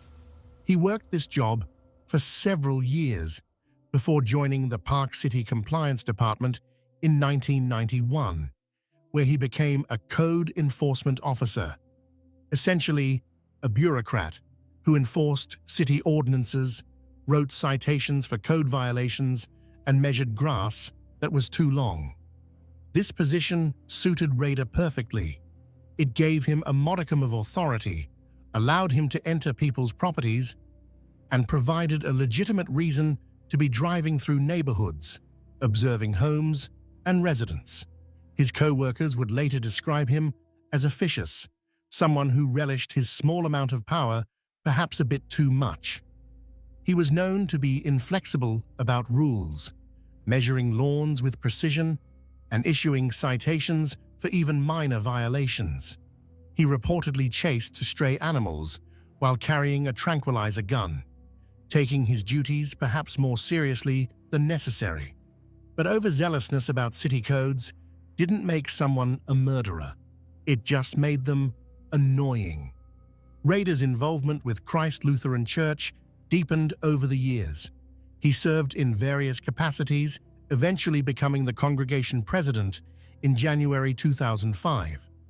He was responsible for administrative duties, congregation meetings, church finances. He was trusted with the most mundane and intimate details of church operations. People confided in him about their struggles, their doubts, their fears. He counseled them, prayed with them, presented himself as a pillar of faith and community. But there was another Dennis Rader, a secret Dennis Rader, one that had been active since January 15th, 1974. On that frigid winter morning, the Otero family went about their normal routines in their Wichita home. Joseph Otero, age 38, worked for the Coleman Company, the same company where Rader had briefly worked. Julie Otero, age 34, was his devoted wife. They had 5 children together, building the kind of family life that represented the American dream. That morning, 9-year-old Joseph Jr., 11-year-old Josephine, and their siblings were in various states of waking up for school. Dennis Rader had been watching the house. He'd seen the family's routines, knew their schedules. According to his later confessions, he had been stalking Julie Otero since December 1973, apparently developing an obsession with her. When he knocked on the door that morning, the Oteros let him in, perhaps believing he needed help, perhaps thinking he was from the telephone company, as he would later claim to have told them. Once inside, he revealed his true intentions. Using weapons he'd brought with him, Rader methodically restrained the family members. He killed Joseph Otero Sr. by strangulation with a cord. He killed Julie Otero the same way. 9-year-old Joey was also strangled. The systematic nature of the murders stood in stark contrast to any image of passion or sudden rage. This was calculated, planned, methodical. Then, Rader took 11-year-old Josephine to the basement, where he killed her. The crime scene was staged in a way that suggested sexual motivation, though Rader's actual intent was about power and control. When investigators arrived at the Otero home later that day, after family members discovered the bodies, they found a scene of calculated brutality that would haunt the Wichita community for decades. The community was shocked. The Oteros were a good family, well-liked, with no apparent enemies. Who would do such a thing? Why would anyone target an entire family, including children? The randomness of it made it even more terrifying. If the Oteros could be victims, anyone could. But after committing these horrific murders, Dennis Rader didn't flee the state or go into hiding. He went home to his wife Paula, who was pregnant with their first child. He went to work at the Coleman Company. He attended church. He helped neighbors. He lived his normal life as if nothing had happened. He even took a watch from the Otero home as a souvenir, beginning a pattern he would continue throughout his killing career. This ability to commit savage murder and then seamlessly return to mundane normalcy is what Rader would later describe, using his own terminology, as cubing. Though forensic psychologists note this is his own term for what is clinically known as dissociation or extreme compartmentalization. He claimed to be able to separate his life into distinct compartments that never touched: work Dennis, church Dennis, family Dennis, and what he called his Factor X, or his demon. Experts emphasize that such self-serving explanations should be viewed critically, as they often serve to minimize the killer's responsibility for their conscious choices. 3 months after the Otero murders, on April 4, 1974, Rader struck again. Catherine Bright, a 21-year-old woman who also worked at the Coleman Company, was home with her brother Kevin when Rader broke in. He shot Kevin Bright, who survived despite serious injuries and would later provide descriptions to police. Rader then murdered Catherine by stabbing her multiple times. The attack was brutal and prolonged. Catherine fought for her life, sustaining numerous defensive wounds before succumbing to her injuries. Kevin Bright's survival and his ability to describe the attacker should have led to Rader's capture, but somehow the investigation didn't connect him to the crime. Then, something happened that would define the BTK case for the next 30 years. Dennis Rader wanted credit for his crimes. He wanted recognition. He wanted people to know what he'd done and to acknowledge his work. On October 22, 1974, a Wichita Eagle reporter received a phone call directing him to a book at the Wichita Public Library. Inside that book was a letter describing the Otero murders in detail that only the killer could know. The letter was chilling in its matter-of-fact tone, describing the crimes as though they were ordinary events. At the bottom, the author had provided a name for himself: BTK, bind, torture, kill. The letter stated, "The code words for me will be bind them, torture them, kill them, BTK." This would become his signature. Over the years, BTK would send numerous letters to media outlets and police, taunting them, providing details of murders, sometimes sending items belonging to victims. He seemed to crave the attention, the notoriety, the knowledge that the entire city was talking about him, even though they didn't know who he was. But despite this correspondence, BTK would remain unidentified for decades. And during those decades, Dennis Rader continued his double life. In 1975, his son Brian was born. Rader was present for the birth, a devoted father from the start. He coached Brian in Little League, attended his school events, helped with homework. Brian would later describe his father as strict but loving, someone who enforced rules but also spent quality time with his children. Rader killed again in 1977. On March 17th, Shirley Vian, a 26-year-old mother of 3 young children, was murdered in her home. Shirley was sick with the flu that day, lying in bed when Rader forced his way into the house. He told her children, ages 5, 7, and 8, that he was wanted by the police and needed to hide. he locked them in the bathroom, telling them he would harm their mother if they came out or made noise. The children huddled together in terror, hearing sounds from outside, but not understanding what was happening. Rader killed Shirley in her bedroom while her children waited just feet away. When he left, the children eventually emerged to find their mother dead. The psychological trauma inflicted on these children, who survived but lost their mother in such a terrifying way, is immeasurable. On December 8, 1977, Rader broke into the home of Nancy Fox, a 25-year-old woman who lived alone. Nancy worked at a jewelry store and was known for her friendly personality. Rader killed her by strangulation with a belt. Then, in a display of his twisted arrogance, he used her own phone to call the police and report the homicide, directing them to her address. He wanted them to find his work. He wanted credit. The phone call was brief and matter-of-fact, demonstrating his complete lack of remorse or emotional connection to his victim. After the Fox murder, BTK went silent.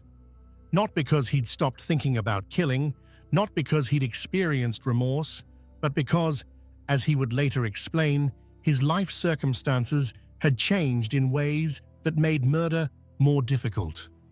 In 1978, his daughter Kerry was born. His children were growing up. His wife was more aware of his movements. His job demanded more of his time. The compartmentalization required more effort.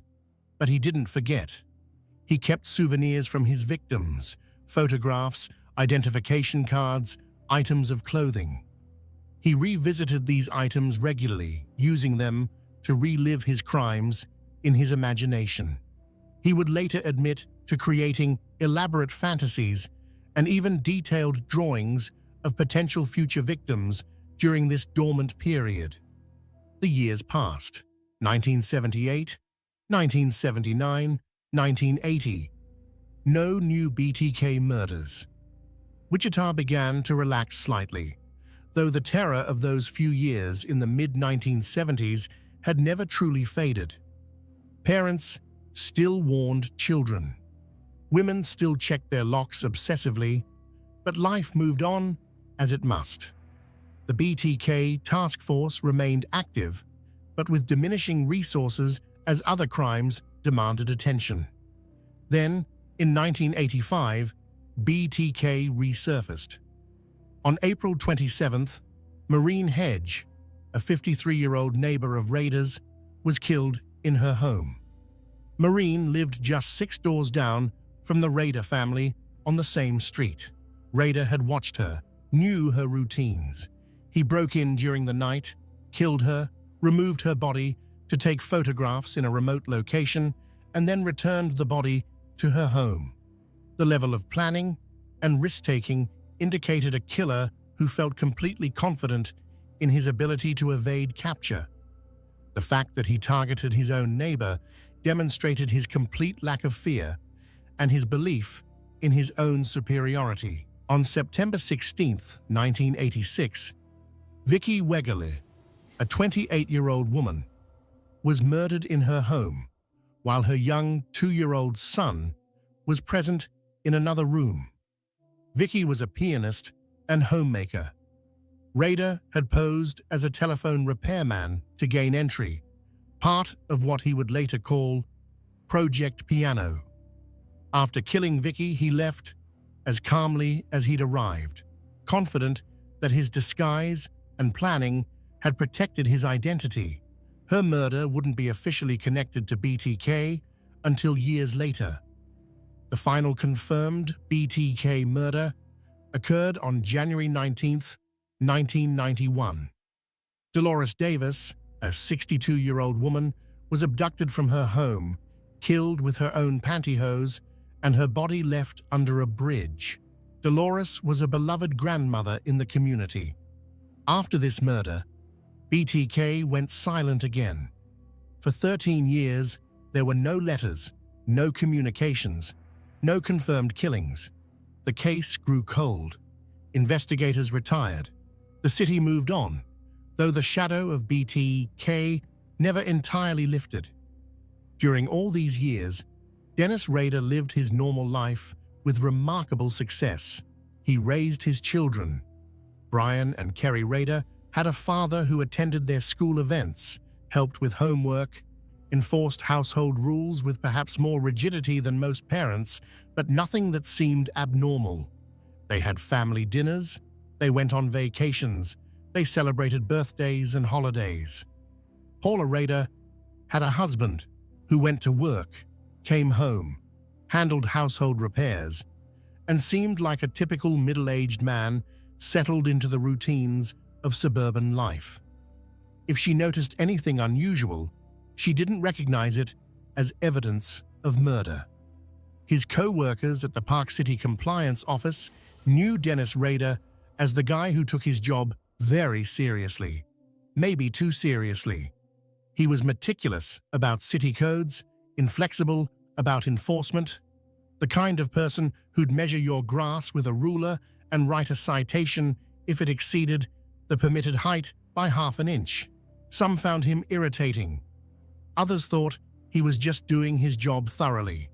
No one thought he was a serial killer. His church congregation knew him as Brother Dennis, devoted to Christ Lutheran Church, always present at services, reliable for administrative tasks, eventually trusted enough to become congregation president. He led council meetings. He managed church finances. He represented the congregation in community interfaith activities. He was, by all accounts, a dedicated member of the Christian community. But in 2004, after 13 years of silence, BTK suddenly began communicating again. The Wichita Eagle ran a story marking the 30th anniversary of the Otero murders, and Rader would later explain that he was kind of bored and concerned that his work would be forgotten. Investigators believe his need for recognition overcame his caution. He began sending letters to media outlets again, including items from old crime scenes to prove his identity. What followed was a cat-and-mouse game between BTK and law enforcement. Rader sent numerous communications over the next year, some in serial boxes, possibly a reference to serial killer, containing drawings, photographs, written descriptions of murders, and even dolls posed to mimic his victims. He seemed to be playing a game, testing the police, enjoying the renewed attention his crimes were receiving. In one of his communications, Rader made a fatal error. He asked police if they could trace information on a floppy disk. The police, hoping to encourage him to send a disk, lied and said no, they couldn't trace it. Trusting this response and displaying a surprising naivety for someone who'd evaded capture for 30 years, Rader sent a purple floppy disk to a television station. Forensic analysts examined the disk and found deleted metadata that included the name Dennis and a connection to Christ Lutheran Church. This led investigators directly to Dennis Rader. They obtained a DNA sample from his daughter Kerry's medical records at a university clinic. She had had a routine pap smear, and compared it to DNA evidence from the crime scenes. The match was conclusive. On February 25, 2005, Dennis Rader was arrested outside his home in Park City, Kansas, on his lunch break from his compliance officer job. When asked if he knew why he was being arrested, Rader reportedly responded, "Oh, I have suspicions why." Even in the moment of his capture, there was an almost casual quality to his demeanor, as if being arrested for serial murder was just another item on his day's schedule. The arrest shocked everyone who knew him. His family was devastated. Paula Rader filed for an immediate emergency divorce on July 26, 2005, waiving the normal 60-day waiting period. Their marriage was dissolved as quickly as the legal system allowed. She released a statement saying that neither she nor her children had any suspicion of his crimes. The psychological trauma of discovering that the man she'd been married to for 34 years was BTK is difficult to comprehend. Their children, now adults, had to reconcile the father they'd known with the serial killer he actually was. Brian and Kerry Rader have largely stayed out of public life since their father's arrest, attempting to build lives separate from the horror of his legacy. Kerry Rawson, she took her married name, eventually wrote a book in 2019 titled A Serial Killer's Daughter, My Story of Faith, Love, and Overcoming, and participated in the 2025 Netflix documentary My Father, the BTK Killer, where she shared her quest for answers and healing. In letters Rader wrote to Kerry from jail, he showed a disturbing mix of fatherly affection and complete lack of genuine remorse.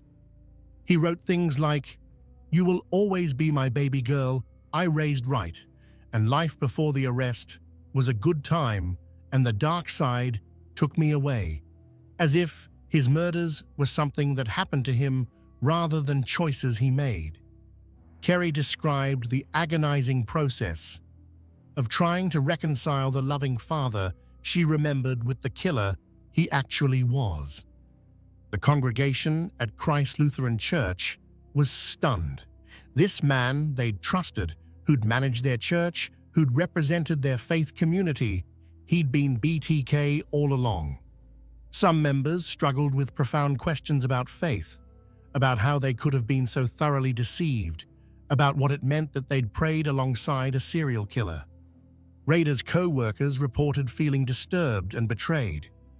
They'd worked alongside him for years, shared breaks with him, attended office parties with him. The code enforcement officer who measured grass and wrote parking tickets had murdered 10 people. The cognitive dissonance was overwhelming. During his interrogation and subsequent court proceedings, Rader was unnervingly cooperative and detailed in describing his crimes. He showed no genuine remorse, instead seeming almost proud of his ability to have hidden for so long. He explained his methods, his planning, his motivations with a clinical detachment that forensic psychologists found characteristic of psychopathic personality disorder. He spoke about his victims as though they were objects, projects he'd completed. He detailed his trolling process, how he'd search for potential victims, how he'd plan his attacks, how he'd relive the crimes through his souvenirs. On June 27, 2005, Rader pleaded guilty to 10 counts of first-degree murder. On August 18, 2005, he was sentenced to 10 consecutive life terms in prison, one for each of his confirmed victims. Kansas had no death penalty at the time his crimes were committed, so life imprisonment was the maximum sentence. He will never be eligible for parole. He is currently incarcerated at the El Dorado Correctional Facility in Kansas, where he will remain for the rest of his natural life. The BTK case represents one of the most disturbing examples of a serial killer successfully hiding in plain sight. For over 30 years, Dennis Rader maintained a completely normal public existence, while secretly being one of America's most brutal killers. His ability to compartmentalize, to separate his murderous activities from his daily life, allowed him to fool everyone around him: his family, his church, his community, his co-workers. When people think about serial killers, they often imagine someone who looks or acts obviously disturbed. But Dennis Rader looked like everyone's neighbor. He looked like a church leader. He looked like a typical middle-aged man living an ordinary life in the heartland of America. And that's precisely what made him so dangerous and so successful at evading capture for so long.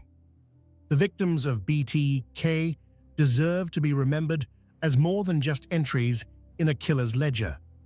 Joseph Otero, age 38, was a loving father who'd brought his family to Wichita for better opportunities. Julie Otero, age 34, was a devoted mother who worked at the Coleman Company. Joseph Otero Jr., age 9, loved baseball and had his whole life ahead of him. Josephine Otero, age 11, was a bright student with a promising future. Catherine Bright, age 21, was starting her adult life with hopes and dreams. Shirley Vian, age 26, was a mother doing her best to raise 3 young children. Nancy Fox, age 25, was independent and hardworking. Maureen Hedge, age 53, was a kind neighbor. Vicky Weigel, age 28, was a talented pianist and mother. Dolores Davis, age 62, was a beloved grandmother in her community. They were people with families, hopes, dreams, and futures that Dennis Rader stole from them. Their names and their humanity must be remembered alongside the story of the man who killed them. John Wayne Gacy, the killer clown, next door. If Dennis Rader represents the mundane killer hiding in plain sight, the ordinary bureaucrat who happened to be a murderer, then John Wayne Gacy represents something even more disturbing: the beloved community figure, the charitable volunteer, the man who brought joy to children and sick people through his clown performances. Gacy was popular, well-liked, and respected in his community. He was also responsible for the deaths of 33 young men and boys, making him one of the most prolific serial killers in American history. John Wayne Gacy was born on March 17, 1942, in Chicago, Illinois, the second of 3 children born to John Stanley Gacy and Marion Elaine Robinson. His childhood was marked by complexity and dysfunction, though like many serial killers, external observers might not have recognized the depth of problems within the family home. Gacy's father was an alcoholic who frequently abused his wife and children, both physically and verbally. Young John was often the target of his father's rage and disappointment. The elder Gacy belittled his son, calling him stupid and worthless, comparing him unfavorably to his sisters, and questioning his masculinity. He would beat John with a leather strap for real or perceived infractions. Psychological experts note that this abuse likely contributed to Gacy's later need to prove his worth and earn approval. Though many people experience childhood abuse without becoming killers, and abuse does not excuse or fully explain criminal behavior. Despite these difficulties, Gacy worked hard to present a normal exterior. He was involved in extracurricular activities at school, worked various jobs as a teenager to contribute to the family finances, and seemed to be making efforts to build a stable life. He struggled with health issues, including a heart condition that would cause him to be hospitalized multiple times during his youth and would later exempt him from military service during the Vietnam War era. In 1964, at age 22, Gacy married Marlon Myers, whose father owned a chain of Kentucky Fried Chicken restaurants in Waterloo, Iowa. Gacy moved to Waterloo with his bride and began working for his father-in-law, managing one of the restaurants. He threw himself into community involvement, joining the JCs, the Junior Chamber of Commerce, a civic organization for young professionals, and quickly becoming known as an enthusiastic volunteer and hard worker. He was elected vice president of the Waterloo JCs chapter and was named outstanding vice president of the organization in Iowa. He seemed to finally be building the kind of respectable life his father had always claimed he couldn't achieve. On the surface, Gacy appeared to be thriving. He and Marlin had 2 children, a son and daughter.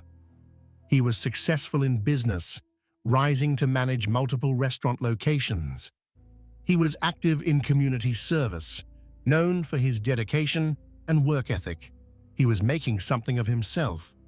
But beneath this successful exterior, Gacy was engaging in disturbing behavior. He had sexual encounters with teenage boys, sometimes employees at the restaurants he managed. He would ply them with alcohol and then commit sexual acts. In 1968, one of these encounters led to criminal charges when a teenage boy, the son of a fellow Jaycees member, reported that Gacy had sexually assaulted him. When the case went to trial, Gacy was convicted of sodomy and sentenced to 10 years in prison at the Iowa State Reformatory.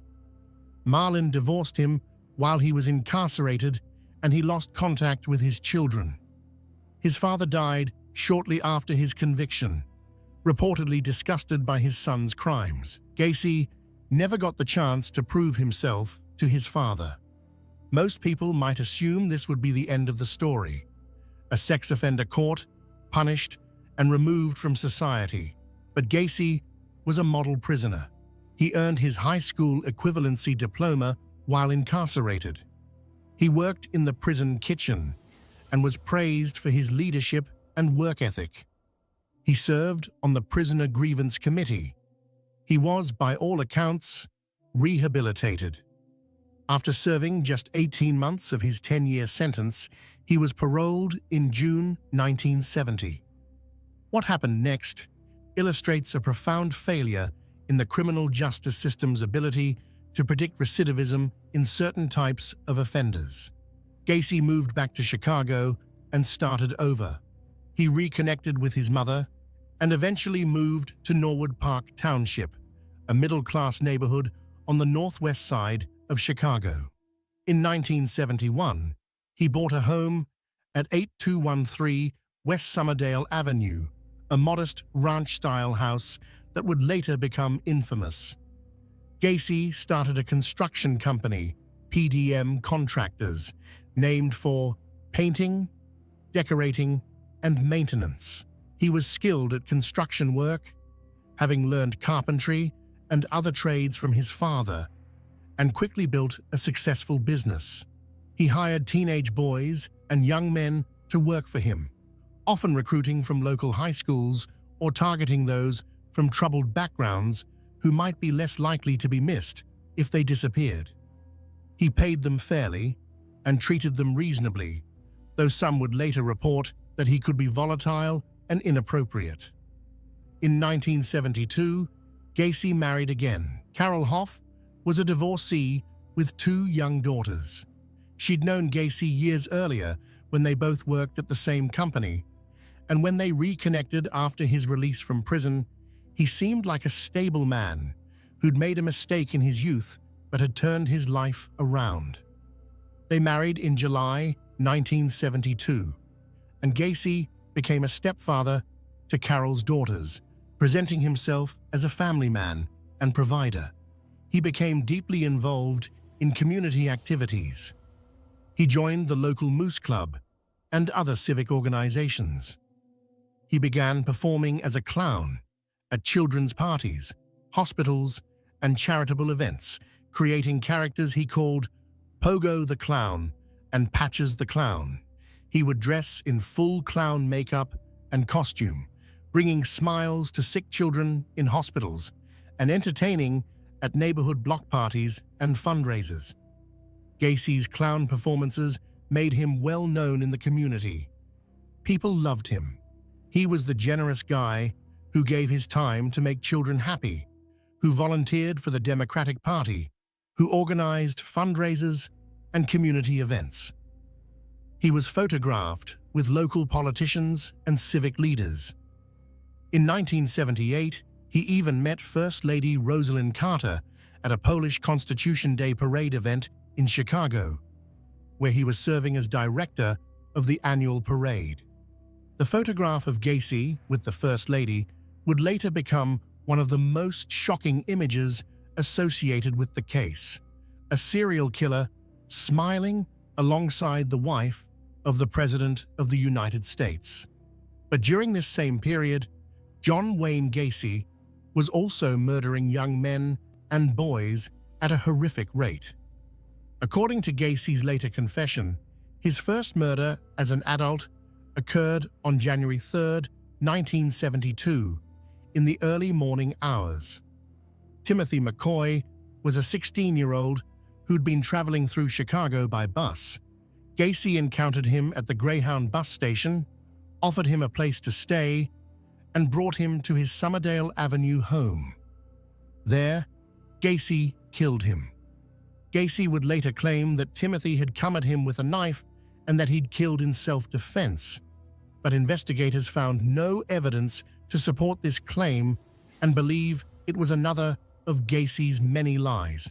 After this murder, Gacy realized something that would define his subsequent actions.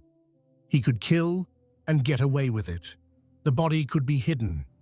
The victim's disappearance wouldn't necessarily be connected to him. He could continue his normal life as if nothing had happened, and that's exactly what he did. Gacy developed a methodical approach to murder. He would target young men and boys, often those who worked for him or whom he met through his business or community activities.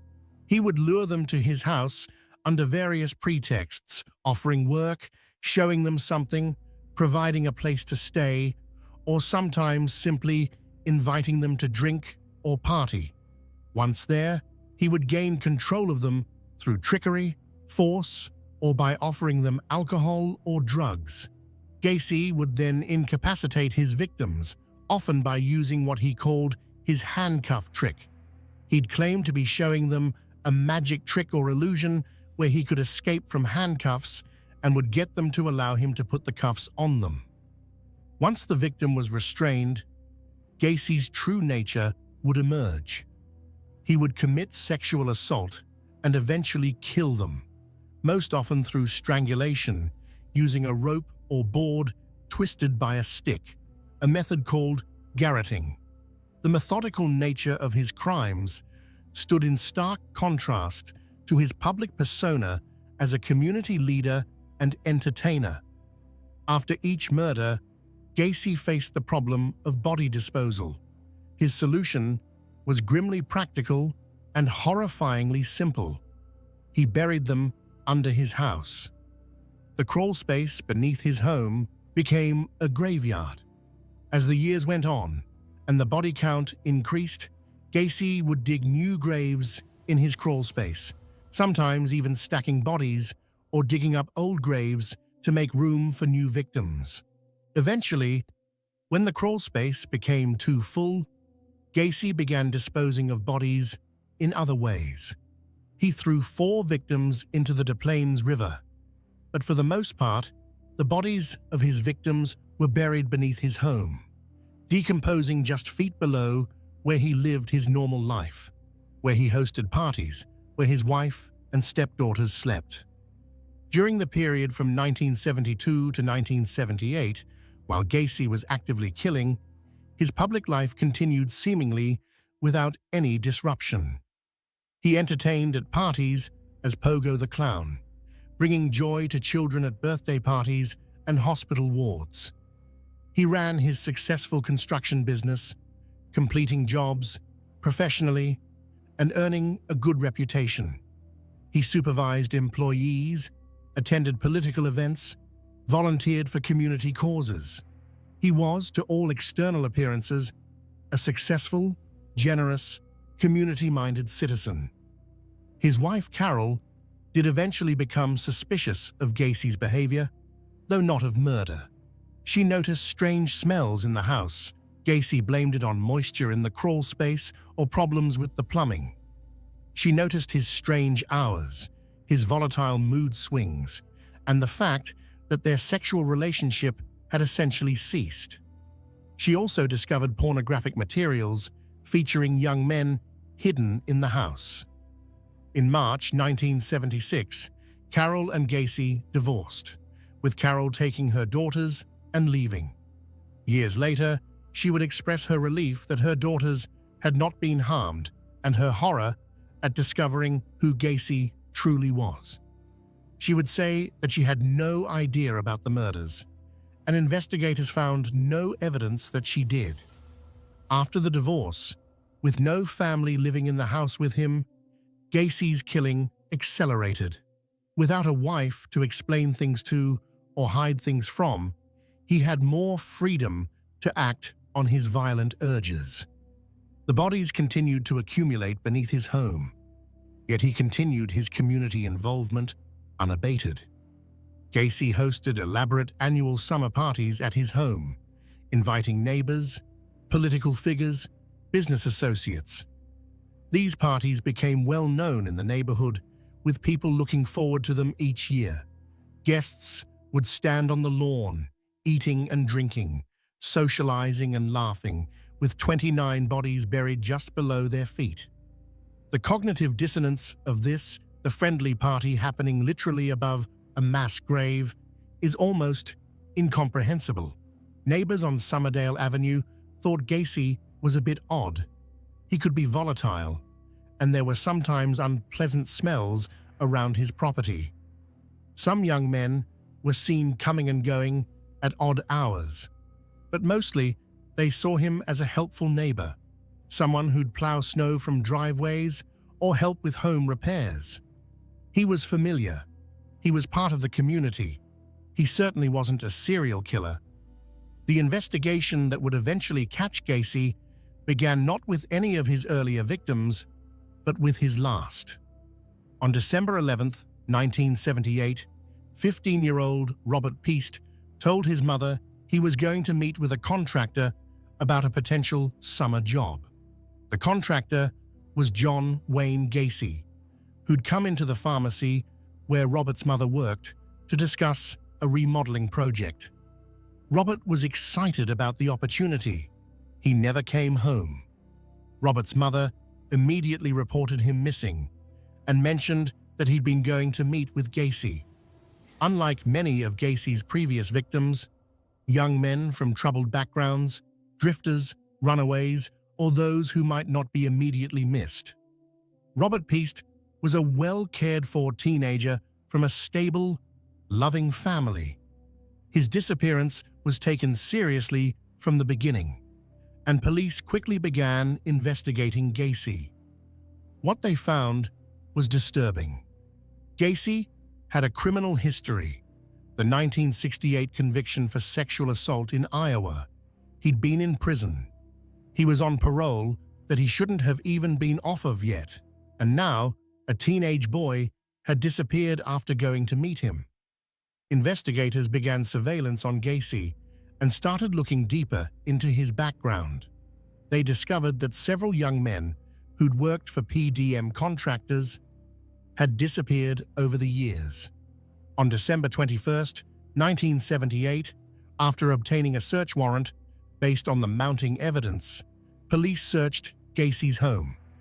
What they found there would shock the nation. The smell of decomposition was overwhelming.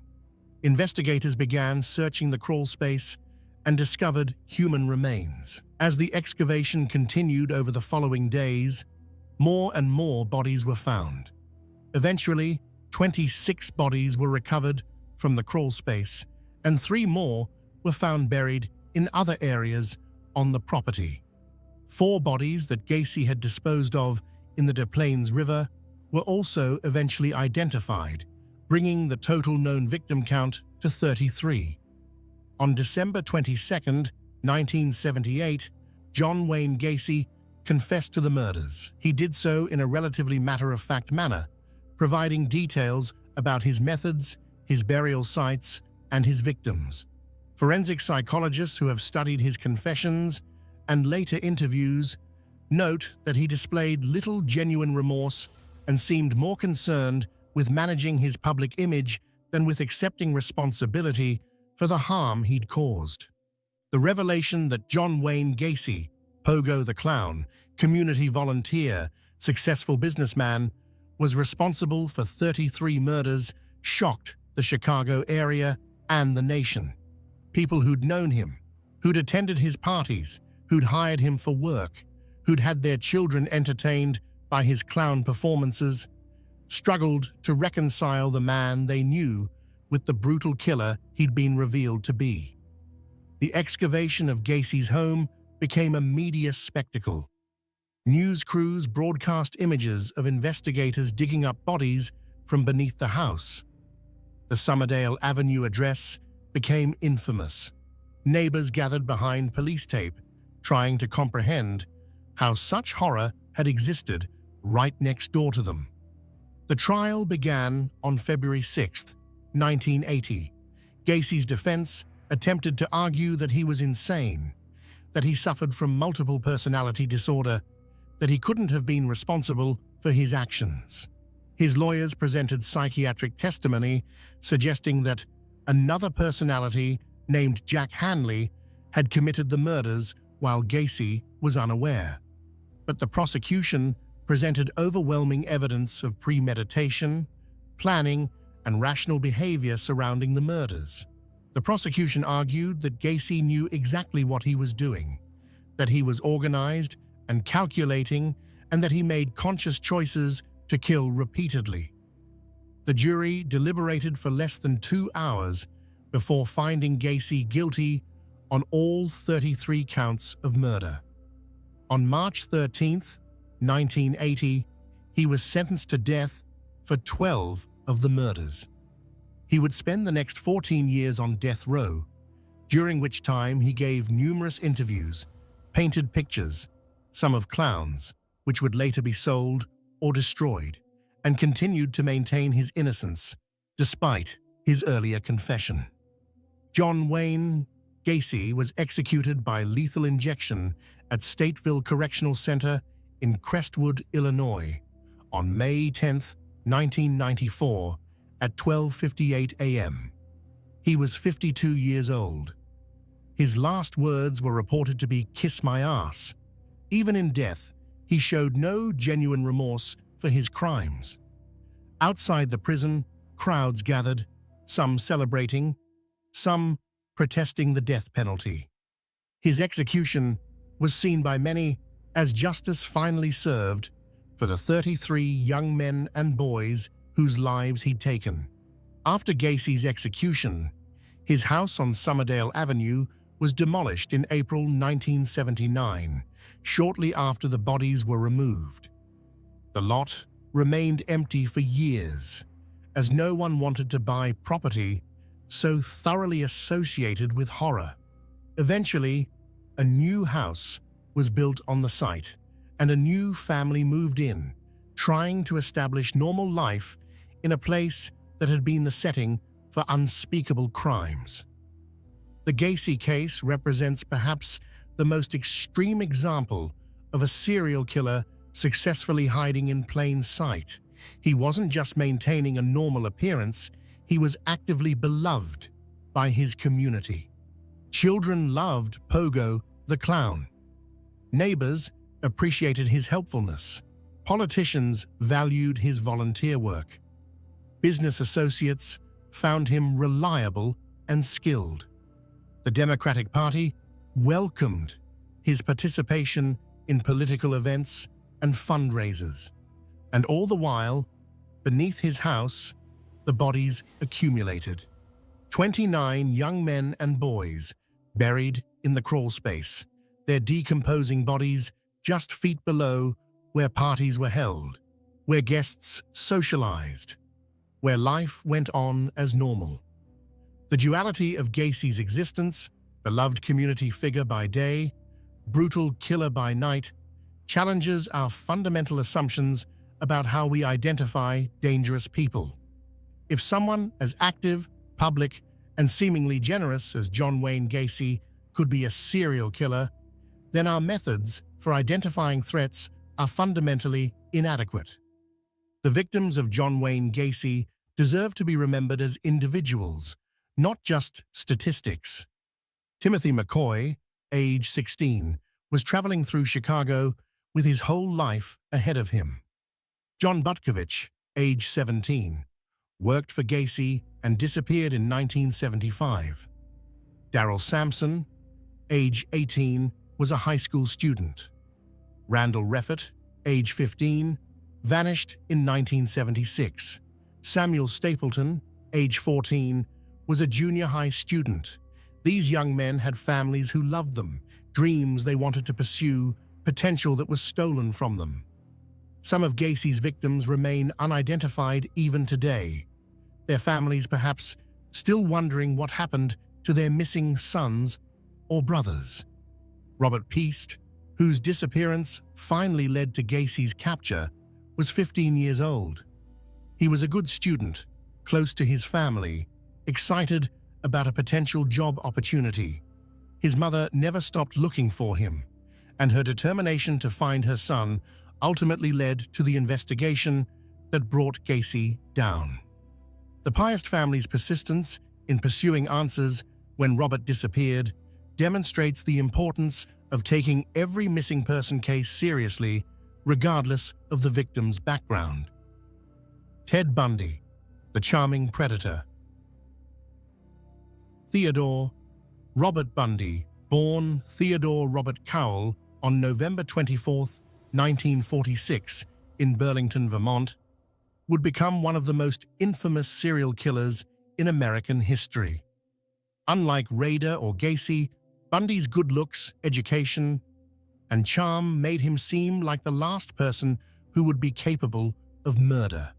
He was handsome, articulate, intelligent, and seemingly destined for a successful career in law or politics, and he confessed to murdering at least 30 young women, though investigators believe the actual number is higher, with estimates ranging up to 35 or more based on circumstantial evidence and unsolved cases from the areas where Bundy traveled.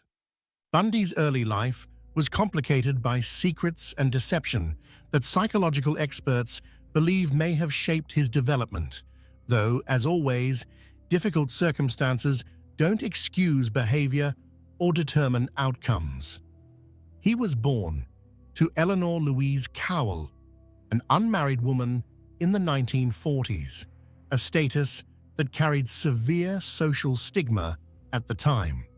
To avoid scandal, Bundy was raised in his grandparents' home in Philadelphia, with the understanding that his grandparents were his parents and his mother was his older sister. He wouldn't learn the truth about his parentage until he was an adolescent, discovering the deception through a cousin, or possibly by finding his birth certificate. Accounts vary.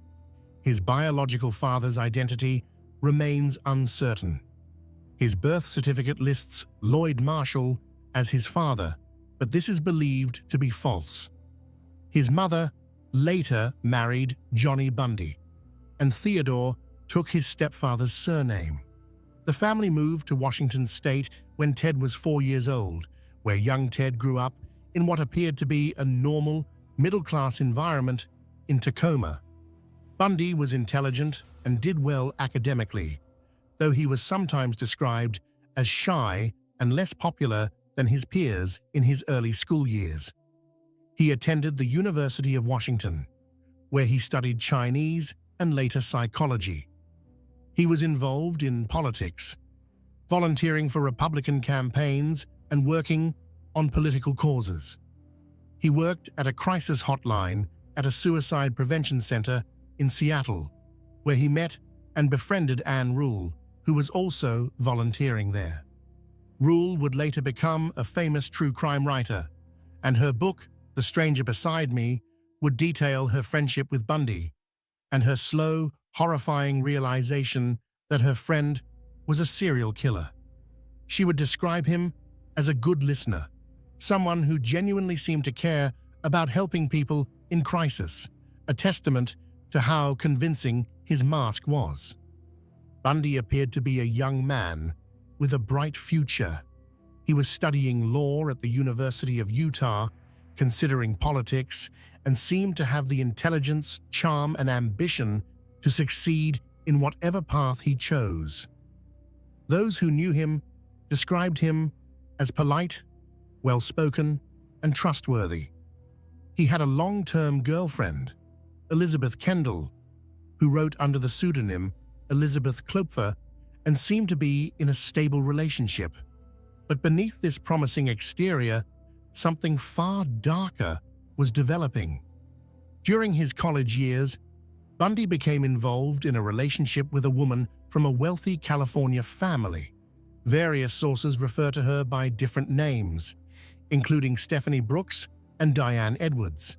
She was beautiful, sophisticated, and came from a privileged background.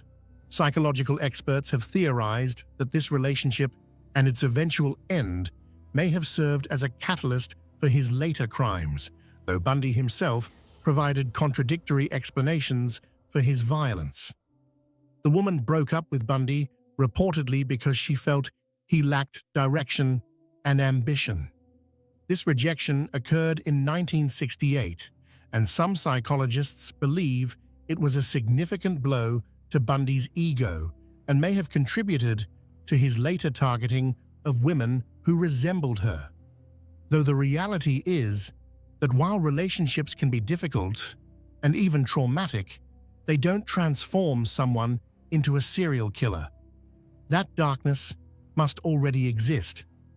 After this relationship ended, Bundy appeared to transform himself. He became more confident, more socially successful. He re-enrolled in law school. He reconnected with his former girlfriend in California, and they briefly rekindled their relationship in 1973, by which point experts believe he had already begun killing, though this woman didn't know it. She would later say that he seemed more mature and focused, not realizing that his new confidence came partly from his secret life as a predator. Bundy's earliest documented murders occurred in 1974, though there is speculation he may have killed before this. Investigators have suspected him in the 1961 disappearance of 8-year-old Anne-Marie Burr from her home in Tacoma, though Bundy consistently denied this, and no evidence has ever conclusively linked him to that case.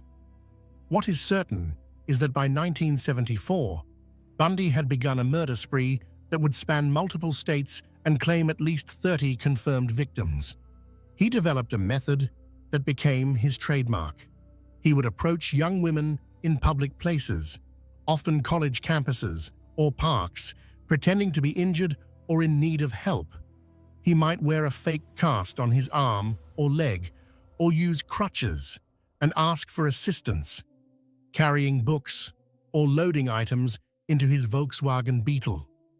The cast or injury made him seem harmless, even vulnerable.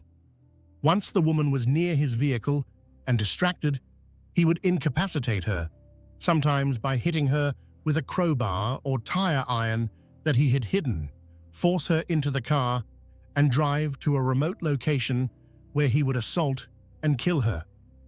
Bundy typically targeted young women with long, dark hair parted in the middle, a look similar to his former girlfriend from California. Psychological analysts have theorized that Bundy was symbolically murdering this woman over and over, though this remains speculation rather than confirmed fact, and Bundy himself gave different explanations at different times. Between 1974 and 1978, Bundy is confirmed to have killed at least 30 women across Washington, Oregon, Utah, Colorado, Idaho, and Florida. He would later admit that he frequently returned to disposal sites, engaging in acts of necrophilia, a behavior documented in his confessions to investigators and consistent with his need for continued control over his victims even after death. What made Bundy particularly dangerous and successful was his appearance and demeanor. He didn't look like a killer, he looked like a law student, which he actually was at various points. He looked like someone's helpful neighbor. He looked like a nice young man who might genuinely need assistance with a broken leg or heavy books. He was articulate, educated, and charming. Women felt comfortable approaching him, helping him, trusting him, and that trust was fatal. Some of Bundy's victims from the Washington and Oregon period in 1974 included Linda Ann Healy, a 21-year-old psychology student who disappeared from her basement bedroom, leaving behind a blood-soaked pillow and nightgown. Donna Gail Manson, 19, vanished from the Evergreen State College campus. Susan Rancourt, 18, disappeared from Central Washington State College. Roberta Kathleen Parks, 20, was last seen at Oregon State University. Brenda Ball, 22, and Georgianne Hawkins, 18, also disappeared during this period. In July 1974, in one of Bundy's most brazen acts, he abducted two women, Janice Ott, 23, and Denise Naslund, 19, from Lake Sammamish State Park in broad daylight on the same afternoon, approaching them separately in front of witnesses and using the name Ted while asking for help with his sailboat. Bundy was arrested in Utah in August 1975 after a police officer stopped him for a traffic violation and found suspicious items in his car, including handcuffs, a crowbar, rope, and other items. This led to his identification as a suspect in several disappearances. He was eventually convicted of kidnapping in Utah and sentenced to 15 years in prison. But in 1977, while being held in Colorado to face murder charges there, Bundy engineered a dramatic escape by jumping out of a courthouse window during a court recess. He was recaptured several days later. Then, in December 1977, he escaped again, this time from his jail cell, and made his way to Florida. In Florida, on January 15, 1978, Bundy attacked the Chi Omega sorority house at Florida State University in Tallahassee, committing what would be his most brutal and frenzied attack. He entered the sorority house around 3 a.m. and attacked 4 women in rapid succession. He killed Margaret Bowman, 21, and Lisa Levy, 20, and severely injured 2 other women who survived. The attack was savage and showed a loss of the control that had characterized his earlier crimes. 3 weeks later, on February 9, 1978, he abducted and murdered 12-year-old Kimberly Leach, taking her from her junior high school in Lake City, Florida. He was finally captured in Pensacola, Florida, on February 15, 1978, after a police officer recognized him from wanted posters and pulled him over for driving a stolen vehicle.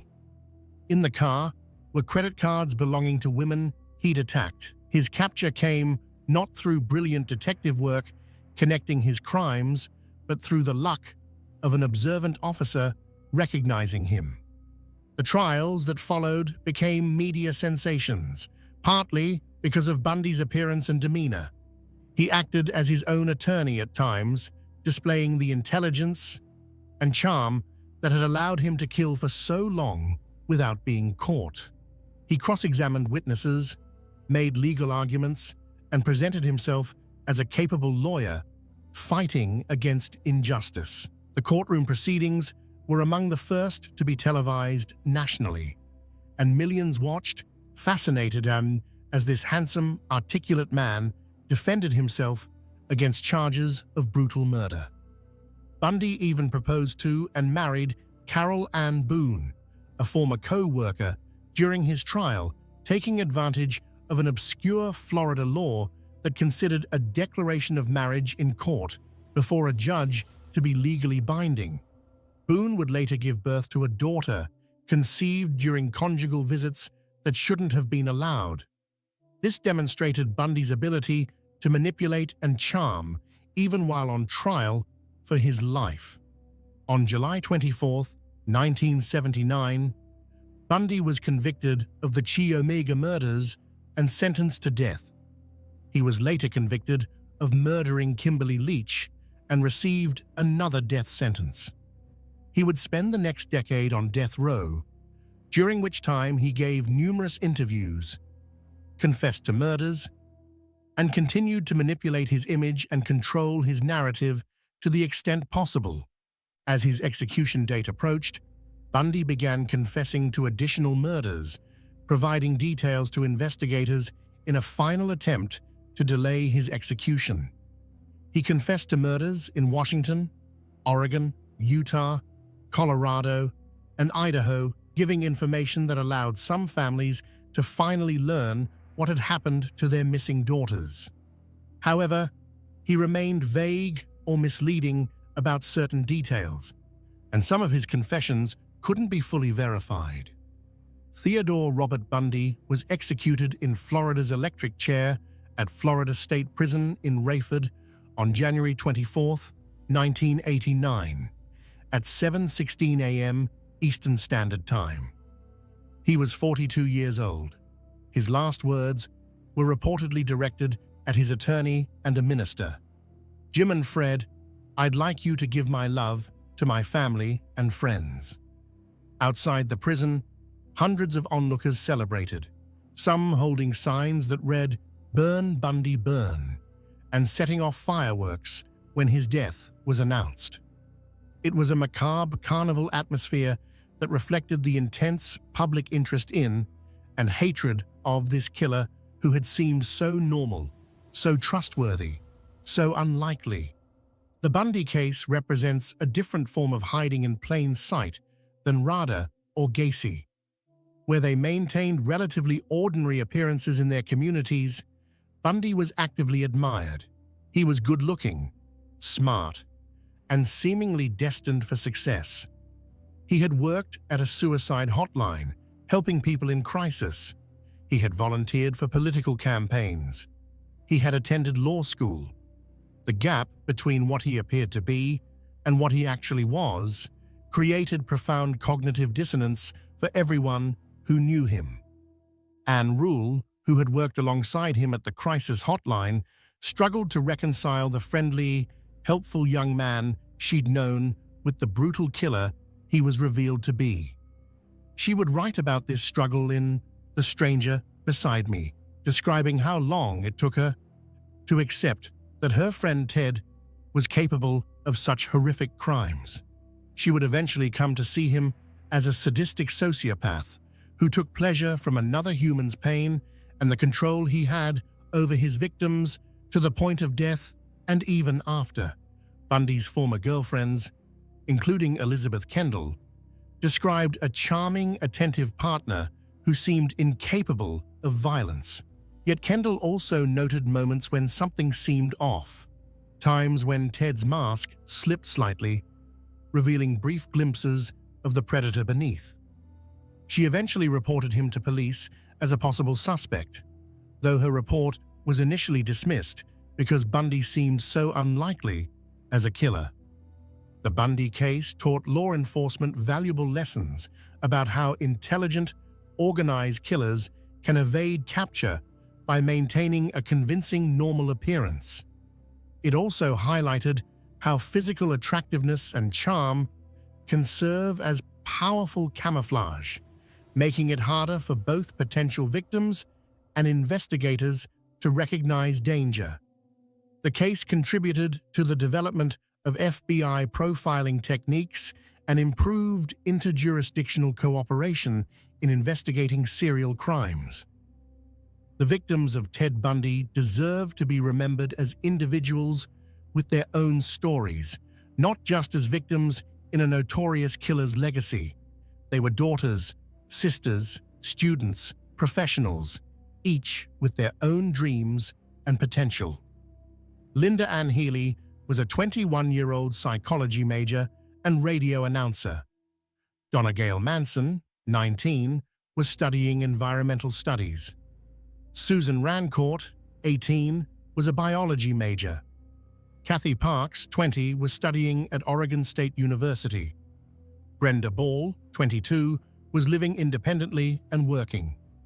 Georgianne Hawkins, 18, was a popular student at the University of Washington. Denise Nasland, 19, worked as a computer programmer. Janice Ott, 23, worked as a probation caseworker helping troubled youth. These women had families, ambitions, futures that Bundy destroyed. In Utah and Colorado, victims included Nancy Wilcox, 16, Melissa Smith, 17, Laura Aim, 17, Debbie Kent, 17, Karen Campbell, 23, Julie Cunningham, 26, Denise Oliverson, 25, Lynette Culver, 12, and Susan Curtis, 15. In Florida, Margaret Bowman, 21, Lisa Levy, 20, and Kimberly Leach, 12, lost their lives. Each of these women and girls deserved long lives, the opportunity to accomplish their goals, to love and be loved, to contribute to the world. Bundy stole all of that from them, and their memory deserves to be honored. Gary Ridgway, the Green River Killer. Gary Leon Ridgway was born on February 18, 1949, in Salt Lake City, Utah. He would become known as the Green River Killer and would eventually plead guilty to 49 murders, making him one of the most prolific, confirmed serial killers in United States history. Ridgway claimed the number was higher, somewhere between 65 and 80 victims, though the actual count remains unverified, and investigators believe his higher estimates may be exaggerated. What makes Ridgway's case particularly relevant to our discussion is how utterly ordinary he was, how completely he blended into normal working-class life while committing horrific crimes for over 2 decades. Ridgway grew up in what became SeaTac, Washington, near Seattle. His childhood was marked by dysfunction and difficulty. His mother was reportedly domineering and had a volatile relationship with young Gary.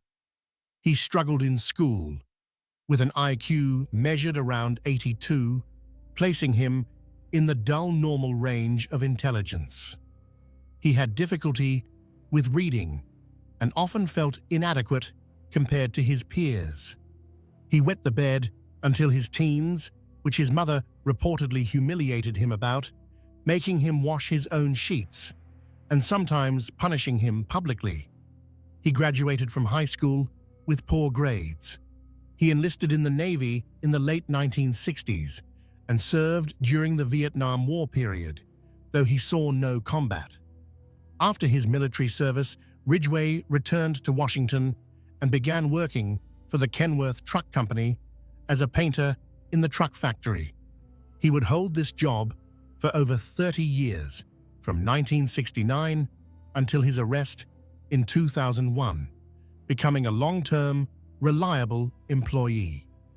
Co-workers described him as quiet, somewhat slow, but dependable. He showed up on time, did his job, and didn't cause trouble. In other words, he was forgettable, exactly the kind of person who could commit murder without drawing suspicion.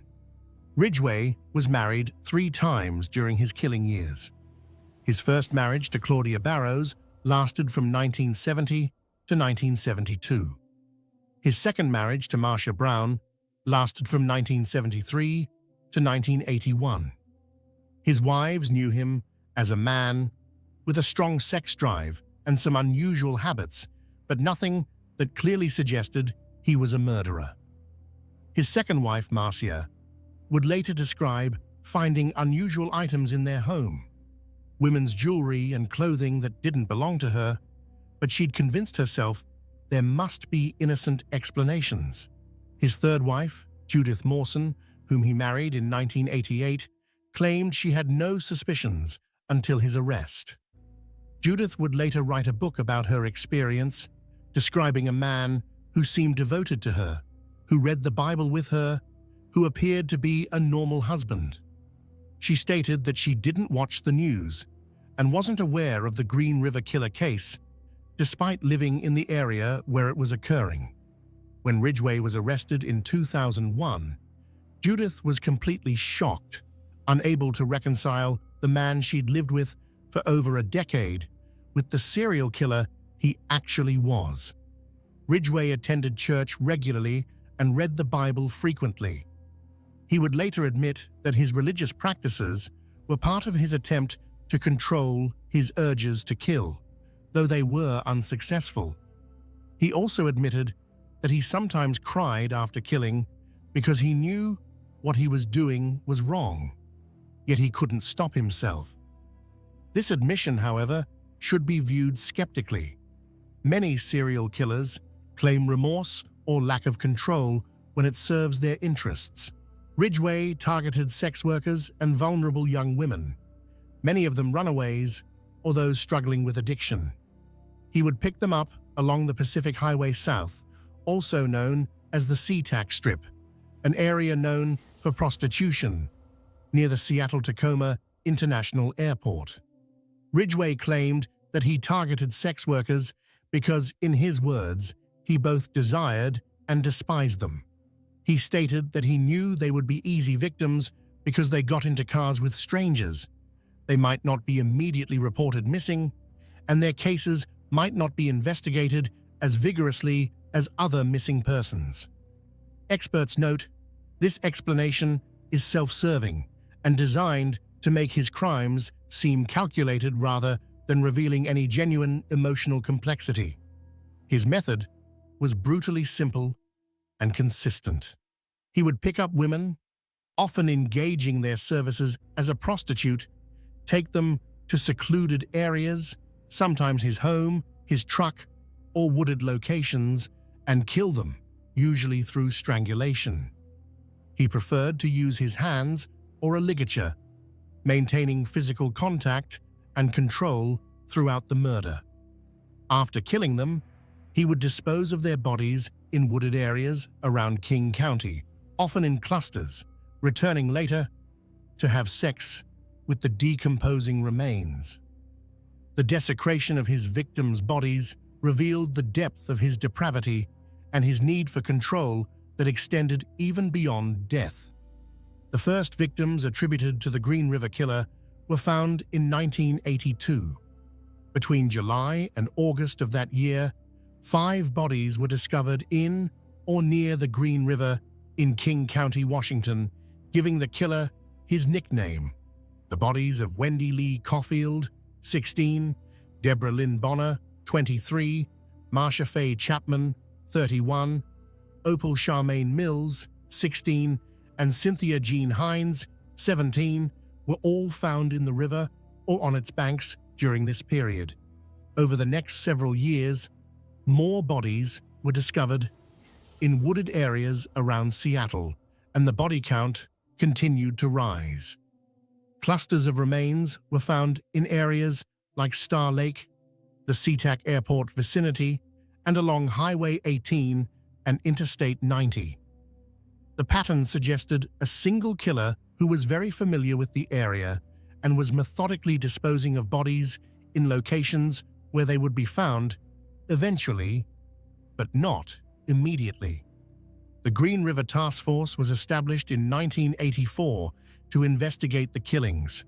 At its peak, it was one of the largest serial killer investigations in American history, with dozens of detectives working full-time on the case. They interviewed thousands of suspects, including Gary Ridgway. Ridgway first came to police attention in 1982 when he was stopped by police while he was in his truck with a sex worker. This was noted but didn't lead to arrest.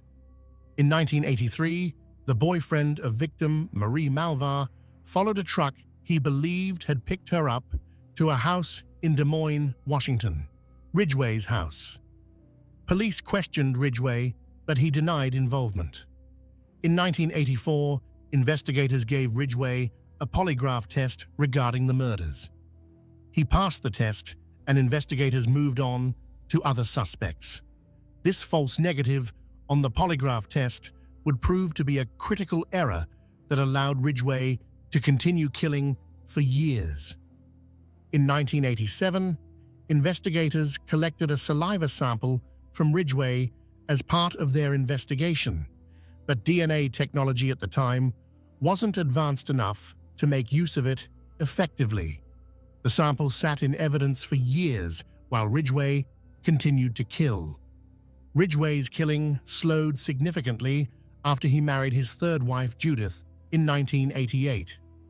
He would later claim that he truly loved Judith and that his marriage to her reduced his violent urges. Of his 49 confirmed victims, only 3 were killed after his marriage to Judith. Whether this was due to emotional factors, increased difficulty in hiding his activities from a spouse, or simply the natural progression of his aging and declining drive, remains unclear.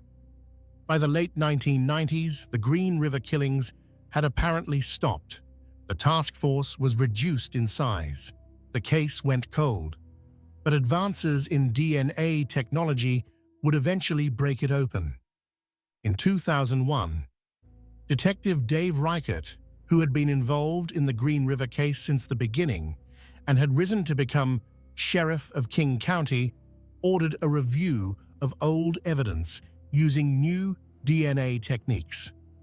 They tested the saliva sample taken from Ridgway in 1987 against DNA collected from 4 of the earliest Green River killer victims: Opal Mills, Marsha Chapman, Cynthia Hines, and Carol Christensen.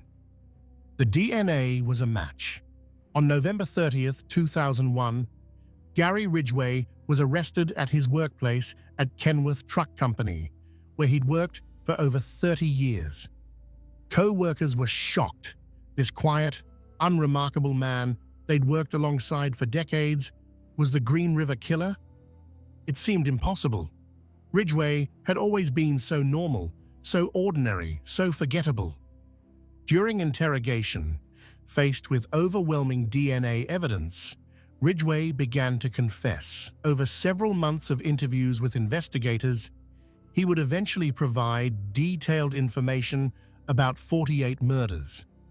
In exchange for avoiding the death penalty, Ridgway agreed to plead guilty to all murders for which he could provide verifiable information and to help investigators locate remaining victims and bring closure to families.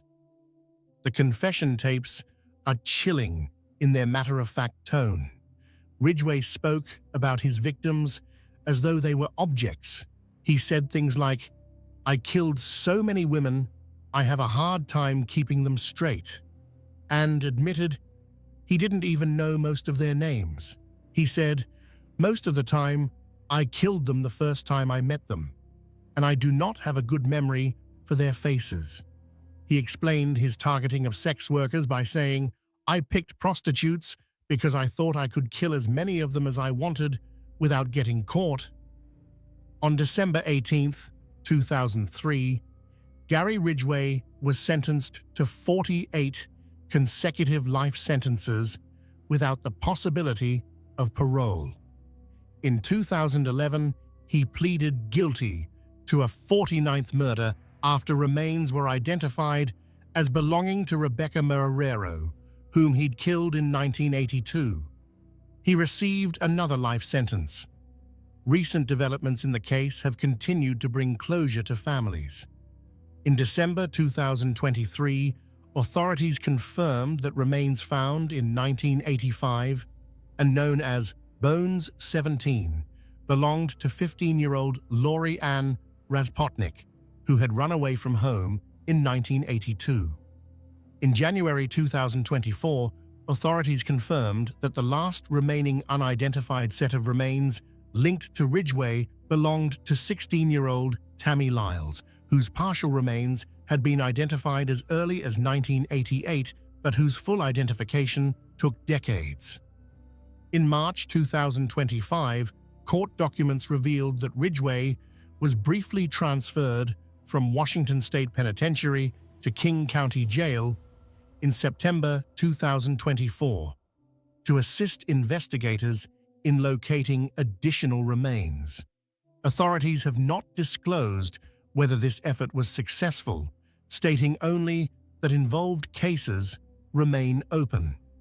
Ridgway currently resides at the Washington State Penitentiary in Walla Walla, where he will remain for the rest of his life. He is now 76 years old and in failing health. The Ridgway case illustrates how a killer who is completely unremarkable, even somewhat slow and unimpressive, can successfully evade capture for decades. Ridgway wasn't charming like Bundy.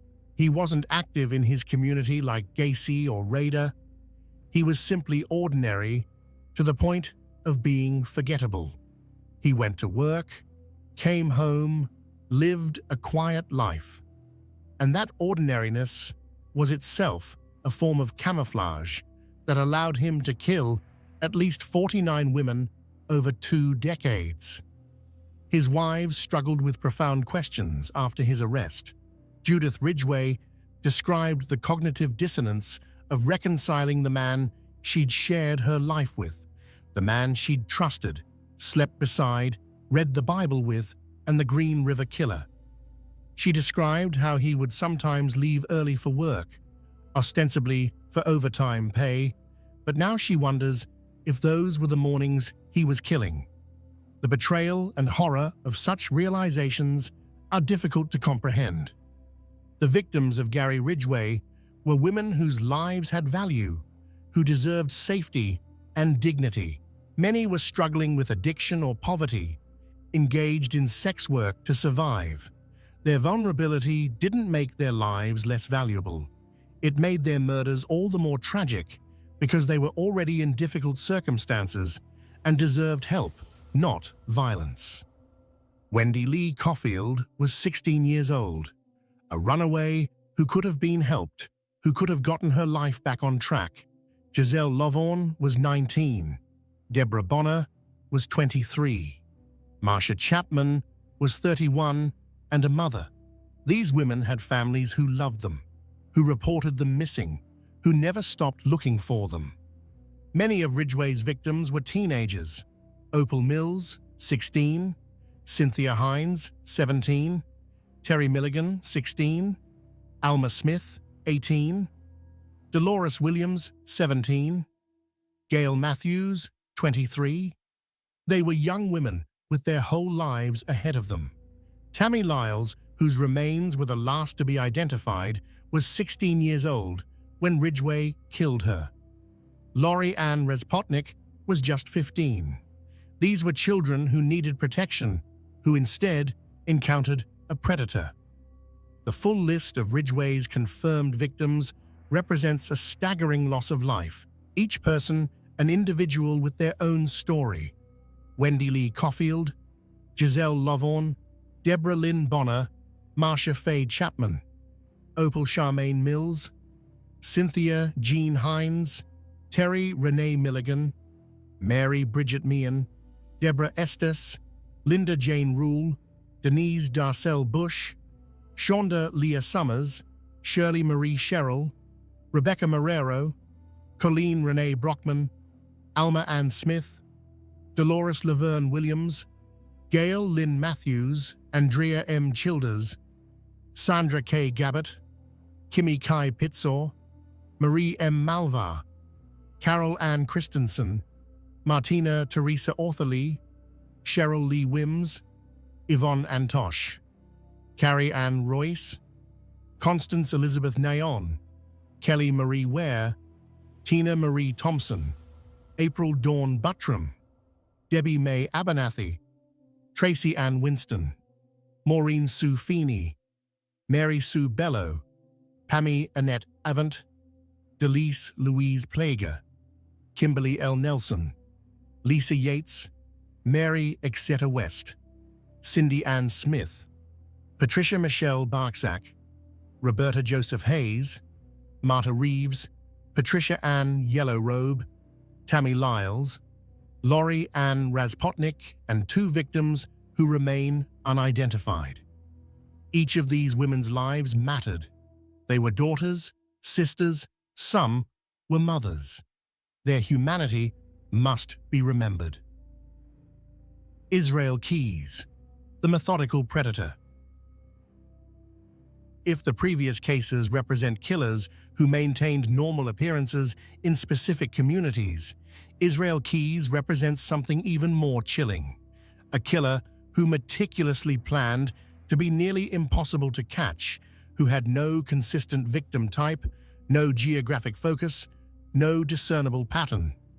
Keyes was perhaps the most methodical and calculating serial killer of the modern era, and he successfully hid in plain sight by ensuring that no one could connect his crimes to him or to each other. Israel Keyes was born on January 7, 1978, in Richmond, Utah. Some sources say Cove, Utah, the second of 10 children born to Heidi Hackinson and John Jeffrey Keyes. His family moved frequently during his childhood, living in various locations before eventually settling in the isolated area of Colville, Washington, in a remote cabin with no electricity or running water. The family was deeply religious, adhering to fundamentalist Christian beliefs associated with the Christian identity movement, and the children were homeschooled in isolation from mainstream society.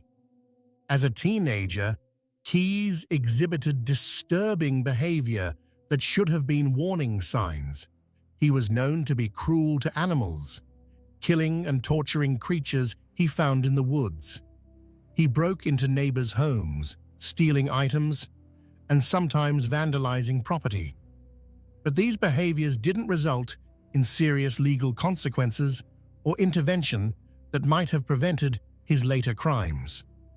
By his late teens, Keyes had rejected his family's religious beliefs and declared himself an atheist, causing a significant rift with his family. This rejection of their ideology seemed to remove what little moral framework he might have had. In July 1998, at age 20, Keyes enlisted in the United States Army. He served from 1998 to 2001, including time stationed in Egypt and at Fort Lewis in Washington state. His military service was unremarkable.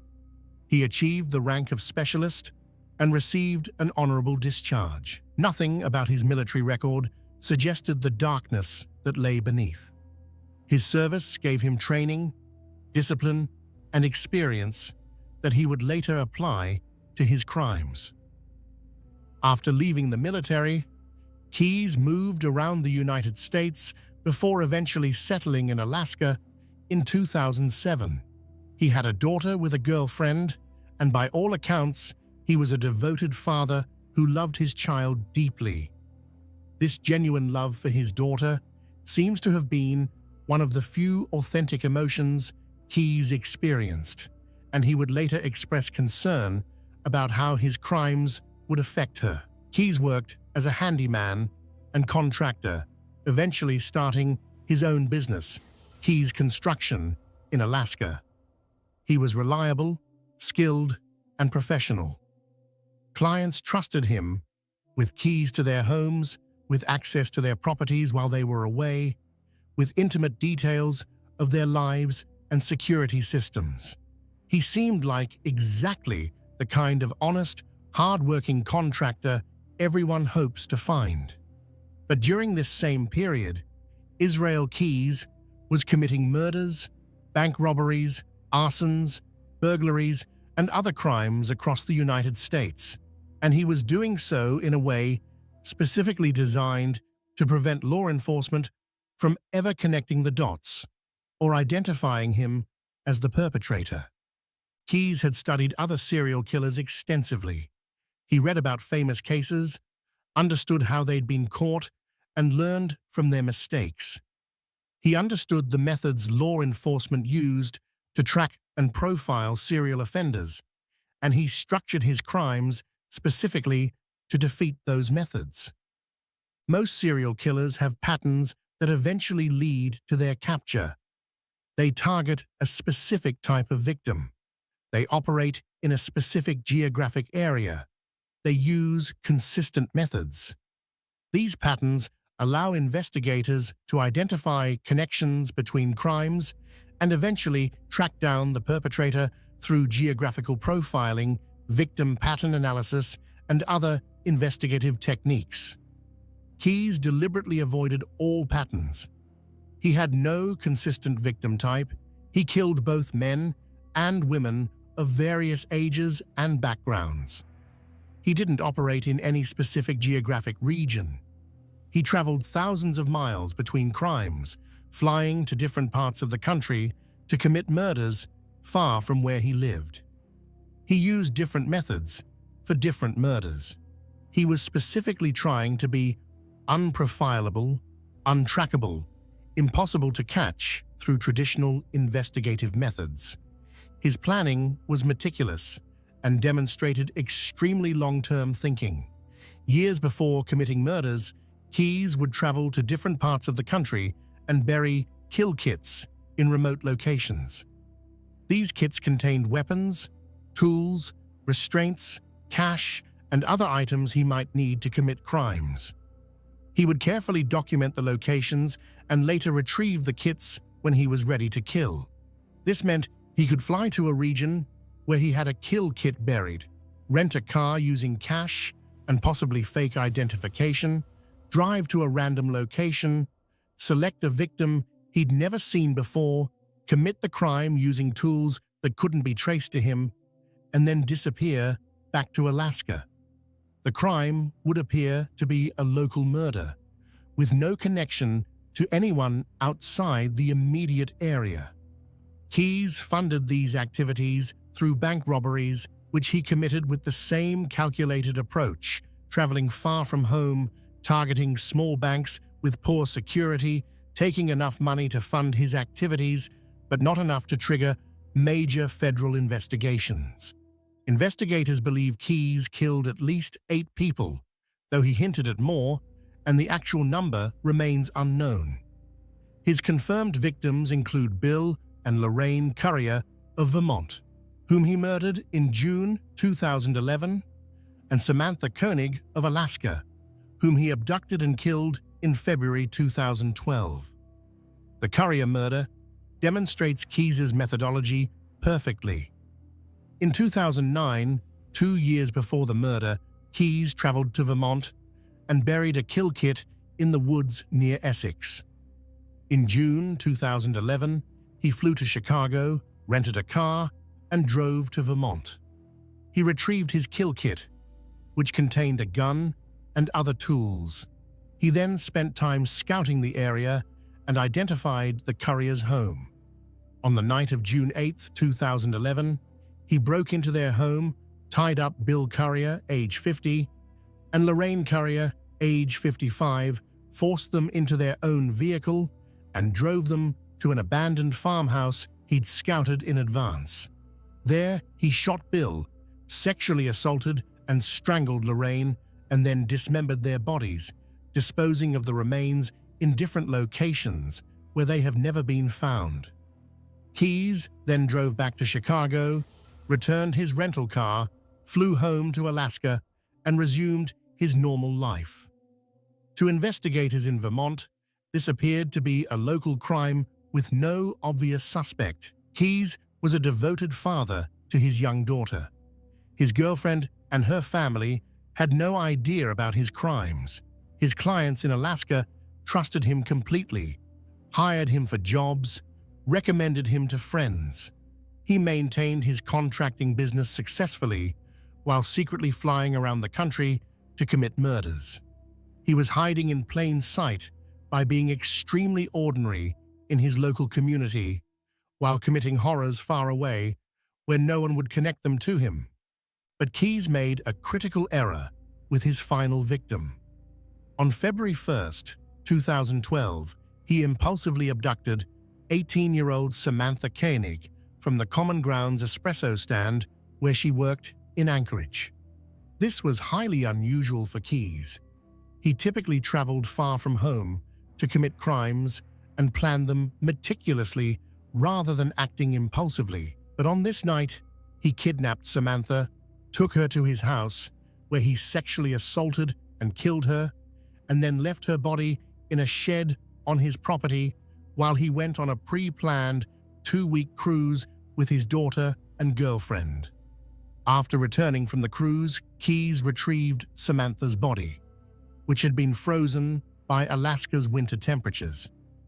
In a particularly disturbing act, he applied makeup to her face and sewed her eyes open with fishing line to make her appear alive, then took a photograph of her holding a recent newspaper.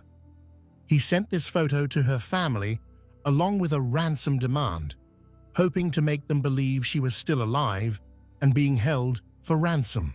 He then dismembered her body and disposed of it in Matanuska Lake, north of Anchorage.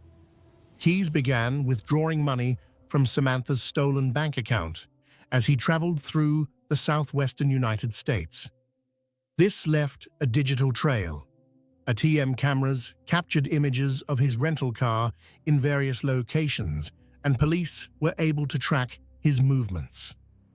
On March 13, 2012, Texas Highway Patrol Corporal Brian Henry pulled over Keyes in the parking lot of the Cotton Patch Cafe in Lufkin, Texas. A search of his vehicle revealed evidence linking him to Samantha's abduction, including her debit card.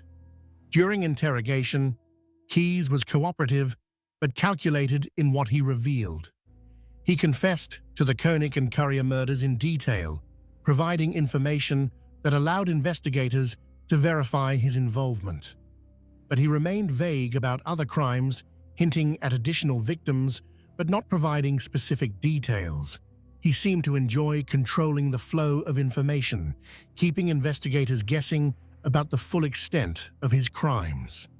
Keyes expressed genuine concern about his daughter, stating he didn't want her to grow up knowing about his crimes or suffering because of his actions. He said, "I want my kid to have a chance to grow up. You know, she's in a safe place now. She's not going to see any of this. I want her to have a chance to grow up and not have all this hanging over her head." This concern for his daughter appears to have been authentic, one of the few genuine emotions investigators observed in him. On December 2, 2012, while being held in the Anchorage Correctional Complex awaiting trial, Israel Keyes committed suicide. Despite being on suicide watch, he managed to use a razor blade to cut his wrist and then strangled himself with a bedsheet. He left behind a 4-page suicide note written in verse that reflected on his crimes and American society, but provided no specific information about other victims. His death brought an abrupt end to the case and left many questions unanswered about the full extent of his killing spree.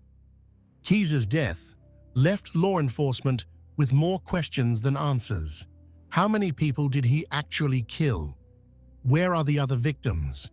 What other crimes did he commit? Investigators continue to work on cases that might be connected to Keyes, but without his cooperation, many of these cases may remain unsolved. The Keyes case represents a new kind of challenge for law enforcement. He wasn't a killer who could be caught through traditional profiling or pattern recognition because he specifically structured his crimes to avoid patterns. He deliberately traveled thousands of miles between crimes, selected random victims, used buried weapons that couldn't be traced, and maintained a completely normal life in his home community. He hid in plain sight, not by being a beloved community figure or a church leader, but by being so methodical and calculated that his crimes couldn't be connected to him. For the people who knew Keyes, his girlfriend, his daughter, his clients, his neighbors, the revelation of his crimes was devastating. He'd seemed like a good father, a skilled worker, a quiet but friendly member of the community. The gap between who he appeared to be and what he actually was represents one of the most extreme examples of successful deception. The confirmed victims of Israel Keyes, Bill Currier, age 50, an engineer; Lorraine Currier, age 55, a registered nurse; and Samantha Koenig, age 18, a young woman just starting her adult life, represent just a fraction of the lives he may have destroyed. Bill and Lorraine were a couple who'd been married for years, living their normal lives in Vermont. Their disappearance was initially treated as a possible voluntary departure and it took years before their case was connected to Keyes. Samantha Koenig was working at a coffee stand to save money, making plans for her future. Her abduction and murder galvanized the community and led to intense media coverage that ultimately contributed to Keyes' capture. There are likely other families who don't know that their missing loved ones were victims of Israel Keyes. He hinted at murders in various states, mentioned burying victims in remote locations, and suggested his kill count was higher than the confirmed cases. Some families may never get answers or closure. Keyes' ability to hide his crimes through methodical planning and geographic dispersal represents a nightmare scenario for law enforcement. A killer who specifically studies how to avoid detection and implements those strategies with military precision and complete lack of remorse. The science behind the mask. Understanding how these killers successfully hid in plain sight requires examining the intersection of psychology, neuroscience, and social dynamics. Researchers have made significant progress in understanding the mechanisms that allow such extreme deception. From a neurological perspective, studies using brain imaging technology have revealed differences in the brains of individuals with psychopathic traits compared to normal populations. The amygdala, which processes emotions like fear and empathy, often shows reduced activity in individuals with psychopathic personality disorder. The prefrontal cortex, which governs impulse control, decision-making, and planning, may show unusual patterns of activation. The ventromedial prefrontal cortex, associated with moral reasoning and emotional regulation, may function differently. Research published in journals like the Archives of General Psychiatry has shown that psychopathic individuals may process emotional information differently at a neural level. When shown images designed to elicit empathic responses, such as people in pain, their brains don't show the same activation patterns as non-psychopathic individuals. This suggests that their lack of empathy isn't just a choice or character flaw, but may have a biological component. However, experts emphasize that brain differences don't excuse behavior or remove responsibility. Many people with neurological variations never commit crimes. The brain differences may create predispositions or make certain behaviors easier, but choices and actions remain the individual's responsibility. Furthermore, not all violent criminals show these brain differences, and not all people with these brain differences become violent. From a psychological standpoint, the concept of compartmentalization is central to understanding how killers maintain their facades. Compartmentalization is a defense mechanism where contradictory thoughts, feelings, or activities are kept separate to avoid psychological discomfort. Clinical psychologists note that everyone uses compartmentalization to some degree. We might keep work stress separate from family time, for instance. But for serial killers like Rader, Gacy, Bundy, Ridgway, and Keyes, compartmentalization becomes extreme. Forensic psychologists describe this as creating entirely separate psychological spaces for their murderous activities and their normal lives.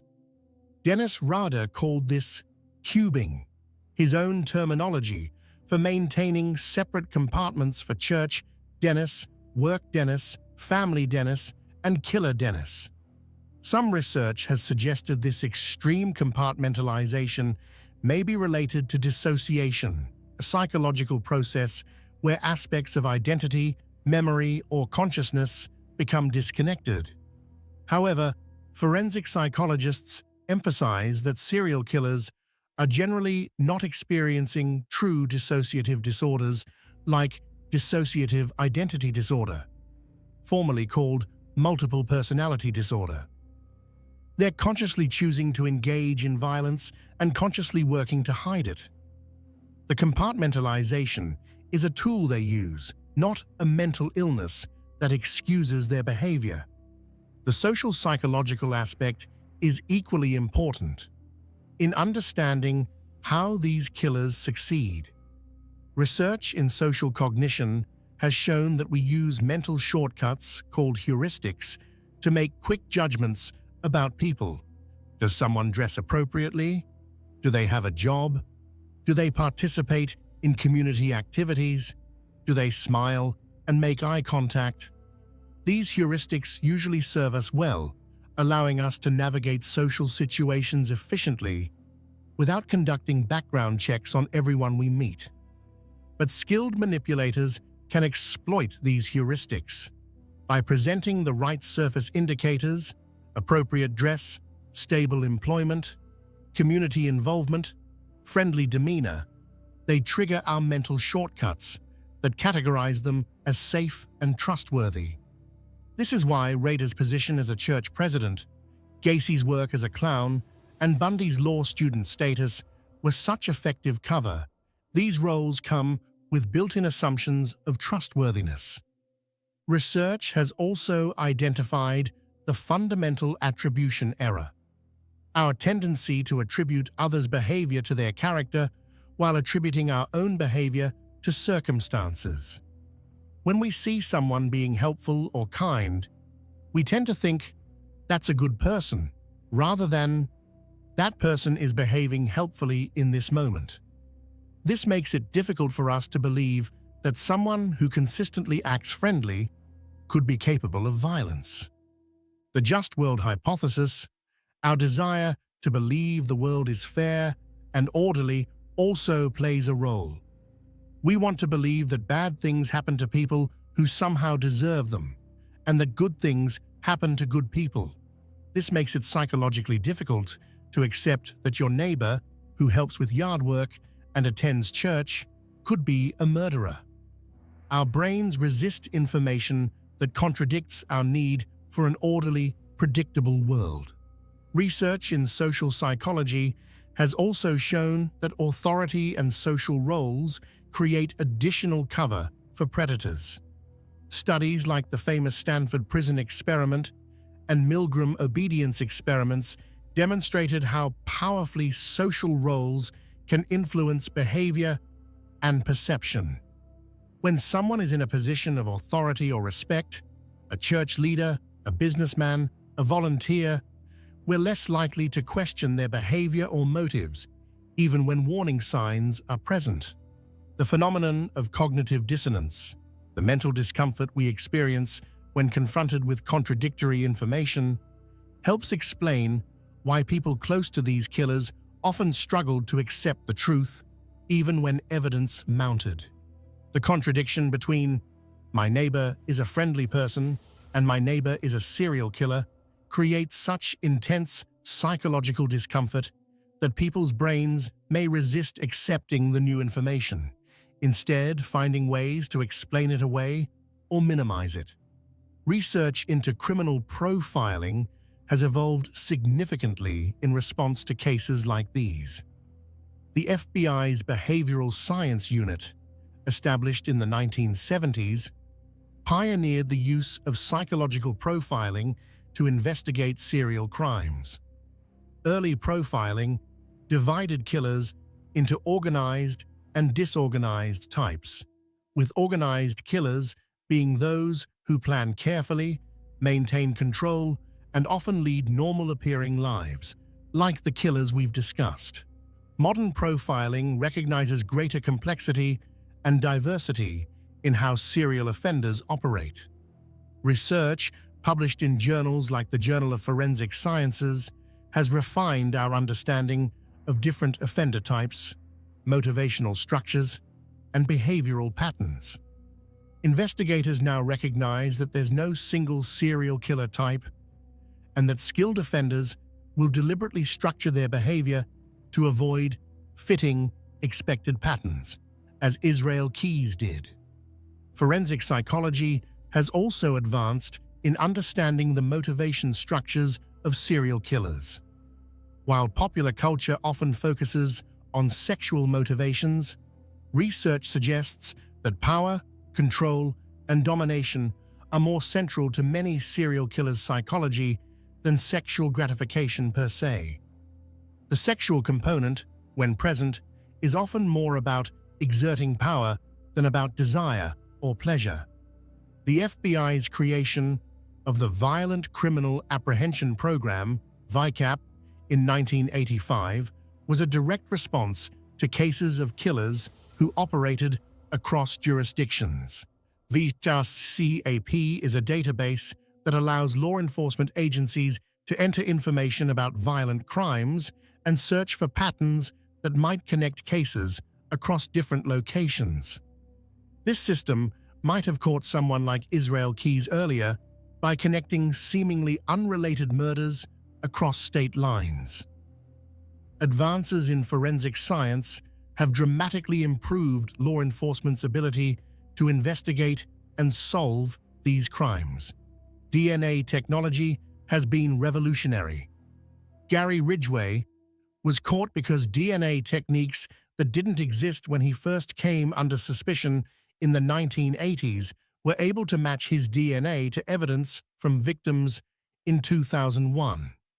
Similarly, DNA evidence has been used to solve cold cases and connect crimes that seemed unrelated. Digital forensics has become equally important. Dennis Rader was caught partly because metadata on a floppy disk led investigators to him. Modern killers leave digital footprints through cell phone records, internet searches, GPS data, ATM cameras, and countless other sources that didn't exist for earlier generations of offenders. However, significant challenges remain in detecting and stopping serial killers who successfully hide in plain sight.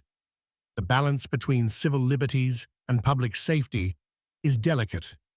We can't investigate everyone who seems slightly unusual or intrude into private lives without cause. The freedoms that make democratic society possible also create spaces where predators can operate. Resource limitations affect investigation quality. Many law enforcement agencies, particularly in smaller jurisdictions, lack the resources to conduct extensive investigations of every suspicious circumstance. This means some warning signs may not be pursued as thoroughly as they should be. The need for better communication and cooperation between jurisdictions remains crucial. Israel Keyes specifically exploited the fact that law enforcement agencies in different states often don't communicate effectively about crimes. Breaking down these barriers, sharing information more readily, and looking for connections across geographic boundaries are essential for catching mobile offenders. Understanding these scientific and social mechanisms isn't just academically interesting, it has practical implications for public safety, investigation techniques, and community awareness. The more we understand about how these killers operate and how they successfully deceive others, the better equipped we are to recognize warning signs and prevent future tragedies. The impact on communities and families. The revelation that a serial killer has been living among them has profound and lasting effects on communities and families that extend far beyond the immediate circle of victims. The psychological trauma ripples outward, touching everyone who had contact with the killer or who lives in the affected community. For family members of the killers themselves, the discovery creates a unique and devastating form of trauma. They must simultaneously grieve the loss of the person they thought they knew while grappling with the horror of who that person actually was. Dennis Rader's wife Paula and their children Kerry and Brian had to face an impossible reality. The husband and father they'd known for decades was BTK. Paula immediately filed for an emergency divorce on July 26, 2005. waiving the normal 60-day waiting period. She released a statement saying that neither she nor her children had any suspicion of his crimes. But the legal dissolution of marriage couldn't erase 34 years of shared life or the questions that haunted her. Had she missed signs? Could she have done something? How could the man who'd been her partner, who'd raised their children, who'd shared her bed, be capable of such horrors? Their daughter, Kerri Rawson, has been the most public of Rader's family members in addressing the trauma. In her 2019 book, A Serial Killer's Daughter, My Story of Faith, Love, and Overcoming.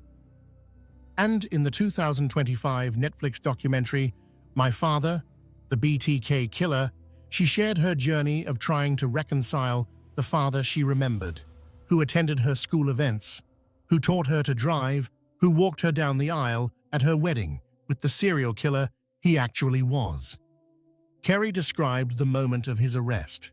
She was at work when FBI agents came to tell her that her father had been arrested for the BTK murders. Her first reaction was disbelief, then anger, then a profound sense of betrayal. She wrote about the agonizing process of going through childhood memories, analyzing every moment for signs she'd missed. She described the guilt she felt, wondering if she could have somehow stopped him if she'd been more perceptive. In letters Rader wrote to Kerri from prison, he showed a disturbing mix of apparent fatherly affection and complete lack of genuine remorse. He wrote things like, "You will always be my baby girl I raised right," and referred to his crimes as the dark side that took me away, as if his murders were something that happened to him rather than choices he made. Kerri eventually stopped responding to most of his letters, recognizing that his apparent emotions were more about his own needs than genuine concern for her well-being. The Rader children have largely stayed out of public life, attempting to build identities separate from their father's crimes. But the name Rader is forever associated with BTK in Wichita and beyond, making anonymity difficult. John Wayne Gacy's family experienced similar trauma. His ex-wife, Carol Hoff, discovered that the man she'd been married to, the man who'd been stepfather to her daughters, had been murdering young men and burying them under the house where her family had lived. She expressed profound relief that her daughters hadn't been harmed, but struggled with questions about how she'd missed the signs.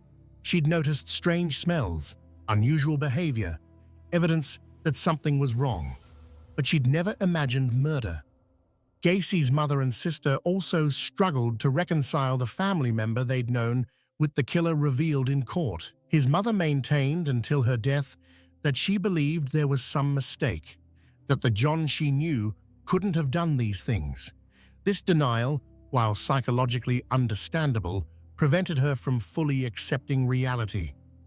Ted Bundy's long-term girlfriend, Elizabeth Kendall, wrote about her experience in The Phantom Prince, My Life with Ted Bundy. She described the slow, horrifying realization that the man she loved, the man she'd considered marrying, might be responsible for the murders she'd been reading about in the newspapers. She'd even reported him to police at one point, but his charm and the cognitive dissonance of suspecting someone so seemingly normal had made her doubt her own instincts. After his execution, she expressed relief that he could never hurt anyone again, but also grief for the person she'd thought he was. Bundy's ex-wife, Carol Ann Boone, whom he married during his trial, maintained his innocence for years, even after his conviction. She divorced him in 1986, several years before his execution, after finally accepting that he was guilty. She and their daughter subsequently disappeared from public life, presumably to escape the association with his crimes. For Gary Ridgway's third wife, Judith Mawson, the revelation came completely out of nowhere. She'd been married to him for over a decade and later wrote that she had no suspicions whatsoever. In her book, Green River, Running Red, she described her shock and horror at his arrest. She'd known Gary as a devoted husband who read the Bible with her, who seemed to care deeply about their relationship. The discovery that he was the Green River Killer shattered her understanding of reality. Judith described analyzing every moment of their marriage, looking for clues she'd missed. She realized that his sometimes early departures for work, which he'd explained as overtime, might have been when he was killing.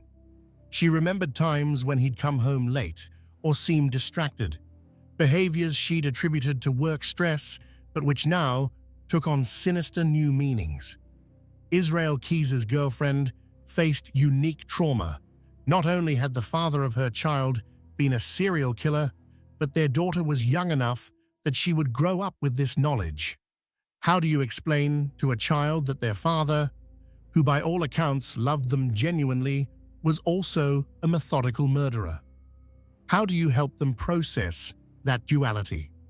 Keys's girlfriend has remained completely out of public view, presumably to protect their daughter's privacy and give her a chance at a normal life.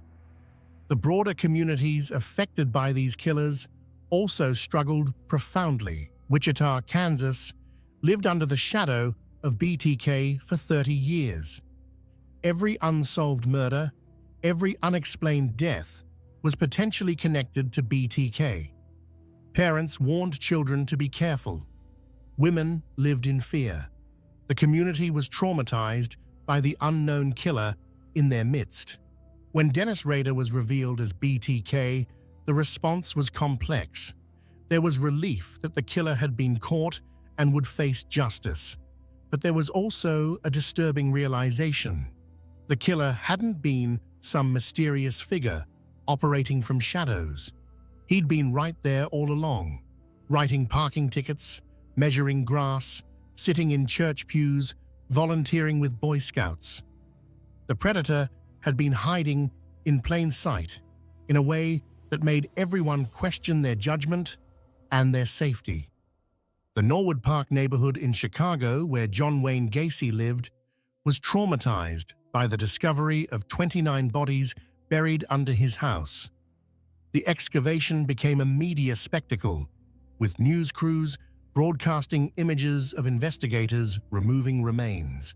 Neighbors gathered behind police tape, trying to process how such horror had existed right next door to them. Many neighbors reported feeling guilt. They'd socialized with Gacy, attended his parties, sent their children to events where he performed as Pogo the Clown. Some had noticed strange smells or odd behaviors but hadn't thought to report them. The question, "How could I not have known?" haunted many residents for years. For families of Gacy's victims, the trial was particularly traumatic.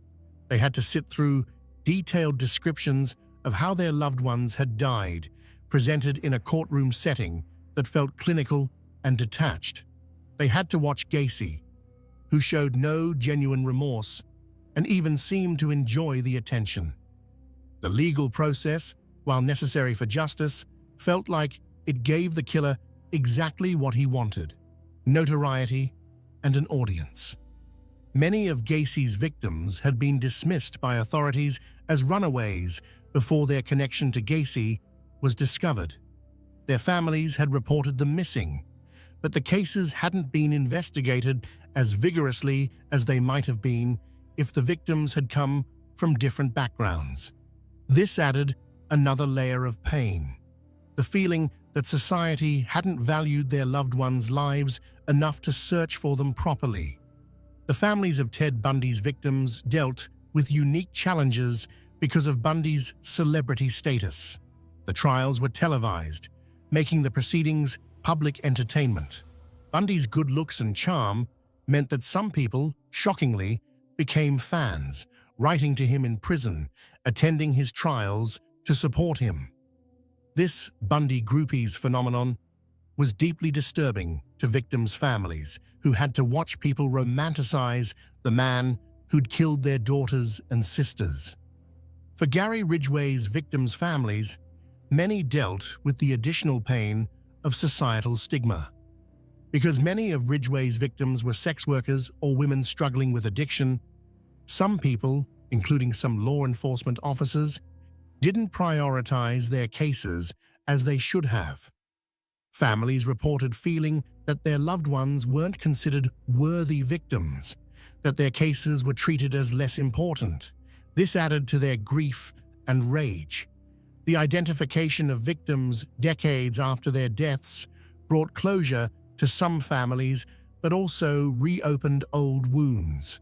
When remains found in 1985 were finally identified in 2023 as Lori Ann Razpotnik, her family finally knew what had happened to her, but they also had to grieve all over again, confronting the reality of how she died after decades of not knowing. For Israel Keyes' victims' families, the fact that he committed suicide before revealing the full extent of his crimes left them with painful questions that may never be answered. Bill and Lorraine Currier's family had to grapple with the fact that their bodies were never found, denying them even the closure of proper burial. Keyes hinted at other victims but never provided enough information for investigators to identify them or locate remains. Victims' families often describe feeling that they're expected to move on, to find closure, to heal, but that's not always possible. The loss of a loved one to murder is traumatic enough. But when that murder was committed by someone who was hiding in plain sight, someone who seemed normal and trustworthy, it adds another layer of psychological complexity that makes healing even more difficult. Some families have channeled their trauma into advocacy. Organizations like the National Center for Missing and Exploited Children, the National Organization for Victim Assistance, and various state-level victims' rights groups have been founded or supported by families of murder victims. These organizations work to improve how missing persons cases are investigated, push for changes in how law enforcement handles serial crime investigations, advocate for victims' rights in the legal system, and provide support for other families going through similar traumas. But not all families can find purpose in their pain. For some, the trauma is simply overwhelming, the loss too great to build anything from. They cope as best they can, day by day, carrying grief that will never fully heal. There's no right way to respond to such trauma, and families shouldn't be judged for how they handle an impossible situation. Therapists who work with families of serial killer victims describe unique challenges in these cases. The randomness of victimization, the fact that these people were simply in the wrong place at the wrong time, makes it harder to find meaning or explanation. There's no reason that can make sense of why this happened. The discovery that the killer was someone who seemed normal, who was hiding in plain sight, undermines basic assumptions about safety and security that therapy often relies on to help trauma survivors rebuild their lives. If you can't trust your ability to identify dangerous people, how do you feel safe in the world? This is a question that many survivors and family members struggle with for years or even the rest of their lives. Communities do eventually recover, though they're changed by the experience. Wichita moved forward after BTK's capture, though the city will always be associated with Dennis Rader. The northwest Chicago suburbs healed after Gacy's execution, though the neighborhood where he lived carries that history. The Seattle area has processed the Green River Killer case, though families are still finding answers decades later. But these places and these families carry scars. The names Rader, Gacy, Bundy, Ridgway, and Keyes remain burned into collective memories as reminders that predators can wear friendly faces, live in normal houses, and participate in community life while secretly destroying lives. lessons, and modern detection. The cases we've examined force us to confront uncomfortable truths about human nature and social dynamics, but they also provide insights that experts believe can help prevent future tragedies. Law enforcement, psychology, and forensic science have all evolved in response to these killers, developing better tools for detection and investigation. Perhaps the most important lesson is that surface appearances are fundamentally unreliable indicators of danger.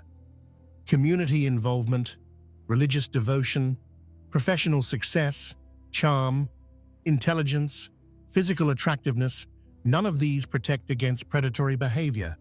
In fact, research suggests that sophisticated predators deliberately cultivate these traits precisely because they know we use them as mental shortcuts for assessing trustworthiness. This means we need to be more willing to question surface impressions and take seriously warning signs even when they come from seemingly unlikely sources. When sex workers reported violence by Gary Ridgway in the 1980s, some investigators dismissed their reports as less credible because of the victim's profession. This bias, the assumption that reports from marginalized people are less trustworthy, allowed Ridgway to continue killing for years. Better training in recognizing and setting aside social biases is crucial for law enforcement. The importance of believing victims and taking all reports seriously cannot be overstated. Many serial killers have early victims who reported assaults or suspicious behavior, but these reports were dismissed or not investigated thoroughly.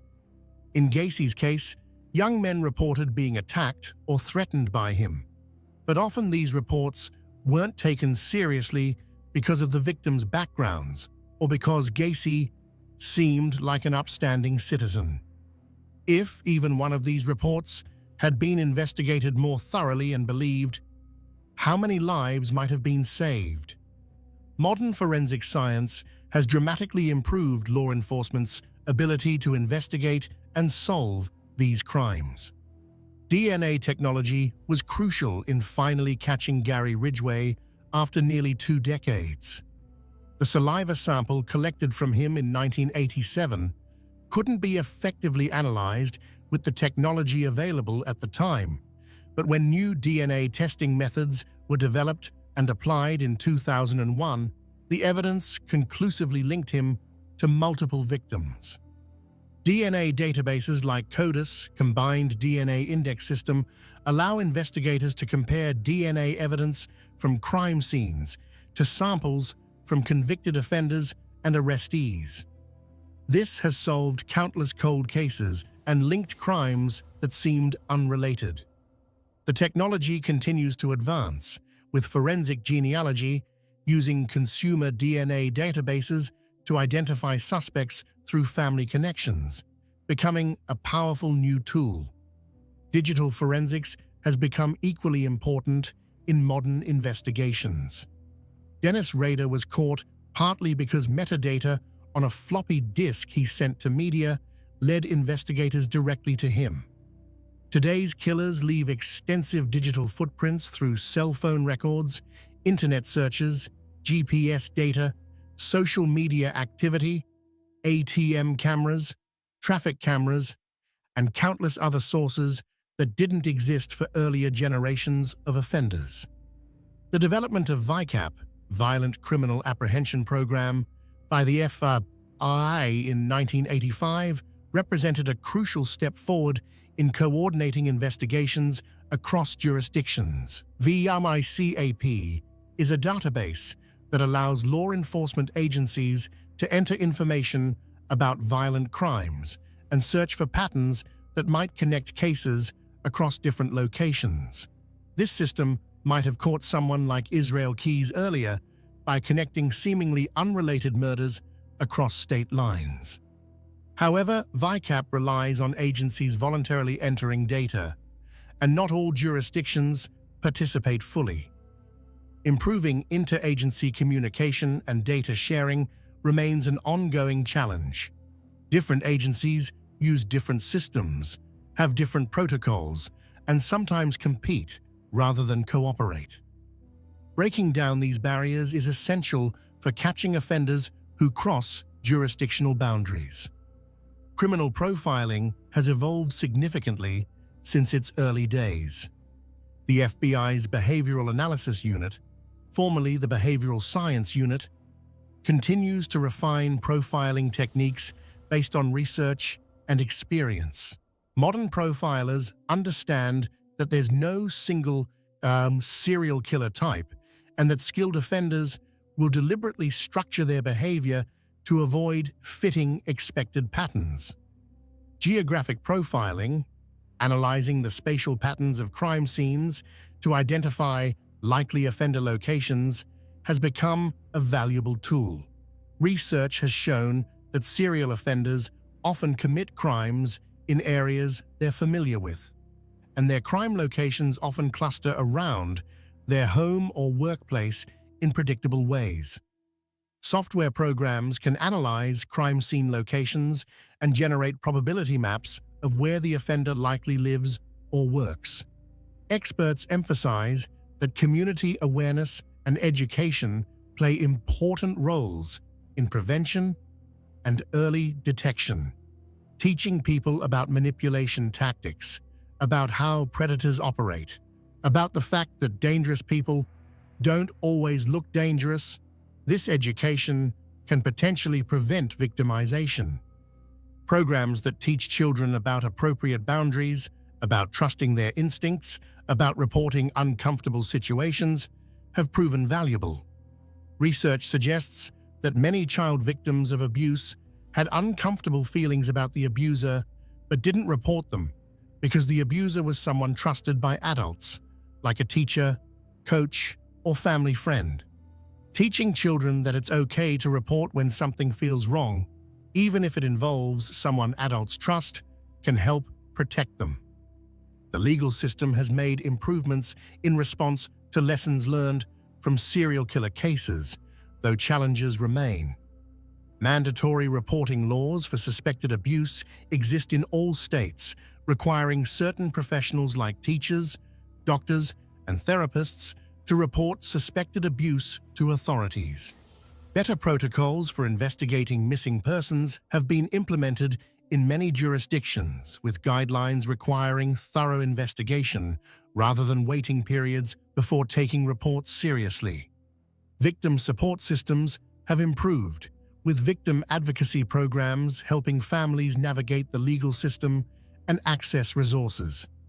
Victim impact statements are now allowed in most jurisdictions, giving families a voice in legal proceedings. Some states have enacted victims' rights amendments to their constitutions, providing legal protections for victims and their families.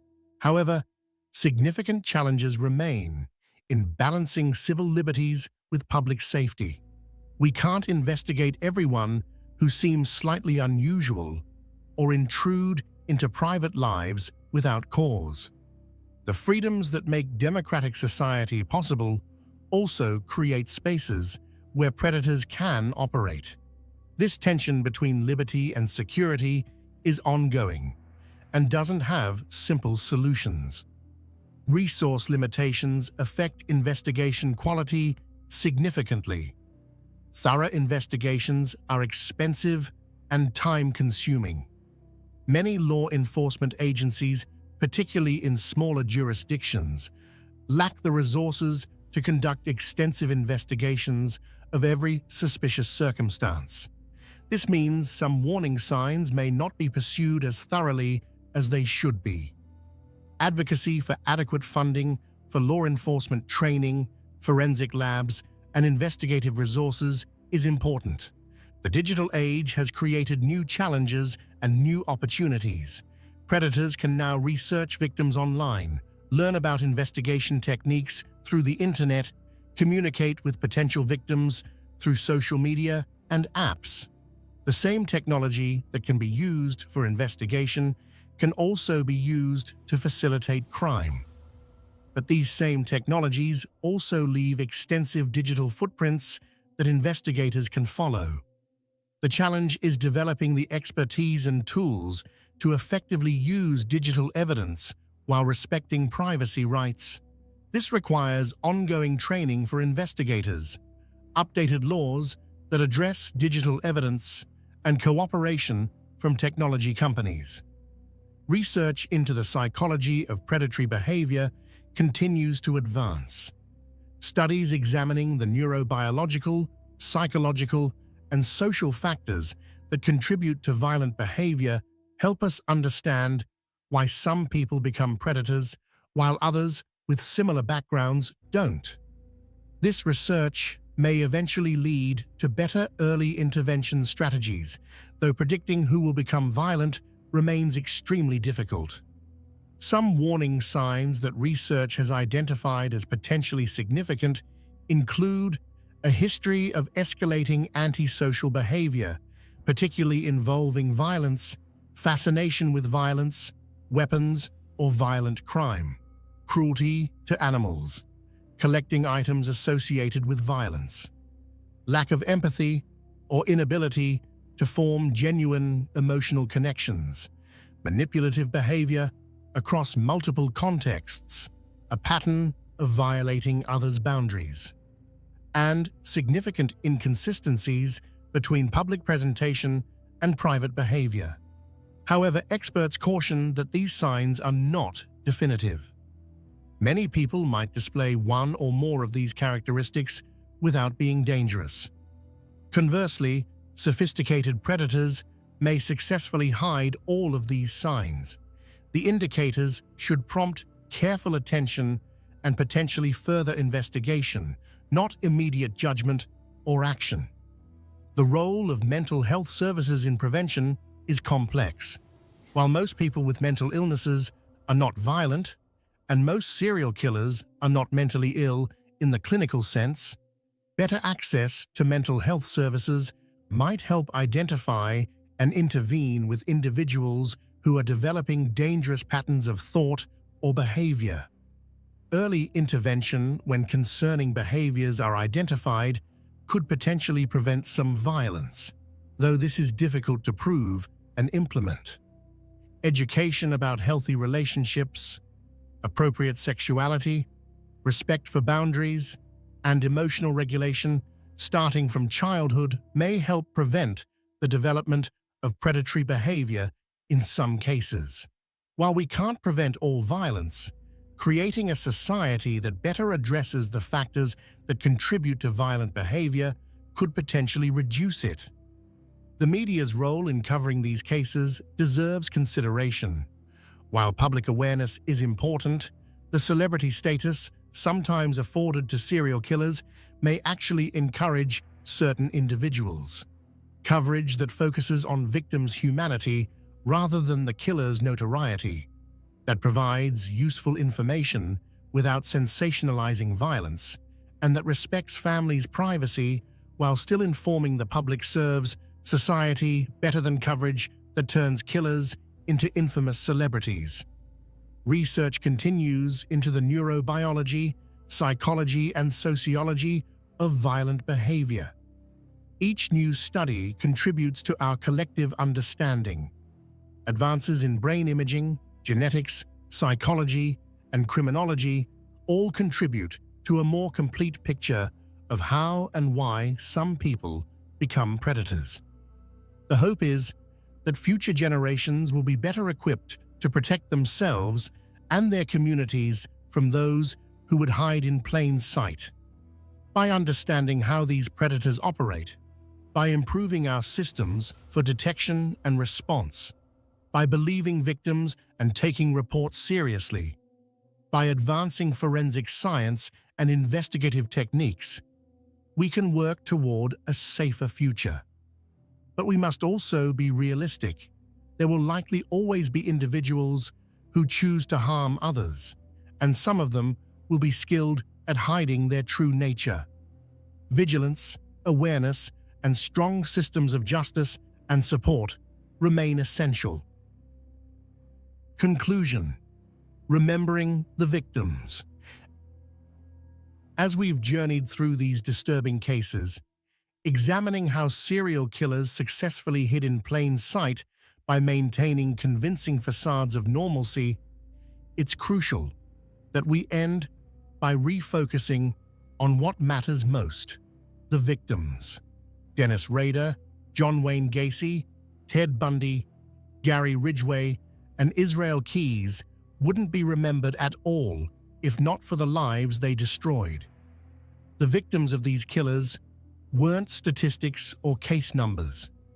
They were people, sons and daughters, brothers and sisters, mothers and fathers, friends and neighbors.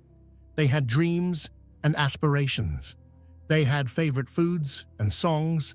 They had inside jokes with friends and traditions with family. They had potential futures that were stolen from them. Joseph Otero, age 38, was a loving husband and father who'd moved his family from Puerto Rico to Wichita, Kansas, for better opportunities. He worked at the Coleman Company, providing for his family, building a life in America. Julie Otero, age 34, was a devoted mother who cared deeply for her 5 children. Joseph Jr., age 9, loved baseball and had dreams of playing professionally someday. Josephine, age 11, was a bright, creative student who loved drawing.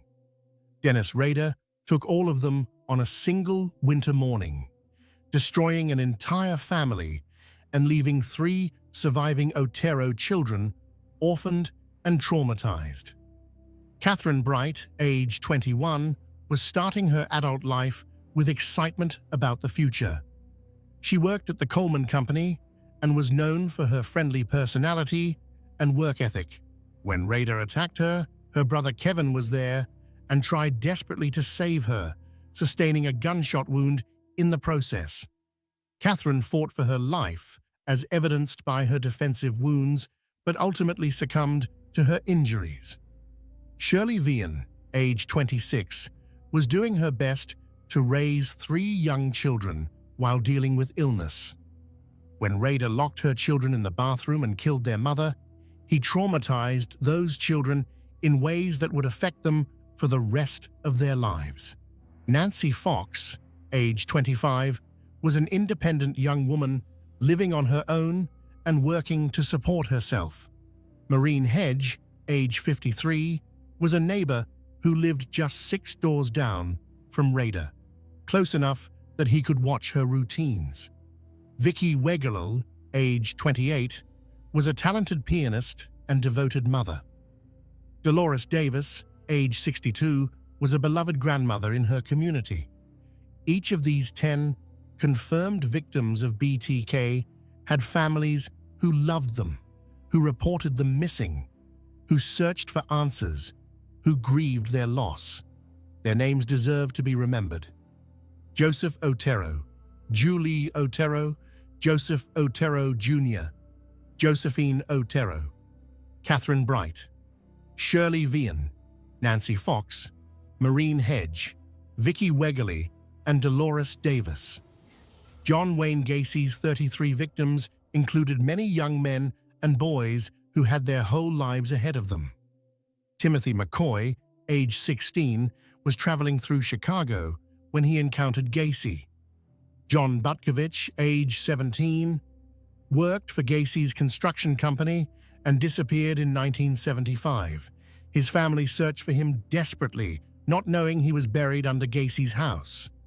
Darrell Sampson, 18, Randall Reffett, 15, Samuel Stapleton, 14. These were teenagers, some still in school, some just starting work, all with potential that would never be realized. Robert Piest, age 15, was the victim whose disappearance finally led to Gacy's capture. He was a good student, close to his family, excited about a potential job opportunity. His mother's determination to find her son and her insistence that police investigate Gacy led to the breakthrough that brought down one of America's most prolific serial killers. The Piest family's persistence demonstrates the importance of families advocating for their missing loved ones. 5 of Gacy's victims remain unidentified even today. Young men whose families may still wonder what happened to them, who may still hope they'll return home someday. These unidentified victims deserve names and recognition, and efforts continue to identify them through DNA and other forensic techniques. Ted Bundy's confirmed 30 victims, though the actual number may be higher, included bright, accomplished young women with promising futures. Linda Ann Healy, age 21, was a psychology student who worked as a radio announcer. She was intelligent, ambitious, and well-liked by everyone who knew her. Donna Gale Manson, 19, Susan Rancourt, 18, Kathy Parks, 20, Brenda Ball, 22, Georgianne Hawkins, 18. These women were students, workers, daughters, sisters. Janice Ott, age 23, worked as a probation caseworker, helping troubled youth. She was literally dedicating her life to helping others when Bundy killed her. Denise Nasland, age 19, worked as a computer programmer, a skilled professional building a career. Margaret Bowman and Lisa Levy, both 21, were sorority sisters with their whole lives ahead of them. Kimberly Leach was only 12 years old, a child taken from her school, her life barely begun. Each of these women had families who loved them, friends who missed them, potential that was destroyed. They deserved long lives, the opportunity to accomplish their goals, to love and be loved, to contribute to the world. Bundy stole all of that from them.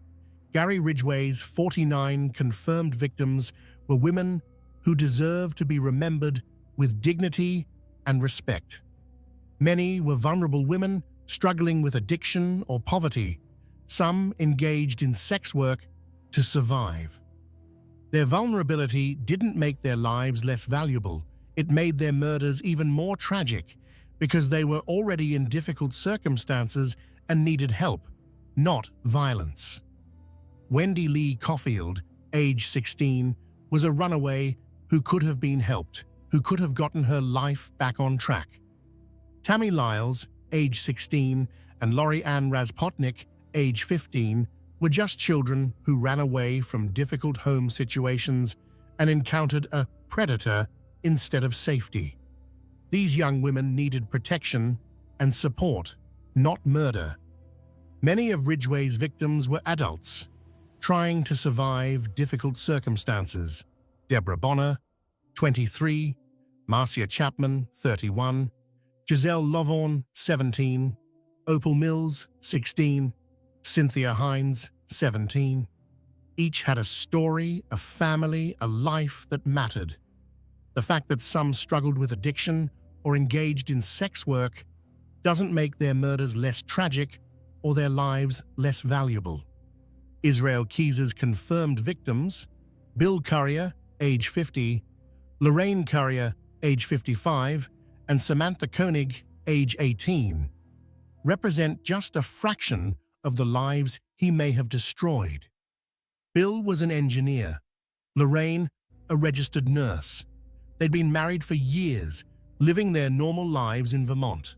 Their abduction and murder shocked their community, and the fact that their bodies were never found denied their family the closure of proper burial. Samantha Koenig was just 18 years old, working at a coffee stand to save money, making plans for her future.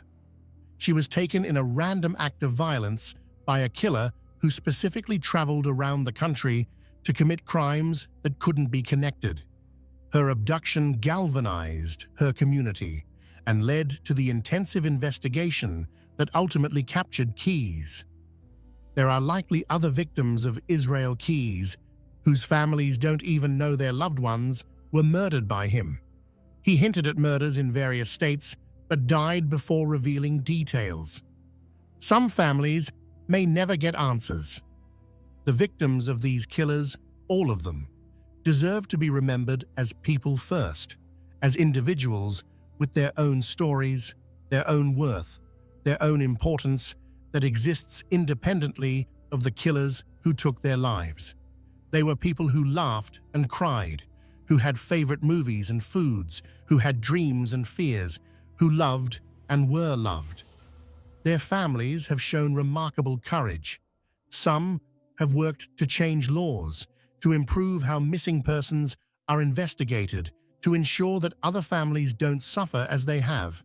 Some have simply tried to survive their grief, to find a way to keep living in a world that has become unimaginably painful. All of them deserve our respect, our compassion, and our support. Organizations like the National Center for Missing and Exploited Children, the National Organization for Victim Assistance, and various state and local victim advocacy groups work to support families of victims, to improve investigation and prosecution of crimes, and to ensure that victims' voices are heard in the legal system. These organizations deserve support from those who want to honor victims and prevent future tragedies. As we've explored the disturbing reality of serial killers who hide in plain sight, we've learned important lessons about how predators operate, how social psychology can be exploited, how systems can fail, and how forensic science and investigation techniques continue to improve. But the most important lesson is this: we must never allow the fascination with the killer to eclipse the humanity of their victims. The victims of BTK, of Gacy, of Bundy, of Ridgway, of Keyes, and of countless others deserve more than to be remembered merely as statistics in someone else's story. They deserve to be remembered as the people they were, as the potential they represented, as the holes they left in the hearts of those who loved them. Understanding how killers hide in plain sight, how they successfully deceive communities and families is valuable. This knowledge can potentially save lives by improving our ability to recognize warning signs, by enhancing investigative techniques, by making us all more aware of the realities of predatory behavior. But we must never lose sight of why this understanding matters. Because real people with real families, with real dreams and potential, deserve protection. They deserve justice, and they deserve to be remembered. As you move through your own life, take from these stories what is useful. Be aware that danger doesn't always look dangerous. Trust your instincts when something feels wrong. Take seriously reports of concerning behavior, especially from vulnerable people, whose reports might otherwise be dismissed. Support systems that protect the vulnerable. Advocate for adequate resources for law enforcement and victim services. Remember that the victims of violent crime deserve dignity, respect, and justice. But above all, remember the names, remember the faces, remember the lives, because in the end, the only reason we talk about the killers at all is because of the people they killed.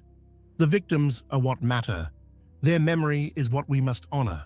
Their lives are what we must remember. Thank you for joining me on this difficult journey through some of the darkest chapters of criminal history. These stories are painful, but they're important. They remind us to be vigilant, to be compassionate, to believe victims, and to never take safety for granted. If you found this presentation informative and handled with appropriate respect for the victims and their families, please like and subscribe to support this channel. Your support helps me continue creating well-researched, respectful true crime content that honors victims while educating about the realities of crime and justice. Take care of yourselves. Look out for each other. And remember, the most effective defense against predators is a community that pays attention, that believes victims, and that refuses to let evil hide in plain sight. This presentation is dedicated to the memory of all victims of violent crime, and to their families who carry on despite unimaginable loss. Final word count, 21,847 words.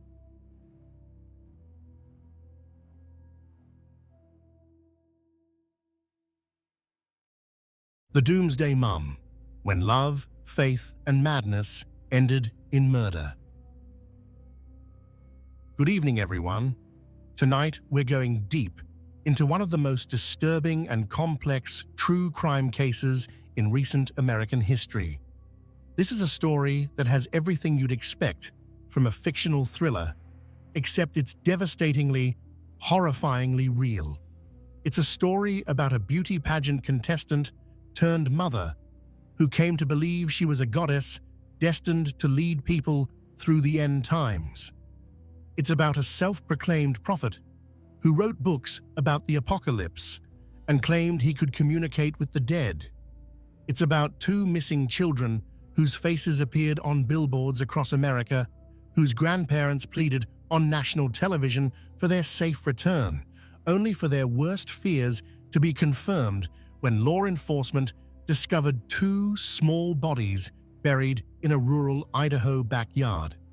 This is the story of Lori Vallow Daybell and Chad Daybell, a couple whose twisted religious beliefs and obsessive romance would leave a trail of bodies across multiple states. 3 confirmed murders, 2 attempted murders, multiple suspicious deaths that may never be fully explained.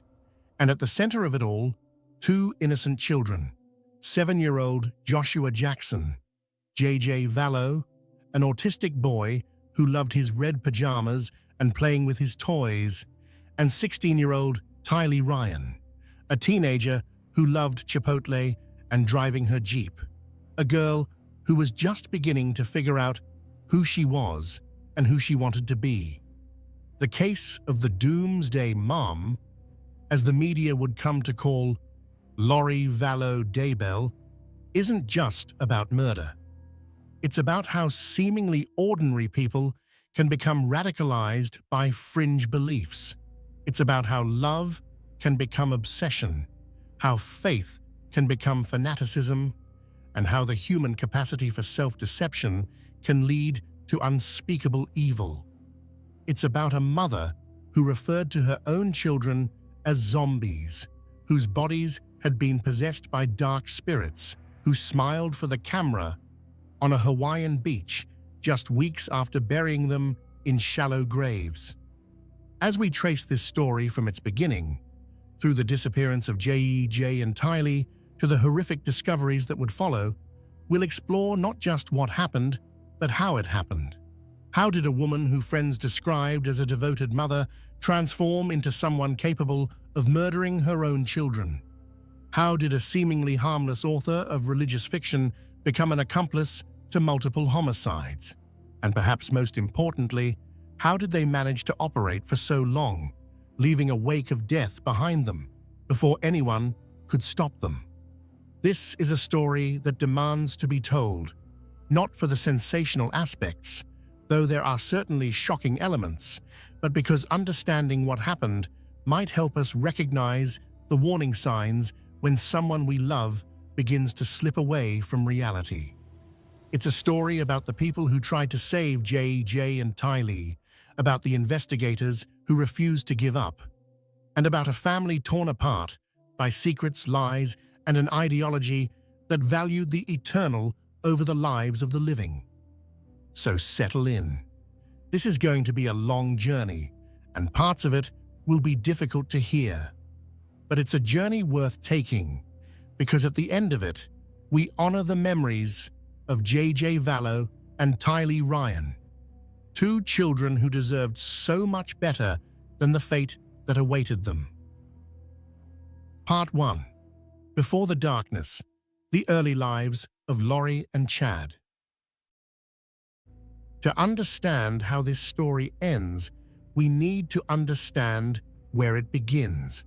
And it begins, as so many American stories do, with 2 people who seemed, on the surface at least, relatively ordinary. Lori Noreen Cox was born on June 26, 1973, in Loma Linda, California, into a family that adhered to the Church of Jesus Christ of Latter-day Saints, commonly known as the Mormon Church. But her family wasn't just religiously conservative. They were also deeply suspicious of government authority. Her parents were tax protesters who followed sovereign citizen ideology, spending about 2 decades in conflict with the Internal Revenue Service. This anti-government sentiment, this belief that ordinary rules didn't necessarily apply to them, would be one of the threads running through Lori's entire life. Growing up, Lori was by all accounts attractive, charismatic, and ambitious.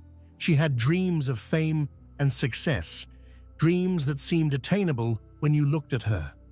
In 2004, she competed in the Mrs. Texas beauty pageant, standing on stage in evening gowns and swimsuits, smiling for judges who would assess her poise and personality. That same year, she appeared as a contestant on Wheel of Fortune, spinning the wheel and guessing letters, hoping to win cash and prizes. These weren't the actions of someone plotting murder.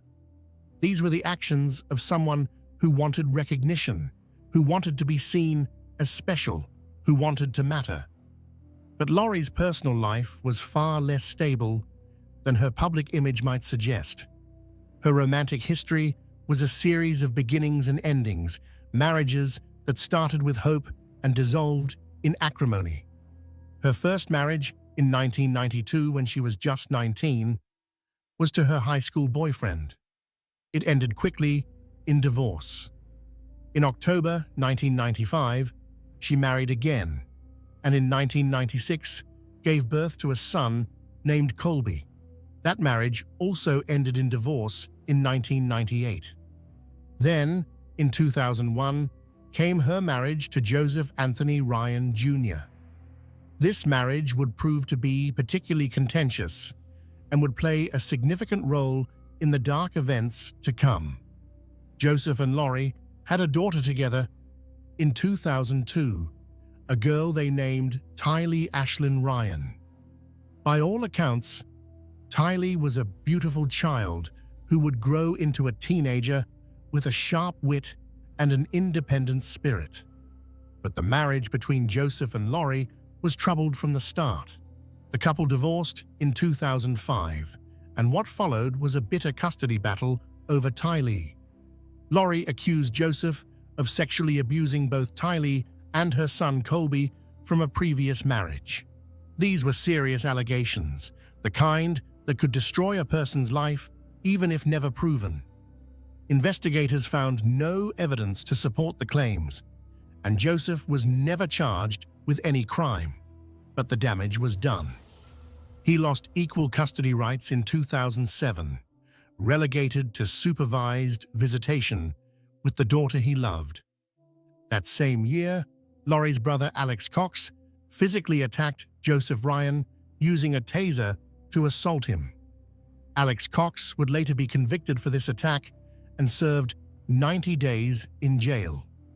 Years later, close friend Angeline Law would claim that Lori had once told her she'd hired her brother to attack Joseph because of things he'd allegedly done to the children. Whether this was true or just another layer of manipulation in Lori's growing pattern of behavior is unclear, but it established a pattern. Alex Cox was willing to use violence to protect his sister or to carry out her wishes. Joseph Ryan died on April 3, 2018, officially of arteriosclerotic cardiovascular disease, a heart attack. He was found in his Arizona apartment during a welfare check. At the time, his death was thoroughly investigated and determined to be from natural causes. Years later, after Lori's arrest in 2020, police reviewed Joseph Ryan's death with fresh eyes. A recording surfaced in which Lori mentioned wanting to kill Ryan, like Nephi killed, a reference to a Book of Mormon figure who killed a man under divine instruction. Despite this disturbing statement and the renewed investigation, authorities found no evidence whatsoever of foul play in Joseph's death. The medical evidence clearly supported natural causes. While the timing may seem suspicious given subsequent events, there is no factual basis to suggest Joseph Ryan was murdered. He died of heart disease. In 2006, between her divorce from Joseph Ryan and his eventual death, Lori married for a fourth time. Her new husband was Leland Charles Anthony Vallow, who went by the name Charles. Charles was a businessman, relatively successful, and, by all accounts, a genuinely good person. Friends described him as generous, caring, and devoted to his family. This marriage appeared, for a time at least, to offer Lori the stability she'd been seeking. In 2013, Charles and Lori made a decision that would ultimately become one of the most heartbreaking elements of this entire story. They adopted Charles's grandnephew, a little boy named Joshua Jackson Vallow, known to everyone as JJ. JJ's biological parents struggled with substance abuse, and when JJ was born with drugs in his system, spending time in the neonatal intensive care unit, it became clear he couldn't stay with them. Charles's sister Kay and her husband Larry Woodcock initially cared for JJ for nearly his first year of life. But ultimately, Charles and Lori adopted him, giving him what everyone hoped would be a loving, stable home. JJ was diagnosed with autism, which meant he required extra care and attention. Friends and family members who knew Lori during this time consistently described her as a patient, devoted mother. April Raymond, who met Lori in 2015 in Hawaii, said Lori did everything for JJ, that he and Tylee were the center of her world. The Lori that people knew in the mid-2000s seemed like a woman who had finally found her calling in motherhood, who had put aside dreams of fame and recognition to focus on raising her children. But something was about to change. Something that would begin subtly, then accelerate with terrifying speed, transforming Lori from a devoted mother into someone capable of unspeakable acts. Meanwhile, about 1,000 miles north, another life was unfolding. Chad Guy Daybell was born on August 11, 1968, in Provo, Utah, into a Mormon family. He grew up in the neighboring city of Springville, and by all accounts had a relatively conventional Mormon upbringing. He was religious, studious, interested in both history and prophecy, interests that would eventually converge in his career as a writer. On March 9, 1990, Chad married Tammy Douglas in the Manti, Utah Temple, one of the sacred spaces where Mormons perform their most important religious ceremonies. This was Chad's first and, for many years, only marriage. Tammy was a school librarian, described by those who knew her as active, healthy, and devoted to her family and her community. Together, Chad and Tammy would have 5 children: Emma, Seth, Mark, Leah, and Garth. By all appearances, they were a solid family unit, raising their children in the Mormon faith and building a life together. In 2004, Chad and Tammy founded Spring Creek Book Company, a small publishing house focused on religious literature, particularly books aimed at Latter-day Saints readers. Tammy served as Chief Financial Officer and designed book covers, while Chad focused on writing and publishing. This was a modest operation, not making anyone rich, but providing a sense of purpose and a way to share Chad's increasing interest in apocalyptic prophecy and near-death experiences. In 2007, Chad published the first novel in his fictional series, Standing in Holy Places. These books weren't mainstream religious fiction. They were focused on the end times, on preparedness for catastrophic events, on the idea that believers needed to steel themselves for the coming apocalypse. As the years went on, Chad's writing became less clearly fictional and more focused on presenting his alleged visions as real prophecies. He began claiming he'd had a near-death experience that gave him the ability to receive direct messages from God. He asserted that the world would end on July 22, 2020, in a series of natural disasters that would usher in the second coming of Jesus Christ. By the mid-2000s, Chad had developed a following in certain corners of the Mormon community, particularly among those interested in preparedness culture, people stockpiling food and supplies for the end times. He positioned himself as a prophet, someone chosen by God to lead 144,000 people through the apocalypse, a number drawn from the Book of Revelation. He also claimed he possessed the ability to see people's souls, to determine whether they had light or dark spirits. Those with dark spirits, he reportedly said, were zombies whose bodies had been taken over by evil forces. These zombies, Chad taught, could only be freed if their physical bodies were killed, releasing the original soul from its prison. These weren't mainstream Mormon beliefs. In fact, they directly contradicted much of what the LDS Church teaches. But to a certain type of believer, someone seeking special knowledge, secret truths, and the promise of being among the chosen few, Chad's teachings were intoxicating. He was offering not just salvation, but significance. He was telling people they were special, that they had been selected for a divine purpose. In 2015, Chad claimed he'd received a divine message telling him to relocate to Rexburg, Idaho.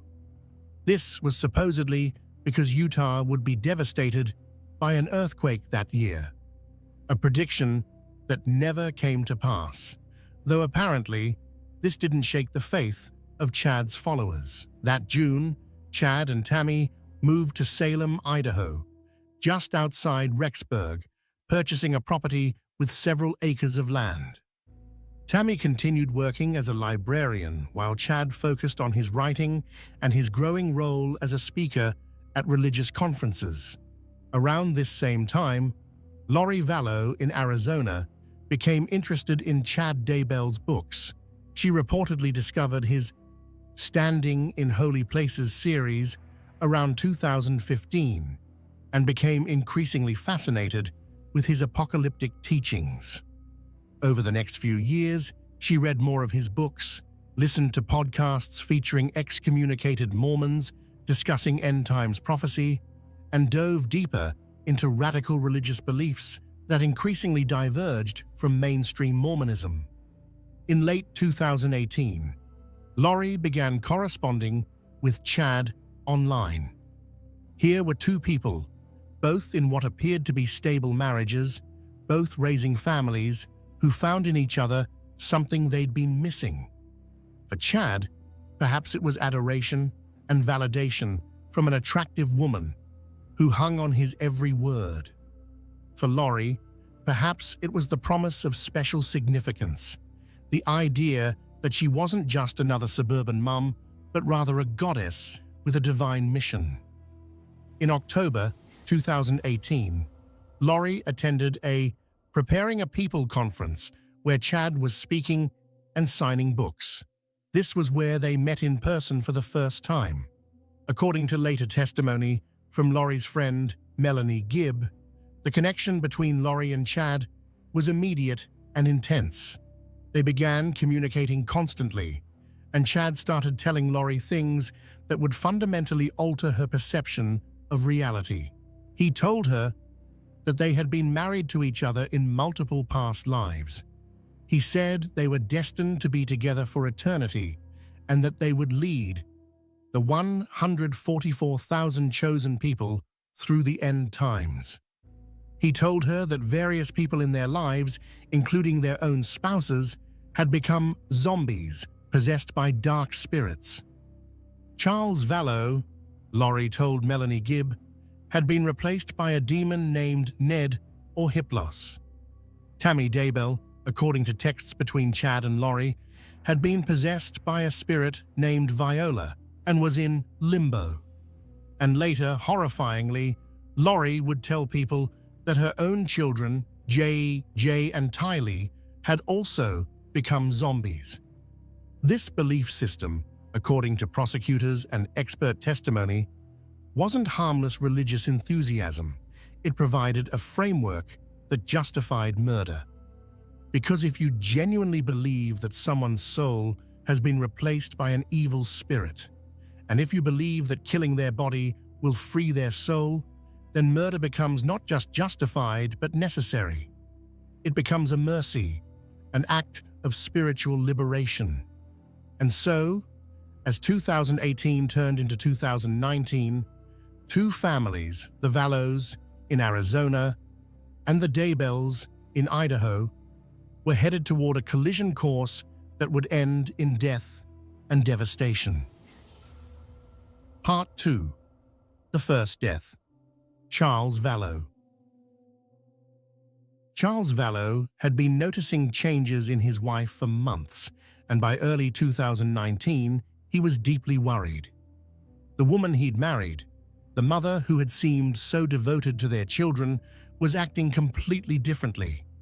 She was distant, secretive, spending hours on her phone, communicating with people Charles didn't know. She was making increasingly bizarre statements about religious prophecies and the end of the world.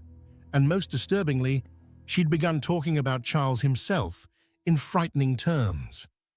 On January 31st, 2019, Gilbert, Arizona police officers responded to the Vallow home. The body cam footage from that night shows Charles, clearly distressed, trying to explain to officers that his wife had become unhinged. He told them that Laurie believed she was a goddess preparing for the end of days. He said she'd threatened to murder him. The concern on Charles's face in that footage is palpable. This was a man who knew something was terribly wrong, but didn't know how to fix it. On February 5th, 2019, Charles filed for divorce from Laurie. In the court documents, he explicitly stated that he feared for his own safety and for the safety of the children. He was, it seems, one of the few people who truly recognized the danger Laurie posed.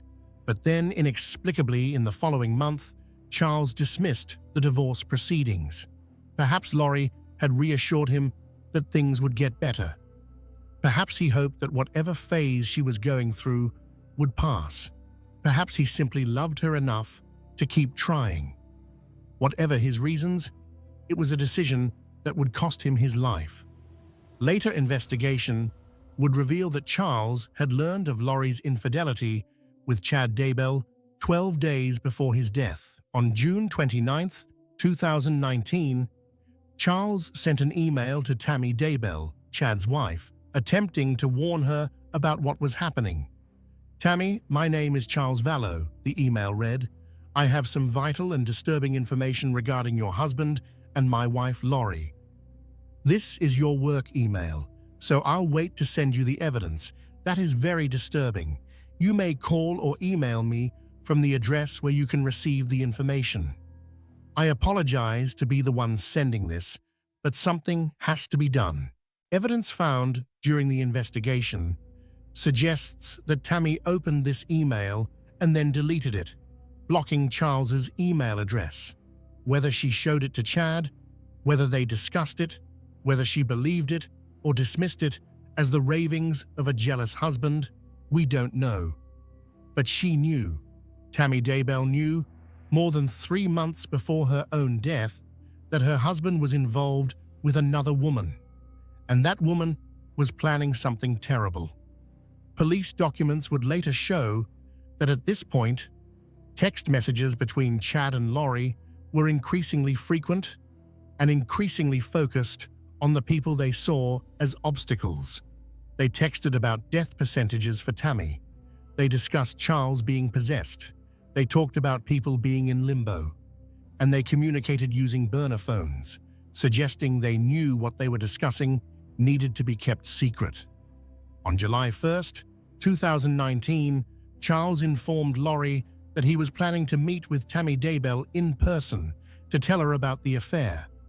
This appears to have been a tipping point.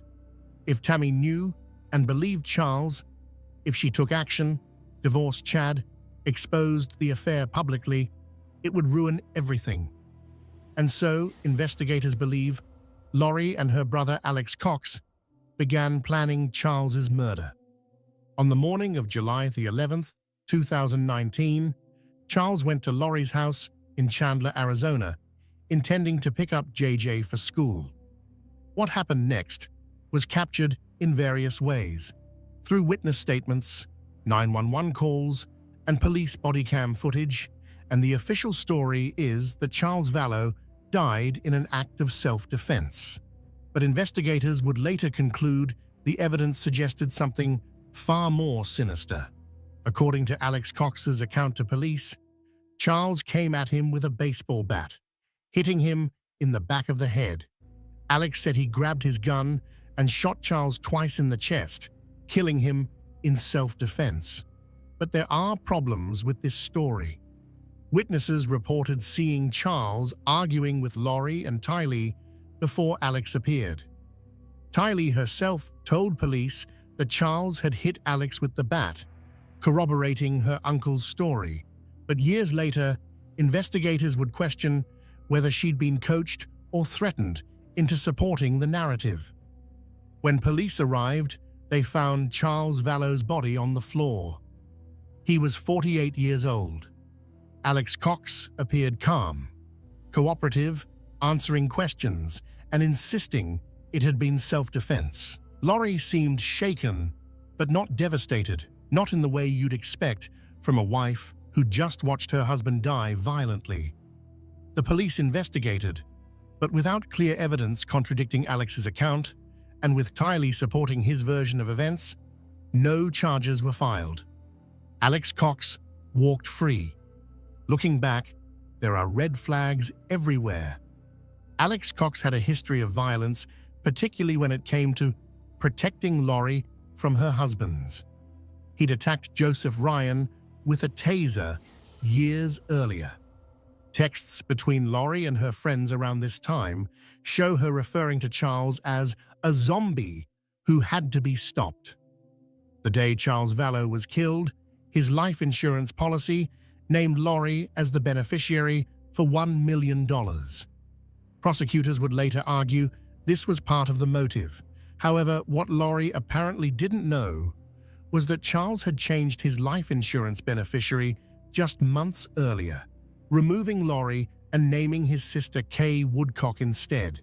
When the insurance company denied Lori's claim, she was reportedly furious. She'd helped orchestrate the murder of her husband, and she wasn't even going to get the money she'd been counting on. But if Lori was angry about the insurance money, she didn't let it slow her down. Less than 3 weeks after Charles's death, she moved Tylee and JJ from Arizona to Rexburg, Idaho.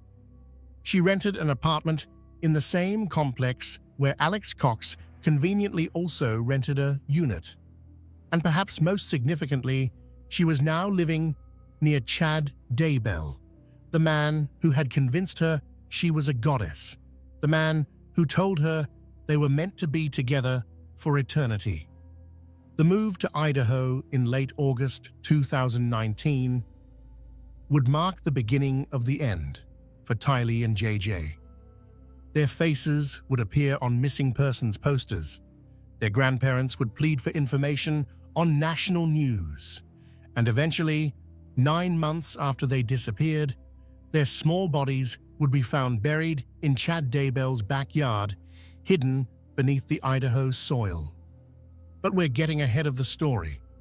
Because before the children disappeared, before their bodies were buried, there was a period of several weeks when they were still alive, still attending school, still appearing in photos, still capable of being saved.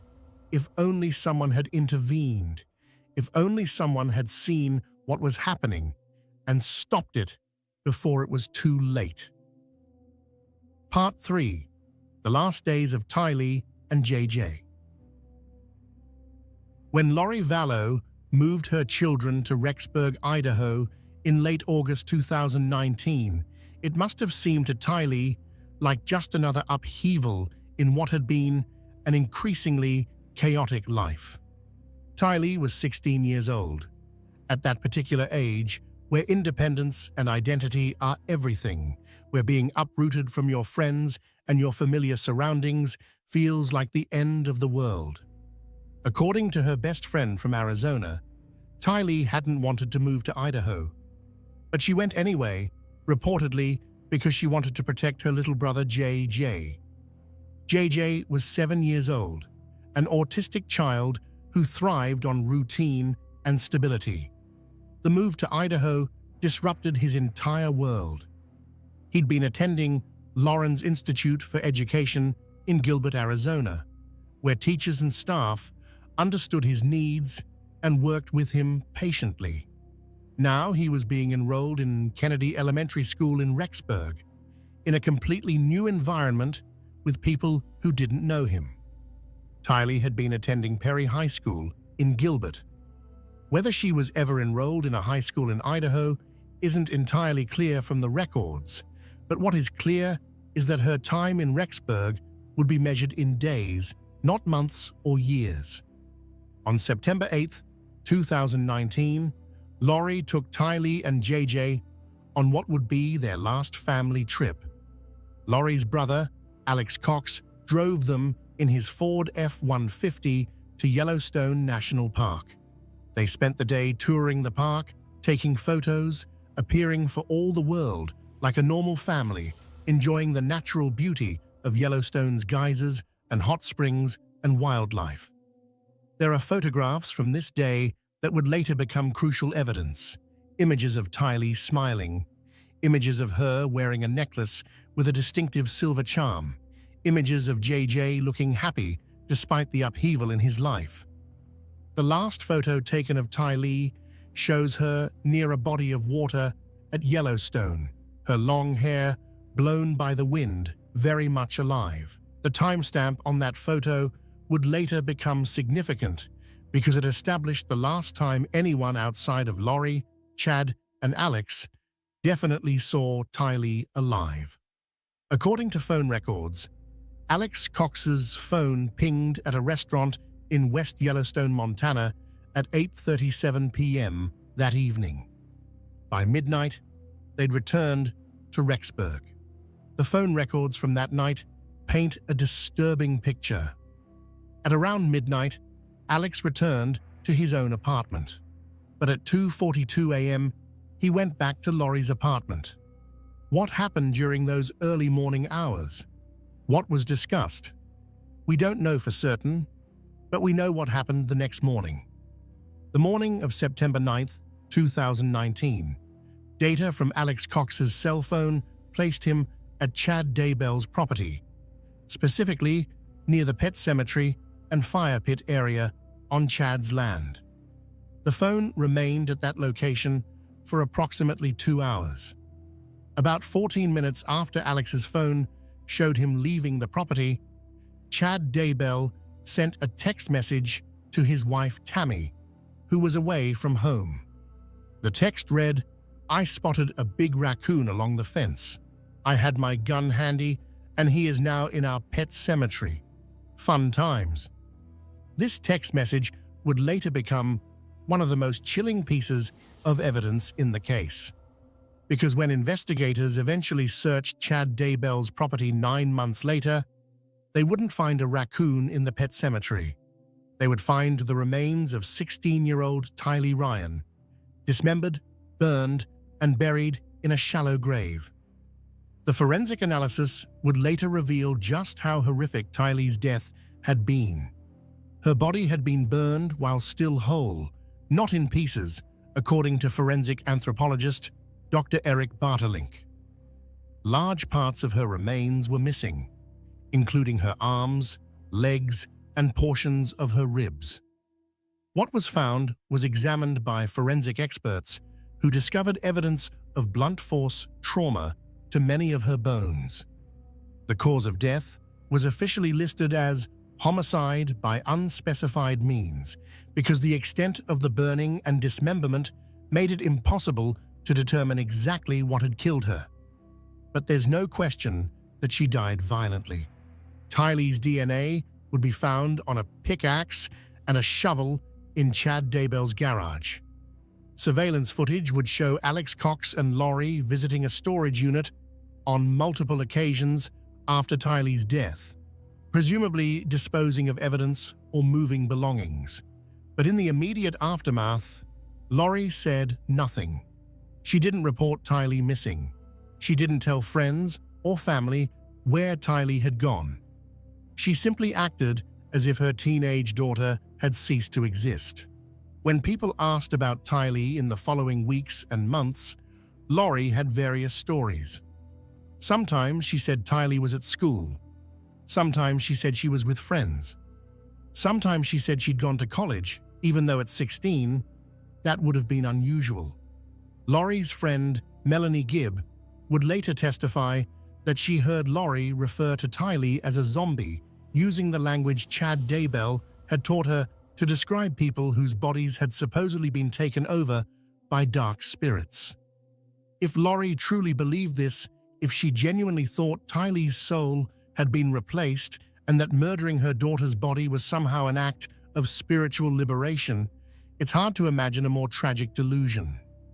But whatever happened to Tylee in Chad Daybell's backyard on that September morning in 2019, one thing is certain: she was gone. And soon, her little brother would follow. J.J. Vallow continued attending Kennedy Elementary School in Rexburg after Tylee's disappearance, though one wonders what he was thinking, what questions he might have asked about where his sister had gone.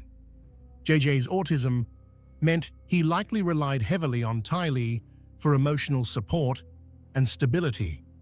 Suddenly losing her must have been deeply confusing and frightening for him.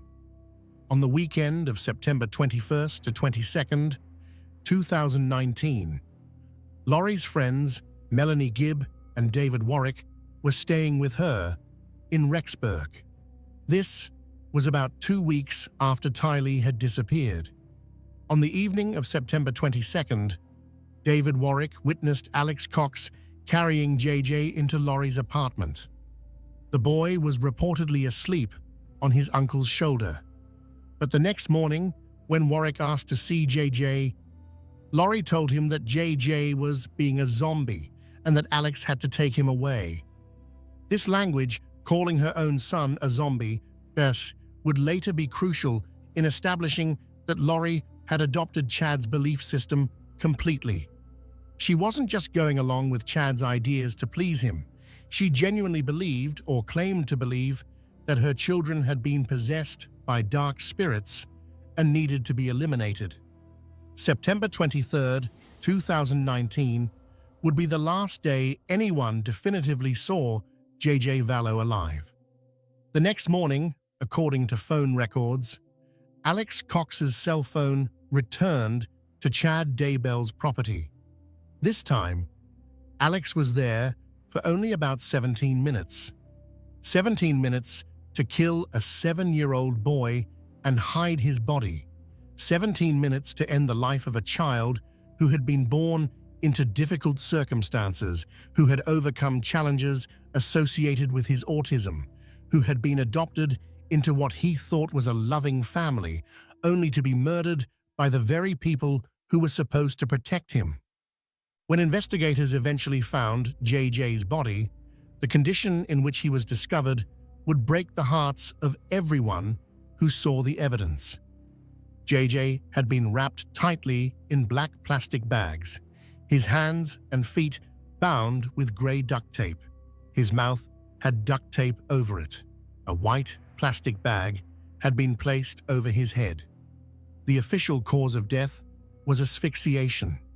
He had essentially been suffocated, wrapped up like garbage, and buried near a tree on Chad Daybell's property. Dr. Garth Warren, the forensic pathologist who conducted JGA's autopsy, noted scratch marks on the plastic bag near where JG